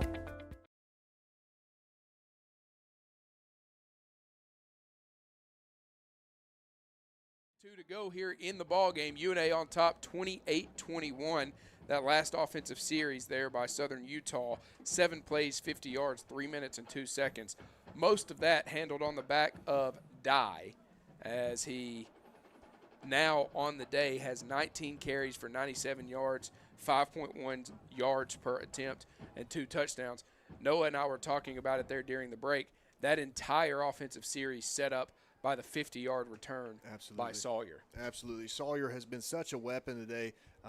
He's had great returns, which 2 of them were negated by penalties, which brought him back. But he's been a great return man, and then obviously been active offensively in the pass game. A couple big plays from him there as well. Justin Luke, Jalen Daniels back deep for the Lions. Daniel King will kick this one away at his own 45 on the near hash marks. UNA going left to right. Southern Utah going right to left. It's another big drive right here. Obviously, with a 1-score lead, you want to get some form of points on the board, but mainly you need to drain some clock right here. You need to get that clock working down. We're going to go to Chase Glover after this kick and return. King, little squibber. Luke will take it at his own 5. He's across the 10. Heading towards midfield. He's got some room there. If he can make this man miss, he does. He's across the 30 on the near side and will be forced out of bounds shy of the 35. On the tackle for Southern Utah was Wyatt Humphrey. Chase, what you got for us? Guys, if you don't remember, Caleb Heatherly had the opportunity to get John Austin Wood's first touchdown of his career on the first drive. Instead, he got caught from behind with about 2 yards to go. I just watched a video down here from our videographer, Davis Farlow, and at the end of that touchdown, nobody around him, the guy starts to high step. Some of the coaches were giving him some crap for not high stepping on the first one to get the touchdown. This time he decided to. Jalen Daniels with the carry. He stiff arms a man to the turf and scampers forward for a first down. That's a Tracy Black first and sold first down. And you saw right there why that's the Heisman pose, because that's what Jalen did. Stuck that left arm out there and said, "Get away from me, young fella." Yeah, and he's such a dangerous guy once he gets out in space. You can see with his fast twitch ability and how quick he is. Once he gets out in space, he might be tough to bring down. He squats 600 pounds, benches 315. The kid is just runs 22 miles an hour. It'll be 2nd and 1 at the 42-yard line. And they're going to say he didn't get the first down. That's okay. Interesting backtrack right there. Don't see that very often. But we want to get it right. So 2nd and 1. Daniels off the right hip of Wood. 2 receivers to the near side, one of those being the tight end Heatherly. 1 receiver to the far side. The other receiver on the near side is Tanaka Scott. Heatherly motioning back into the backfield at the right H-back position. He and Rogers both at H-back positions. Daniels, no, Wood on the keeper coming to the near side. He'll be hit and wrapped up before getting to the first down marker. And they had whistled it dead. They drove Wood to the turf. Jacob's right. That should be a flag. The Lion faithful wanted a flag, and the official didn't throw one. Coach Dearman, he's going to take his headset off. He's going to yell at the official, but it'll be for nothing on that. Yeah. But the chains move either way as we did get the first down. He got right to it. So that's a first and sold first down brought to you by Tracy Black. Well, and so what we saw right there, we saw an inside zone. They call it a bluff. And so the inside zone, you got a free defensive end that you're reading. Sometimes you'll run the split zone or the zone cross to block that defensive end. This time they bluffed him, let John Austin run it. UNA got the snap off right at the play clock. Seeing some theatrics from this Southern Utah defense, trying to draw some penalties. Literally taking the show on the road. 7:50 and counting in the fourth, 28-21. Lions lead by 7. 2nd and 10. UNA has gotten up to the 43, still in their own territory on the wrong side of the 50. Wood takes the snap, hands it to JD. JD looking for room around the left side, lowers his shoulder, won't really get much after the first contact. Now, I will throw Chase a bone right here. He said that Juice wasn't coming back into the game, and he did come back in for one play, but I think that was more as a distraction rather than intention to hand him the ball. So we haven't seen Juice Allen. Roderick Taylor and J.D. Daniels carrying the load in the second half. J.D. off the right hip of John Austin Wood.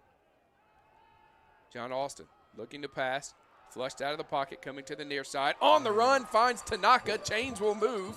Tanaka driven out of bounds by Sean Mays. And that's a Tracy Black first and sold first down. That's a great throwing catch right there. John Austin does such a good job when he moves out of the pocket of getting his eyes down the field, finding his receivers, and just delivering a strike. You can see that baseball throw every time he's on the run. He puts it on the money.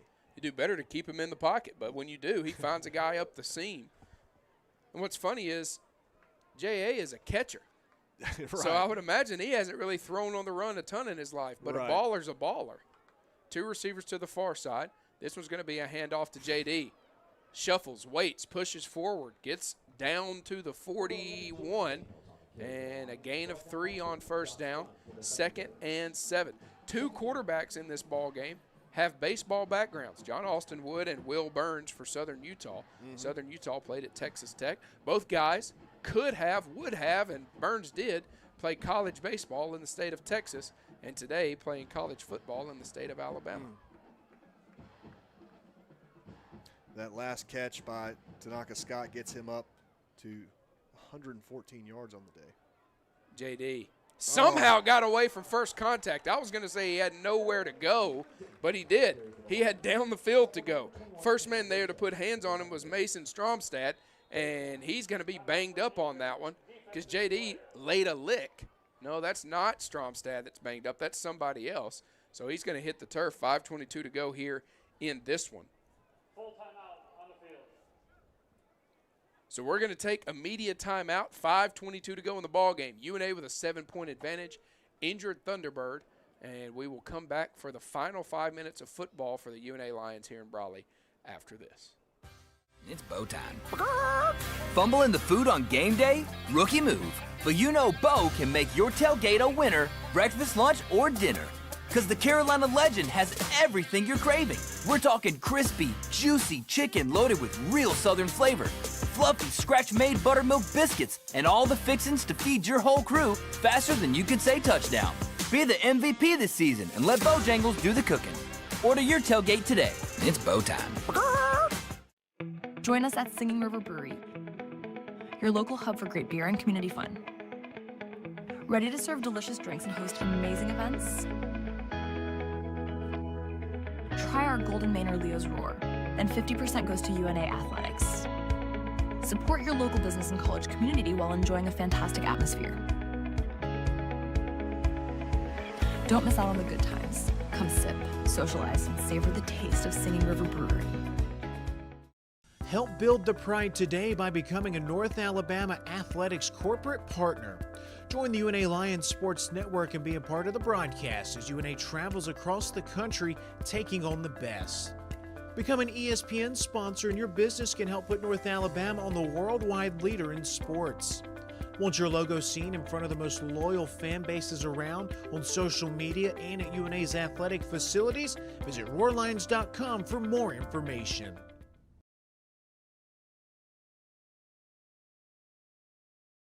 5:22 to go in the final quarter of play on the season for the Lions. They're up 7 over Southern Utah. Jordan Campbell alongside QB1 Jacob Tucker. In-game stats today brought to you by Club Tails, the original cocktail in a can. Some really good performances for the Lions. You mentioned Tanaka has been great in the receiving game. 6 catches for 114 yards and a touchdown. Juice Allen has been out for most of the second half with a knee injury. He had 8 carries for 33 yards and 2 touchdowns before leaving the ball game. JD has handled most of the rock touches along with Roderick Taylor Jr. Those guys have combined for 14 carries right at 50 yards.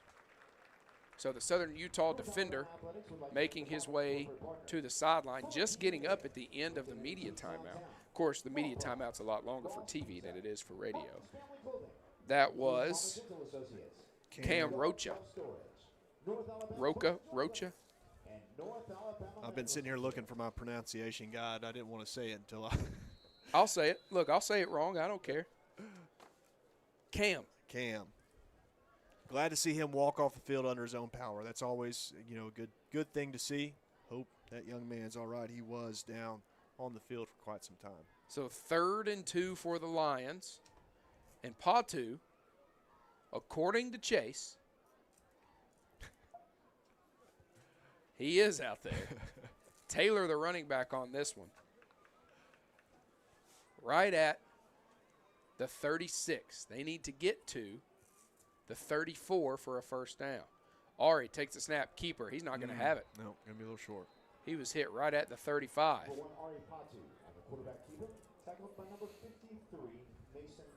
So if you're at the 35-yard line right now, that's going to put you at a 52-yard field goal attempt. They're going to go for it here.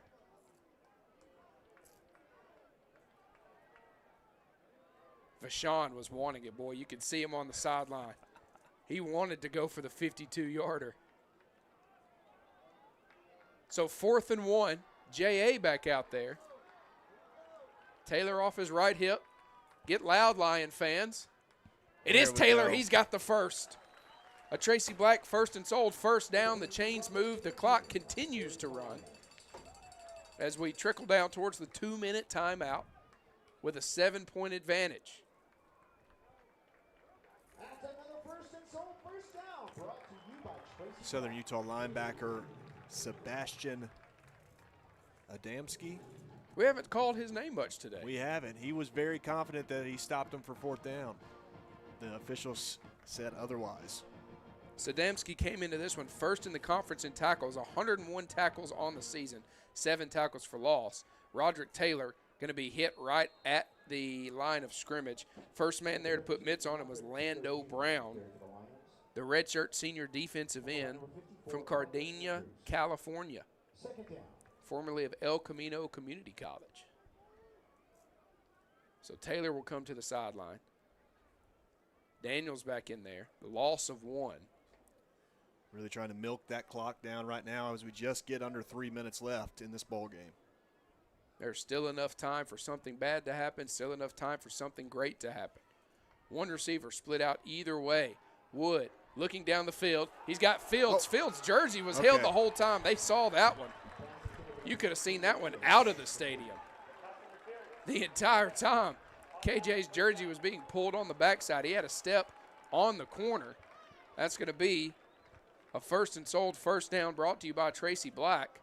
I don't know how the corner could even think he didn't have a hand on him there. Well, the Southern Utah secondary, they're really good at disguising that tug, and so a good defensive back, he's going to be able to, most plays, he's going to have his hand on your jersey. He's going to be tugging your jersey. They're really good defensive backs, hide it extremely well. Southern Utah's done a great job of hiding it. We've been able to see it up here from the bird's eye view, but they've done a great job of hiding it. But not right there, was caught red-handed. Mikey Allen, the redshirt freshman from Cumberland, Maryland. Daniels catches the toss, coming to the near side, tries to lower his shoulder, not a whole lot there, will be brought down by Barron Taylor. Southern Utah, it's their first 30 seconds. Thunderbirds want to use a timeout. They've got 4 if you count the 2-minute timeout. So we'll keep it here. 30-second timeout. Coach Dearman having a discussion with the officials. He was wanting that clock to be running after the penalty. And a good job there by J.A. to identify one-on-one coverage on the outside and throw it up. Had KJ not been tugged, he might have been able to run under that one and catch it for 6. I think so. The defensive back was not in a great position. The only position he was in was one that resulted in a pass interference. But yeah, John Austin Wood, we've seen that a couple times today. That's the second pass interference on a deep ball that we've gotten out of that, which is, obviously you want to catch it, but if you're not going to catch it, I'd love to have a 15-yard penalty and automatic first down. So 2nd and 11. Ball at the Thunderbird 21. 2 receivers to the far side. Daniels behind Wood in the pistol. Heatherly at an H-back behind the left guard. Daniels with the carry, runs into the back of a lineman, tries to sidestep, but that gives Southern Utah enough time to recover. Yeah, Southern Utah's really loading that box up as they start to use their timeouts here to try to save them some time as UNA's now in field goal position. So you're assuming that if you're Southern Utah, you're assuming that UNA at least gets a field goal out of this, which makes it a 2-score game. And so that's why they're using the timeouts now. Get them out early. Southern Utah desperately needs a stop right here on 3rd down. If UNA can extend this drive and convert this 3rd down right here, it completely changes the outlook on the game, right? Because right now, stop right here. There's still a chance for Southern Utah. You convert this first down, it really mitigates that as they will start to run out of timeouts. Ian Vachon, 8 for 12 on the year, a long of 55. 3rd longest in Division I, tied for 1st in the conference. Daniels with the carry. Gets to the linebacking level of the defense and will be upended. Lando Brown with the tackle. That'll bring up 4th down. Southern Utah will use their final timeout. So a really good use of timeouts by Southern Utah. 2:27 to go in the ball game. There'll be one more if you count the 2-minute timeout. Right. Vachon getting his field goal dry attempts in. I didn't realize this. He played at Birmingham Southern. I knew he played at Birmingham Southern prior to transferring to Auburn. In 2024, he had the 41-yard game-tying field goal in the second overtime against Texas A&M. But he played for Bob Godsey at Madison Academy. Wow. Bob Godsey, former coach at Brooks High School. There's always a tie back to the Shoals. But hit some great field goals this year for the Lions. Big one right here to make it a 2-score game.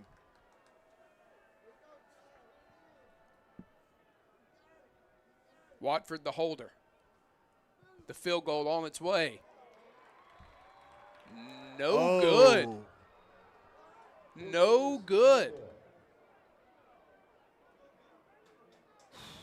Must have missed it left. I thought it was right through the uprights. But Southern Utah with new life, 2:22 to go, the 2-minute timeout to stop the clock. They have no timeouts they can call. But what should have been a chip shot for Vashon takes him to 8 for 13 on the season. Vashon sick with himself on the sideline. Yeah, trying to encourage him or some of his teammates, and that's really a tough spot. I mean, he knew what the job was and needed to get it done. And in the kicking world, it's either positive or negative. There's no in between. You either make it or you don't. 35-yard field goal, no good. So Bronson Barron in the ball game. Interesting. See a run play right there. Whistler with the touch. Dye not on the field in their 2-minute offense. Barron dropping back. He's going to air this one out. He's got a man. That's Carr at the 30.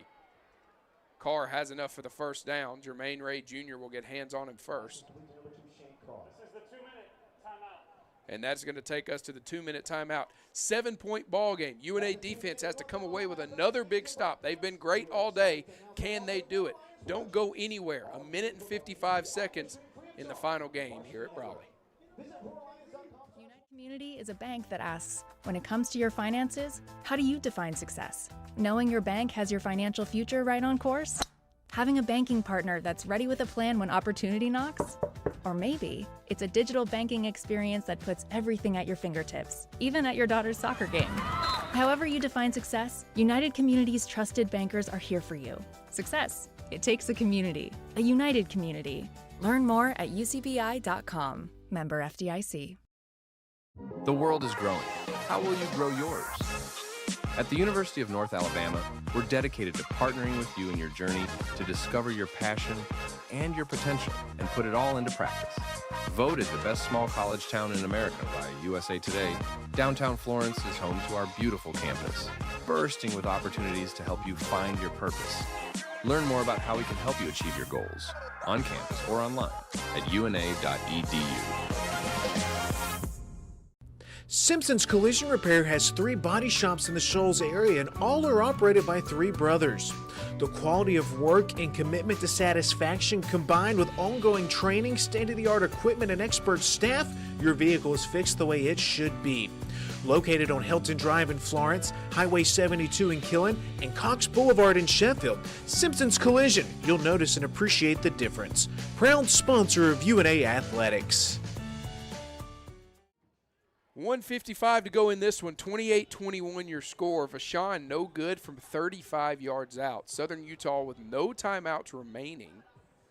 Ball is at the 32, still in their own territory. So 68 yards between Southern Utah and a touchdown. Field goal does them nothing.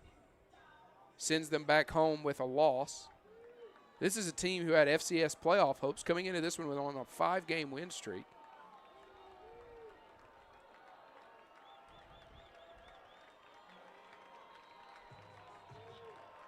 Barron still in there for Southern Utah. Into the hands of Downing. He'll be brought down. Inbounds. Clock will continue to run. They're going to get on the ball quick, try to get something. 2nd and 3.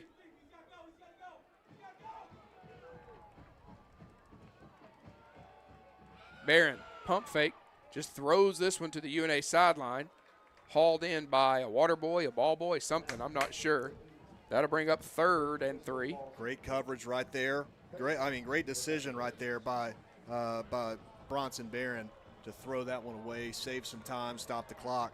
But great coverage by that secondary. That defensive line's got a great push all day long in the pass rush. It'd be huge if somebody come up with a sack right here.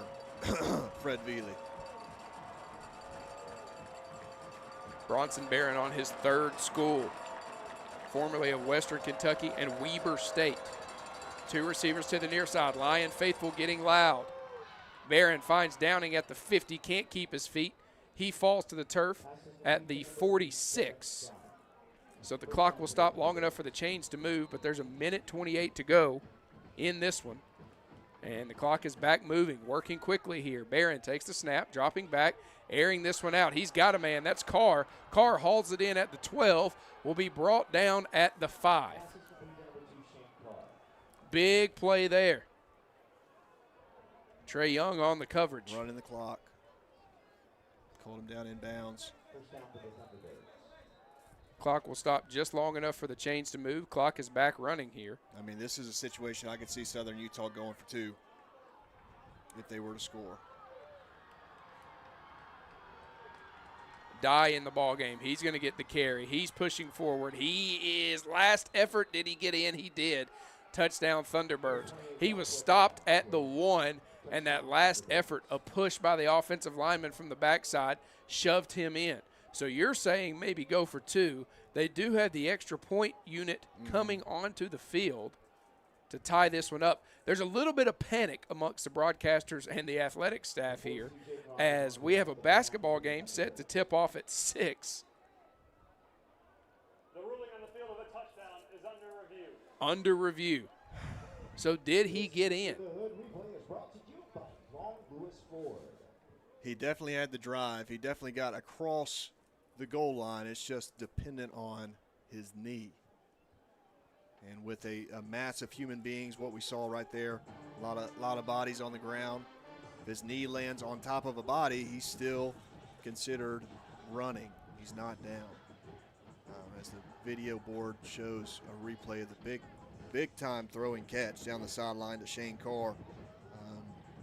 It was inside, just over the head of Trey Young. They show a replay. I'm glad they're taking a look at it. It's definitely close. If you can make them snap it again, we've said it once, we'll say it again. That's the goal of the defense. Green hat out there with the head referee, Zach Erdman. And you kind of get into a weird thought process here. After review, the ruling is upheld. Touchdown. Okay. And that was going to be kind of my thought. Do you hope it counts so you get the ball back? Right, because all that's doing is it's another snap, more time off the clock on the, half-inch yard line kind of thing. So just a really low probability for a defensive stop in that situation. So they did score the touchdown, so does save a little bit of time for this UNA offense to try to pull off a miracle. Rogers on for the extra point, takes a deep breath. Snap, hold, kick on its way. UNA almost got to it, but it's through. 56 seconds to go in the ball game. We're tied at 28. Boy, it has been a fantastic ball game. Brawley being honored by a great one to go out here. I can't think of a better script to write the Lions out of Brawley Stadium than a last-second score, touchdown, field goal to walk this one off. Special teams has been great for UNA all season. Today, it's kind of been one of the main reasons that we're tied up now. You saw the big return by Sawyer, which led to the 50-yard drive by Southern Utah. The Vashon missed field goal there would have UNA in a much more comfortable position where they could take knees to end this one. Instead, it's knotted at 28. Yeah, just not a great game from Watford either. We're usually used to him just completely flipping the field, getting them pinned down inside the 20, inside the 10, and we haven't seen that from him today. UNA men tip off at 6 o'clock. So you'd like to see UNA get down and score so that our broadcasters and athletic staff can get over to Flowers. Line drive caught by Luke, and he'll take a knee in the end zone. Kick is down in the end zone by number 8, Justin Luke, for a touchdown. So this will come out to the 25. 75 yards for a touchdown. First and 10 for the Lions at the 25-yard line. We're about to see, I mentioned it earlier, saw the growth of John Austin Wood as a quarterback, as a collegiate football player throughout the day. This is another big one that he can add to his experience board if he's able to pull off a game-winning drive right here. Let's see what they've got. 2 receivers to the near side, 2 to the far side. Roderick Taylor off the left hip of John Austin Wood.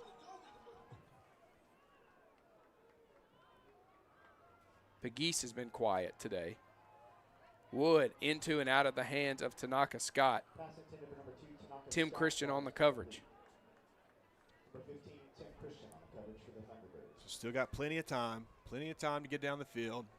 Your stock full of timeouts, so you don't have to go at the sideline. You can hit something up the seam in the middle of the field. We've seen Caleb Heatherly, 2 big catches totaling 66 yards on the day. He's not in right now. 2 receivers either side. Wood in the gun. Dropping back. Keeper coming to the near sideline. Across the 30, across the 35, and shoved out of bounds. He's got enough for a Tracy Black first and sold first down. That looked like Jacob Tucker on the keeper there. That was a great run right there by John Austin to get upfield, get the first down, move the sticks, reset the downs, get you a first down. Great job, great play call. Scampered out of bounds to stop the clock. Stop the clock, saving your timeouts. Same offensive setup here. Taylor off the left hip of Wood. 2 receivers either side. Quarterback keeper for Wood. Not going to be as successful this time. Fighting back to the line of scrimmage. And will Dearman use a timeout? He will. Yep. First, 30 seconds in lane. Please reset the game clock to 42 seconds. 42 seconds on the game clock.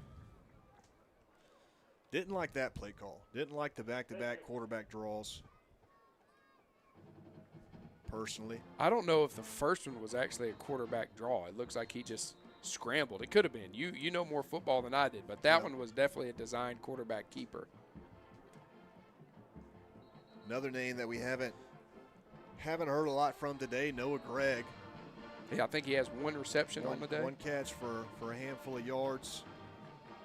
He's came up big in a lot of clutch moments this season for the Lions. Product of Brooks High School.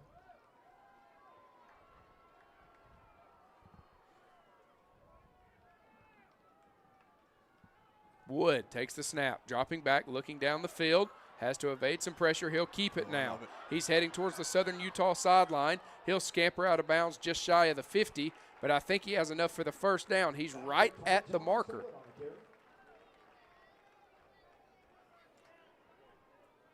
Again, I think he does. The chains move.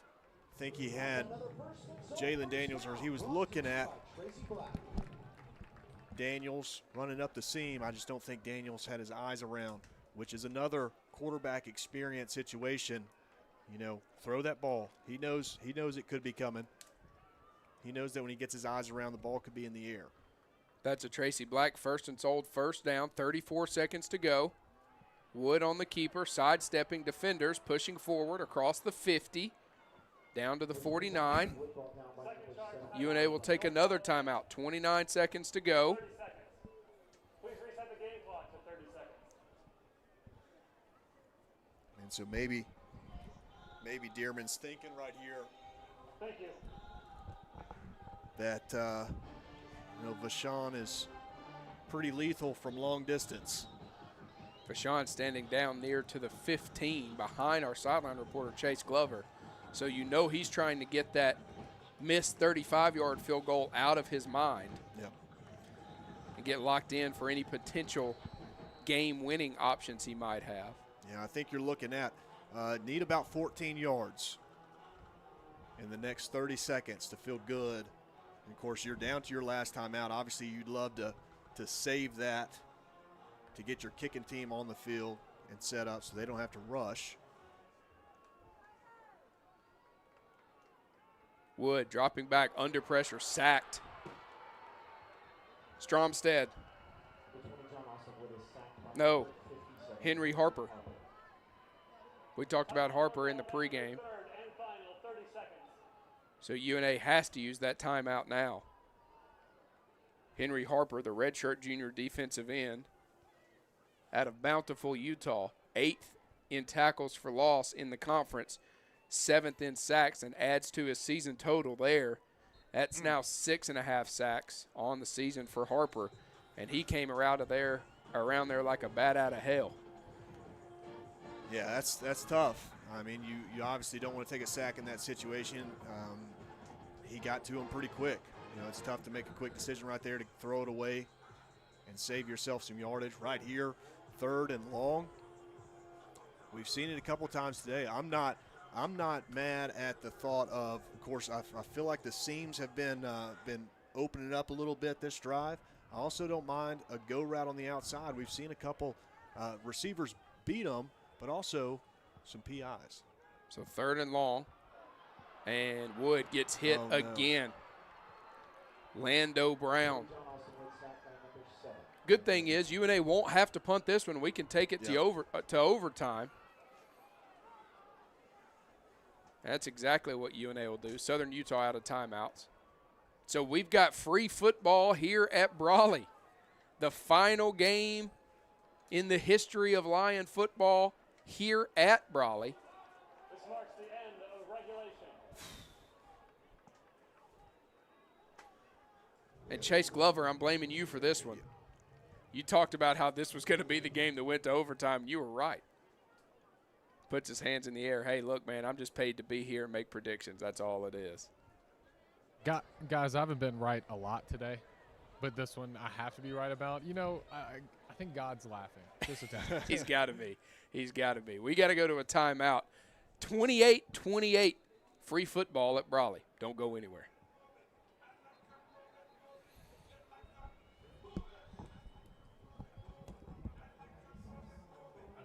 Community is a bank that asks, when it comes to your finances, how do you define success? Knowing your bank has your financial future right on course? Having a banking partner that's ready with a plan when opportunity knocks?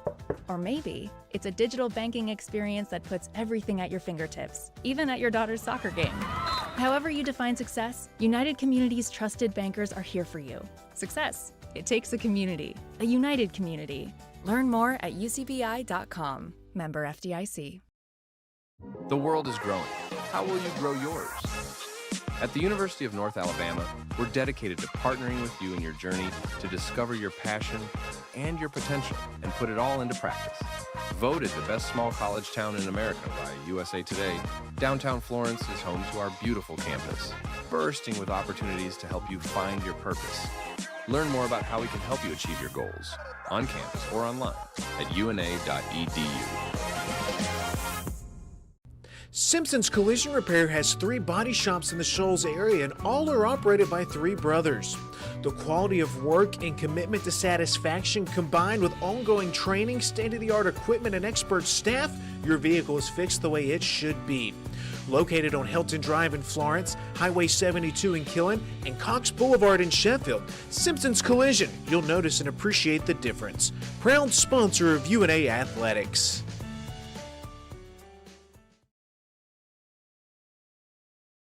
Brawley will kick it to Chase. Winner of the coin toss can choose offense, defense, or the end of the field. 1 timeout in the first overtime, 1 timeout in the second overtime. The head is head, the photo is a tail. Head is a head, tail is the photo.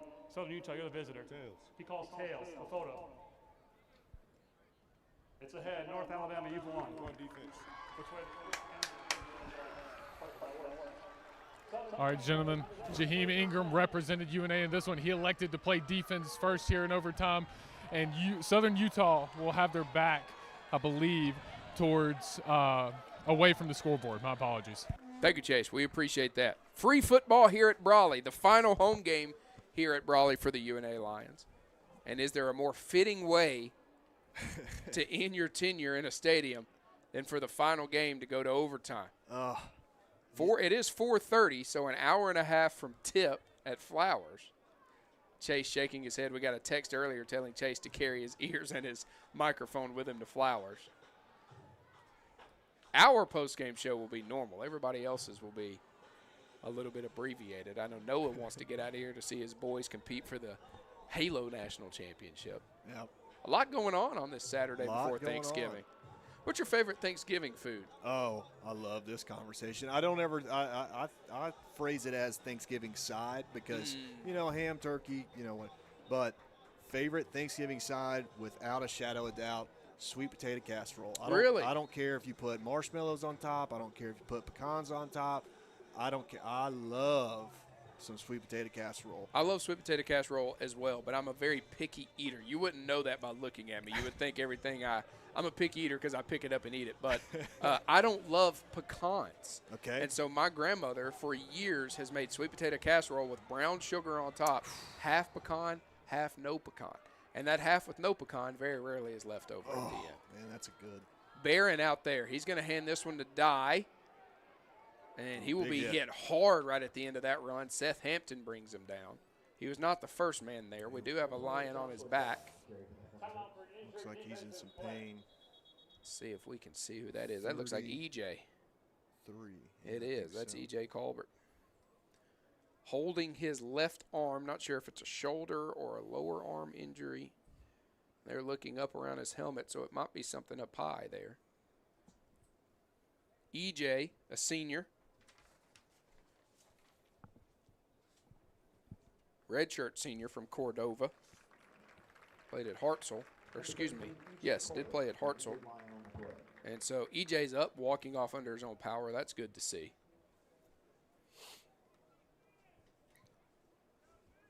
So this UNA defense, they've done a really good job today of containing Joshua Dye. He did sneak over 100 yards on the day, but I feel like he did that quietly. It was just a bunch of 3 and 4 yard gains. He's sitting there at, before that last carry, he had 21 yards, 21 carries for 104 yards. He did end up with 3 touchdowns, which is on par for what he's put on the field this season. 28 on the season for Dye. So 2nd and 6 down to the 21. That's going to be a false start. Everybody moved except for the center. So the overtime rules, alternating possessions, starting at the 25 going in, 1st and 10. Each team will get a chance with the ball. If Southern Utah gets a touchdown, UNA has to respond with a touchdown. If Southern Utah gets a field goal, UNA can tie with a field goal and go to the 2nd overtime. Or if they get a touchdown, the ball game is over. In 2nd overtime, you have to go for 2 if you score a touchdown. Barron, 2 backs off either hip. Goes to Dye, coming to the near side. Shakes off a would-be tackler, but won't shake off Lonnell Cunningham Jr. Dye is tough. He is tough at 5'11", 205 pounds, very shifty. But again, UNA has done a great job of containing him today, not letting him get outside and break any long runs. We've got a big 3rd down right here. So on the day, UNA defense has done tremendous on 3rd down. 4 for 12 is Southern Utah's offense on 3rd down. And none other bigger than this one right here. Haven't seen Burns. Burns still not out there. 3 receivers to the far side, 1 to the near side. And they had Nunez in there. He loses the ball right at the end. Was he down? Yes, they're going to say he was down. Did not have enough for the 1st down. So that's going to bring up 4th and 3. So we would assume the field goal unit will come on to the field. No, it's going to be the offense. 4th and 2, rather. Just outside the 15. Gutsy call right here. At the 17. So Southern Utah is going to go for it here. It's going to be a heavy package. Dye off the left hip of Barron. Timeout, North Alabama. Their first timeout. And only. I like that timeout there.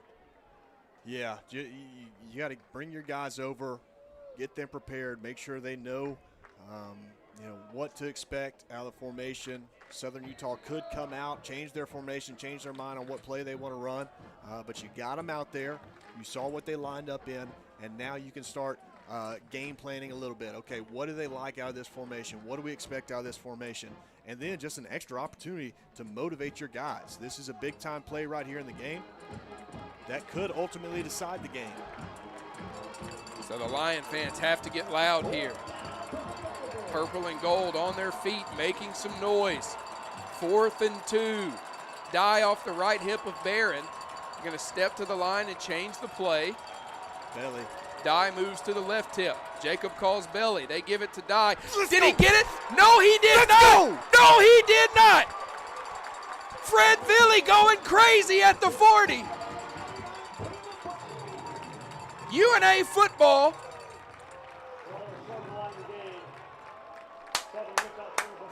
To stop the best running back in the conference on 4th and 2 is what UNA football is known for.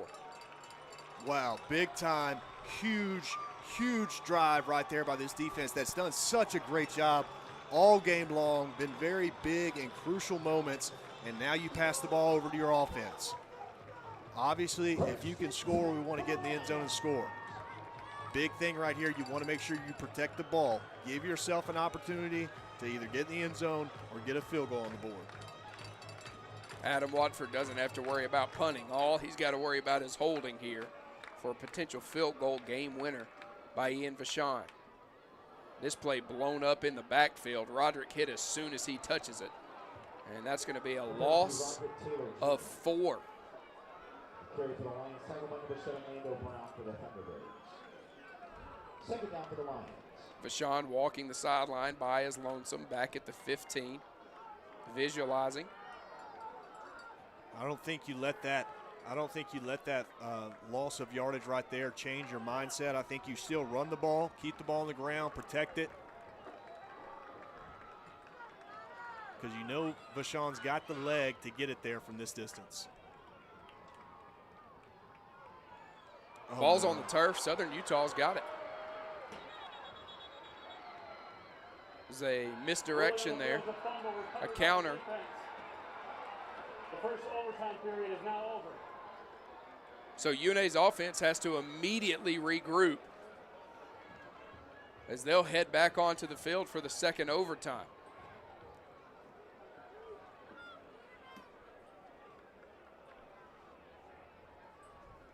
And all of the juice has ran out of the stadium.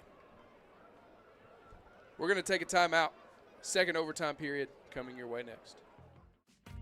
Have you ever seen those halftime scholarships where you have to nail a 40-yard field goal?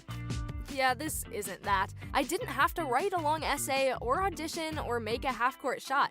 I just had to open a Bank Independent account, use my debit card, sign up for online banking, and have a positive balance. That's it. A 20% scholarship to UNA. When Bank Independent invests in students like me, they're investing in all of us and the future of our community. Bank Independent. We're invested in your future. Member FDIC.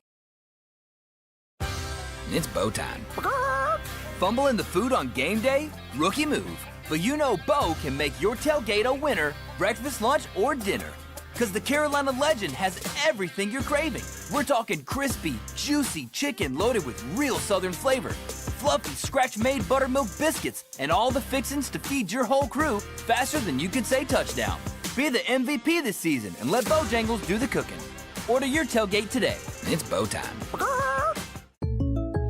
When something happens to your car, you might say, ugh, come on. Seriously? This is so extra. But what you could say is, like a good neighbor, State Farm is there.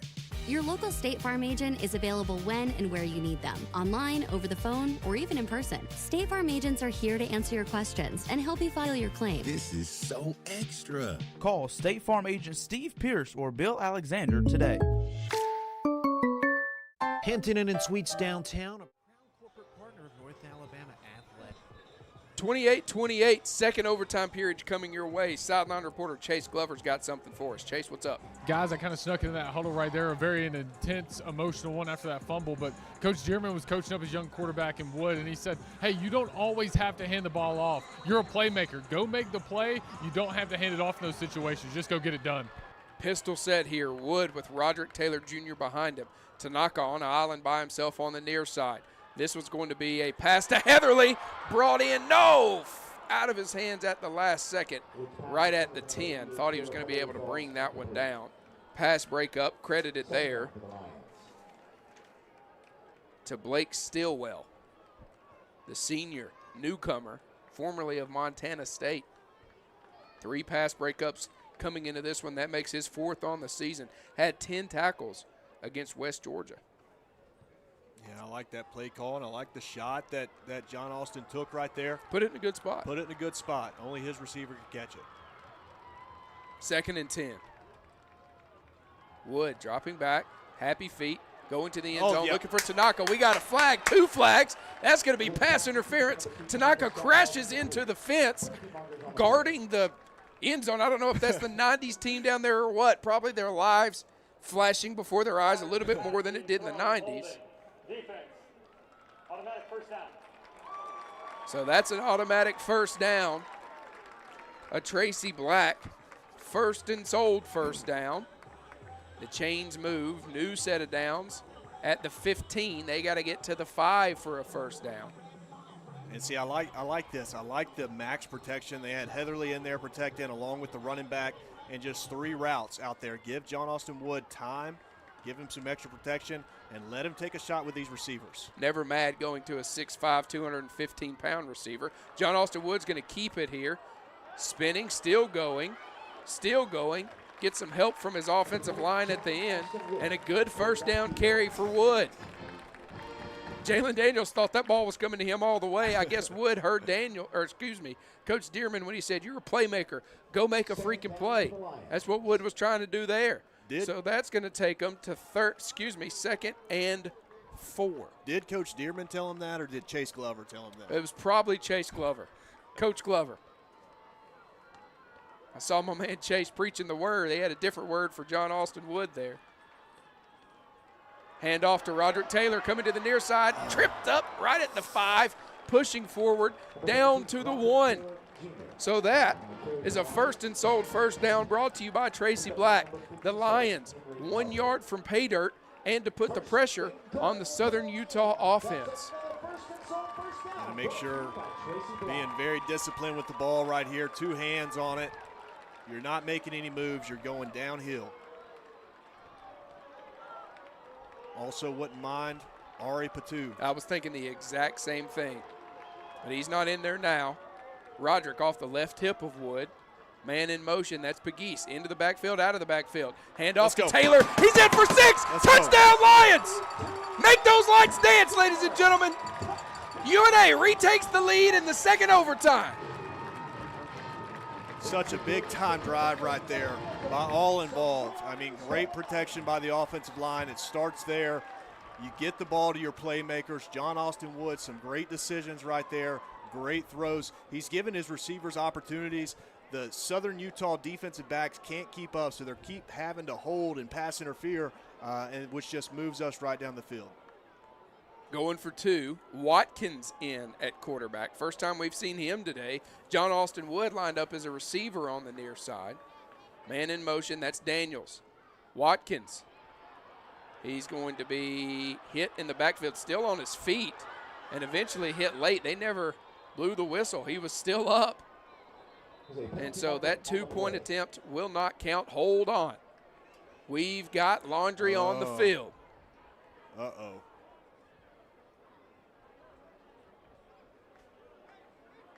Holding offense. Penalties decline. Southern Utah will be in possession. So Southern Utah's offense has the pressure on them. They have to get into the end zone here.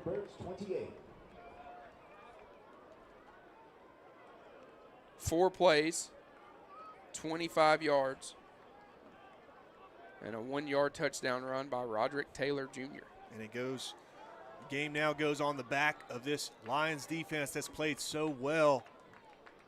And it's very fitting that they're defending the end zone, that you see the 90s players who originated the Purple Swarm. Just an unbelievable defense in the 90s. And they're sitting there like a guardian angel watching this defense try to get a stop. Barron has Dye off his left hip. He's going to get it out to his H-back. H-back makes the first man miss. Won't make the next two miss. Tango McCauley with the tackle. That was Nico. Alili Faliola moves the chains from the 25 to the 15. UNA defense has played so well today. Barron with the keeper. Nunez in for 6. So that was a quick score. Touchdown Thunderbirds.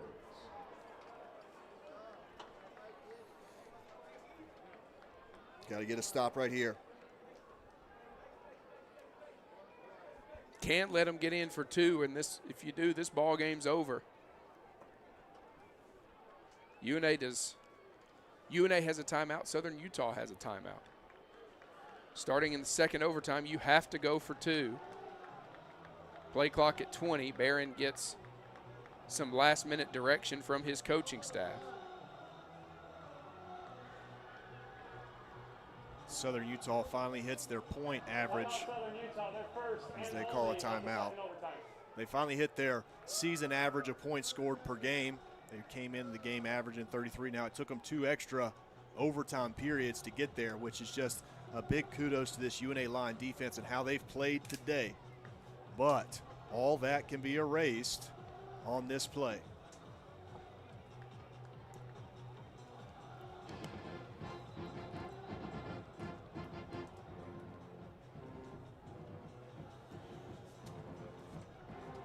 Got your guys in there on the front line that all season long and even today, you've got Big Ox, Caleb Brown, you got Jaheim Ingram, a Shoals native, Muscle Shoals High School, been a staple in this defense for a couple of years. Fred Veely, who has played absolute lights out today. He's played out of his mind. Out of his mind. 2 receivers to the far side. H-back on the left side. Dye off the left hip of Barron from the 3.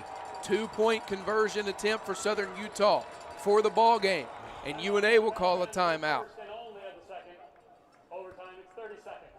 Wanted to get a look there, and they did. And I like that. I like that decision by Dearman. Get them out there like we saw in the first overtime. You see what they're lining up in. Call a timeout, come to the sideline and talk about it. Now, if I'm Southern Utah, after what happened last overtime period, I'm probably changing it. I'm changing it up right here. Go with that second pick. I mean, you got to assume, I don't know which running back they're going to trot on the field, but Joshua Dye has been their workhorse, already has 3 touchdowns today and over 100 yards rushing. Looks like Bronson Barron is in the game. Dye off his left hip. Same formation, 2 receivers to the far side. H-back off the left side of the left tackle. Dye off the left hip of Barron. The snap, it goes. No, it's going to be a reverse to Carr. Carr finds the end zone. Cameron Jamar was in a position to stop him. Southern Utah will storm the field and celebrate with Carr in the corner of the end zone. Cameron Jamar had an opportunity one-on-one, and Carr just had the speed behind him. 77 yards of Lion football. 77 years of Lion football, rather. And I know UNA was on the wrong side of that one. But, man, what a fun ball game.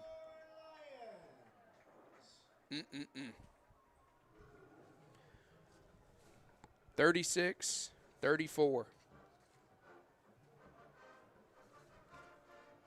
Chase will catch up with Coach Dearman here in just a moment before he hightails it over to Flowers for a tip in an hour and 20 minutes. And I know, Jacob, you know this. We haven't said it. 2-10 as the official record for the final season in Brawley is hard, but there were a few games in this throughout the course of this season, including this ball game, 3 overtime games that UNA had a shot to win. Lost to Illinois State 38-36.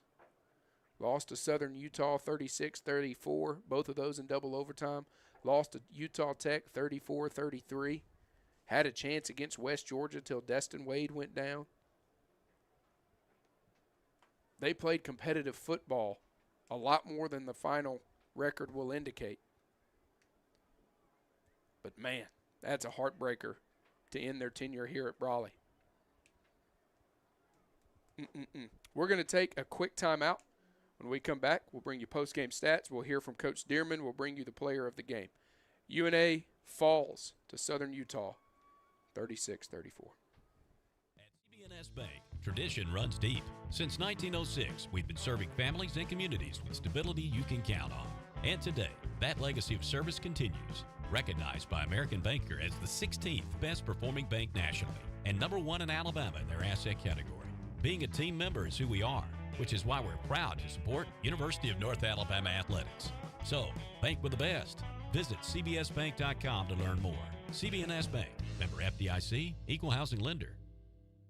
At Lawn Pride of Northwest Alabama, we offer a comprehensive range of lawn care services designed to address the needs of homeowners. From routine maintenance to specialized treatments, we have the expertise and resources to ensure your lawn remains healthy and vibrant year-round. Let our lawn professionals take the job off your hands and create the lawn that meets your need. Contact us today to get a free estimate by visiting lawnpride.com/Northwest Alabama or by calling 938-410-5012. The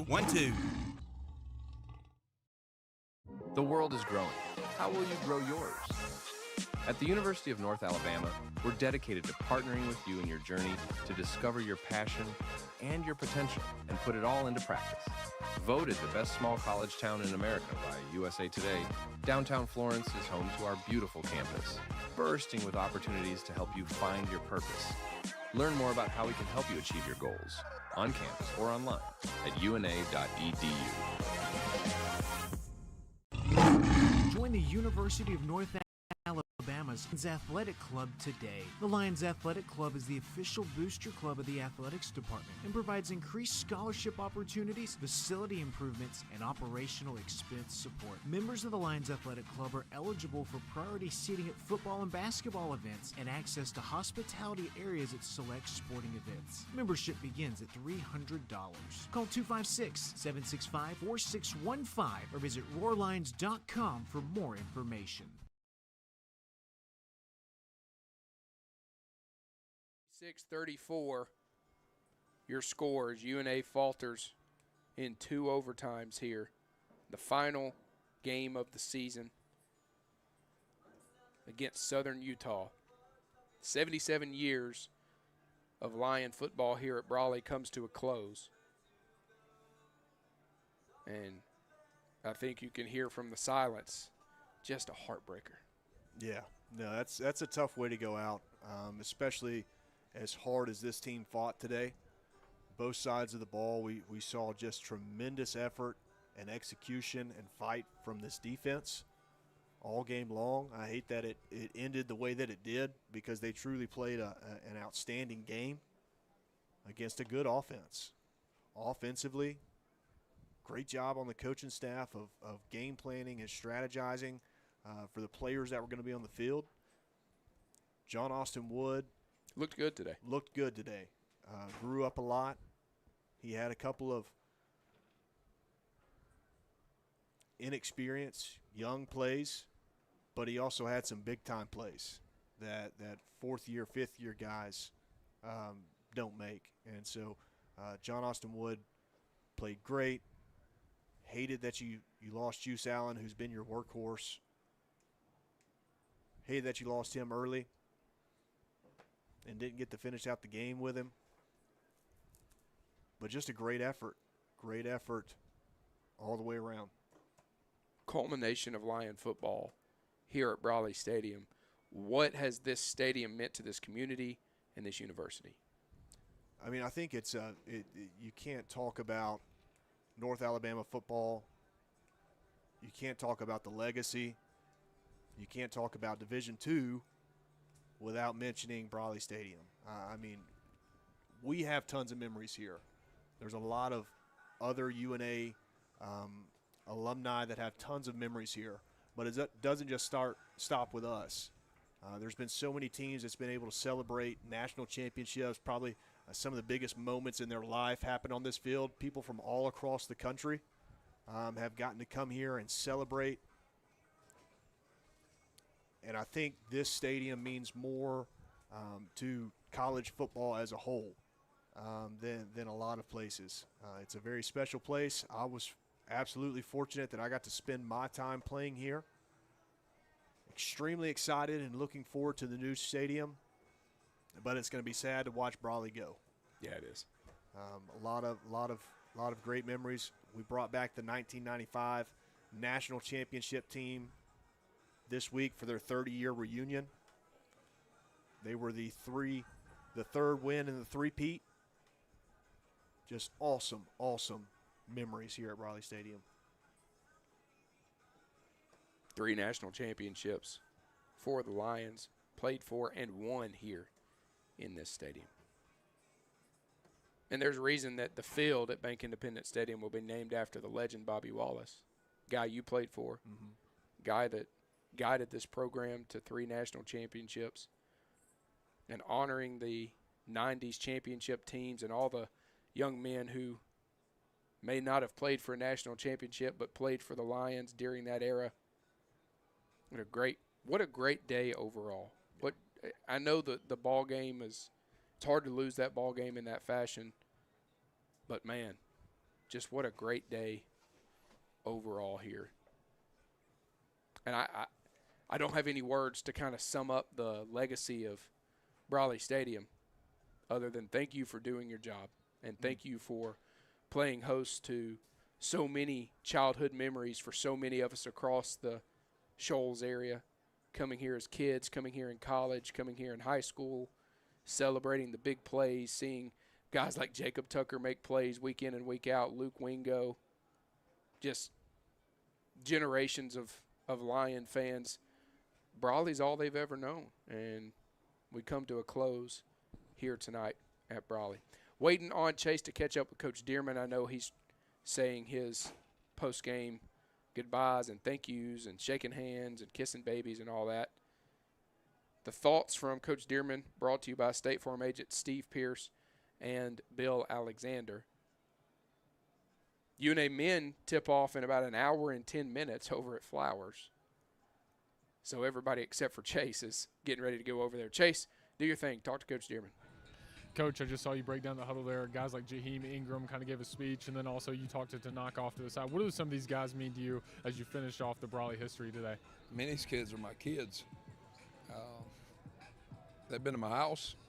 They come over, and they know my kids. I mean, I can't be more proud. You know, we all want to win, but that team is one of the best teams in our conference, and we gave them everything we had today. And a team that could have quit, 22 seniors that could have hung it up a couple games ago.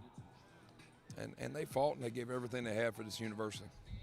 Coach, I'll let you enjoy a little bit more time with everybody here. Best of luck. Jordan, Jacob, back to you guys. Chase, we appreciate you, buddy. Those thoughts brought to you by State Farm agent Steve Pierce and Bill Alexander. We're going to hit a timeout.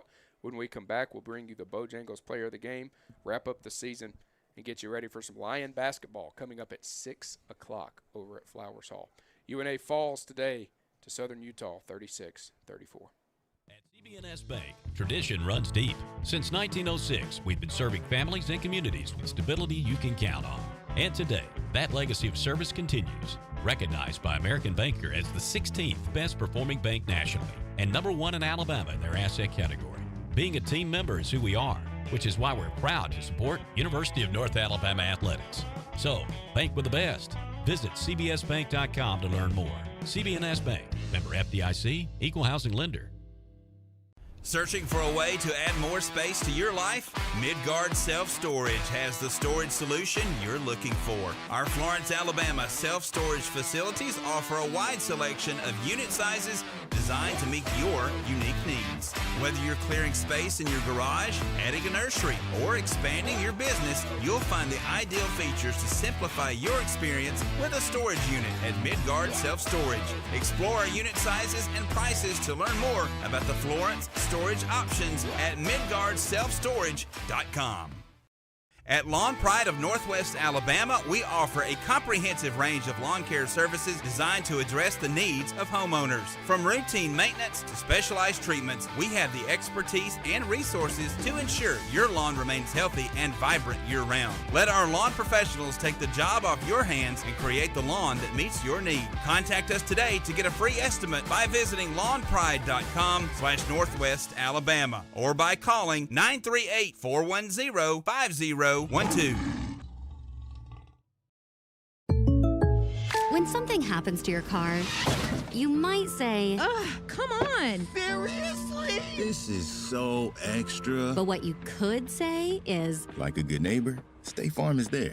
your local State Farm agent is available when and where you need them, online, over the phone, or even in person. State Farm agents are here to answer your questions and help you file your claim. This is so extra. Call State Farm agent Steve Pierce or Bill Alexander today.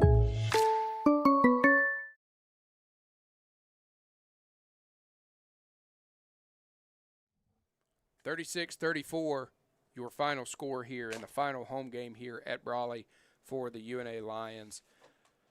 Let's bring you your today's player of the game, Bojangles' famous chicken and biscuits. It's Bowtime player of the game, and we agreed Fred Veely played his tail off today. 6 tackles, 2 sacks, 3 tackles for loss. He was a madman out there.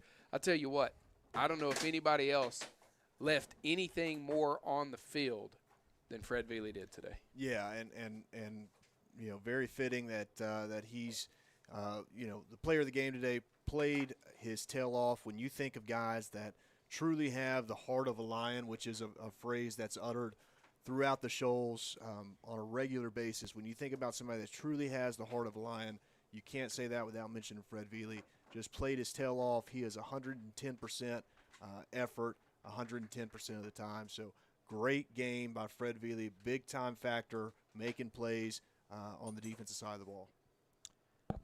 Next season kicks off the first season, the inaugural season, in the new on-campus Bank Independent Stadium, Bobby Wallace Field for the Lions.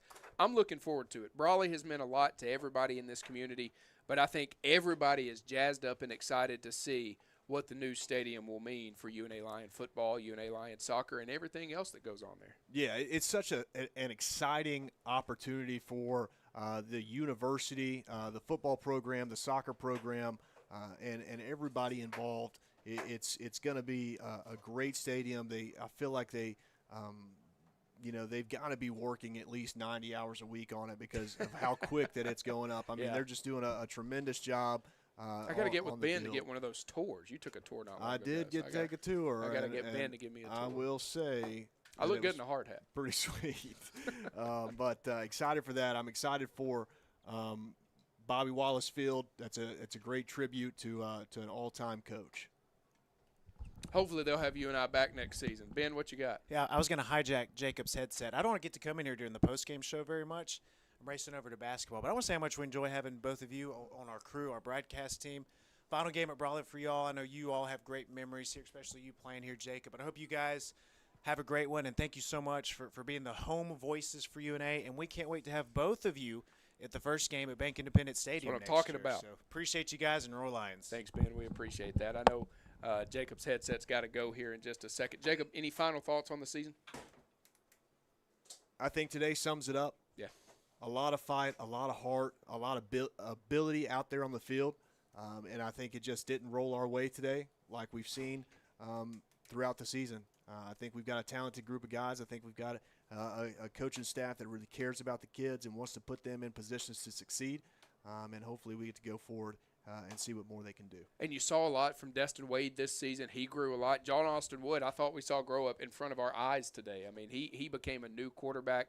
And John Austin had a great game. We didn't mention, I don't think, his game stats. I don't think I've got them in front of me anymore. I've got them right here. John Austin Wood went 15 of 22 for 227 yards, 2 touchdowns, no interceptions. He did take 4 sacks today. A lot of those came late in the game, but just truly did great job in the pass game, and then added a couple rushes, a couple being 15 for 50 yards, with a loss of 25 when you add in the sack. So he netted 25 with a long of 14. So John Austin Wood made a lot of great decisions today. He gave his receivers opportunities to make plays in the passing game, and they sure did. We see Tanaka Scott end up with 114 yards on 6 catches.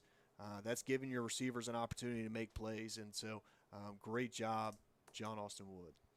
UNA falls 36-34 to the Thunderbirds, ending the season with a 2-10 record. That will bring a close to the 2025 season and the 77-year history of Lion football here at Brawley Stadium. 27 Division II national championships hosted here. 3 UNA football championships hosted in 93, 94, 95. For the final time, the Lions have played the battle hymn here in Brawley. But a new day is on the horizon. In 2026, the Lions will kick off the season in the newly built Bank Independent Stadium. The new playing surface is named after the living legend himself, Bobby Wallace. The new version of the Roman Coliseum will see the Lions take down gladiators from California to Virginia and anyone else that dares to voyage to Florence. History is rarely realized in real time, but for hundreds upon hundreds of Lion fans, the end of an era leads to 271 days of hope for the next version of Lion football. On behalf of University President Dr. Ken Kitts, Athletic Director Dr. Josh Looney, Senior Director of Broadcasting Ben Ray, Assistant Athletic Director for Communication Mike Ezekiel, Sideline Reporter Chase Glover, Producer Noah Sullivan, Broadcast Assistant Braden Rogers, my broadcast partner Jacob Tucker, and countless men and women across the athletics landscape. For the final time, we say goodnight from Brawley, and we can't wait to see you next season on campus at Bank Independent Stadium. You've been listening to UNA Football. UNA Football is brought to you by Bank Independent, Coca-Cola, Midgard Self-Storage, Bojangles, CB&S Bank, Alabama Health Guidance, Florence Utilities, Lawn Pride, North Alabama Online, State Farm Agents Steve Pierce and Bill Alexander, United Community Bank, Adams Beverages, First and Sold, Lister Hill, Hampton Inn and Suites Downtown, Buffalo Wild Wings, Simpsons, Singing River Brewery, Burnley Spine, and this has been a production of Roar Lions Productions. This broadcast is owned and produced by the University of North Alabama. This is a live audience. Any rebroadcast without the express written consent of the University of North Alabama is strictly prohibited. Thanks for listening. And Roar Lions!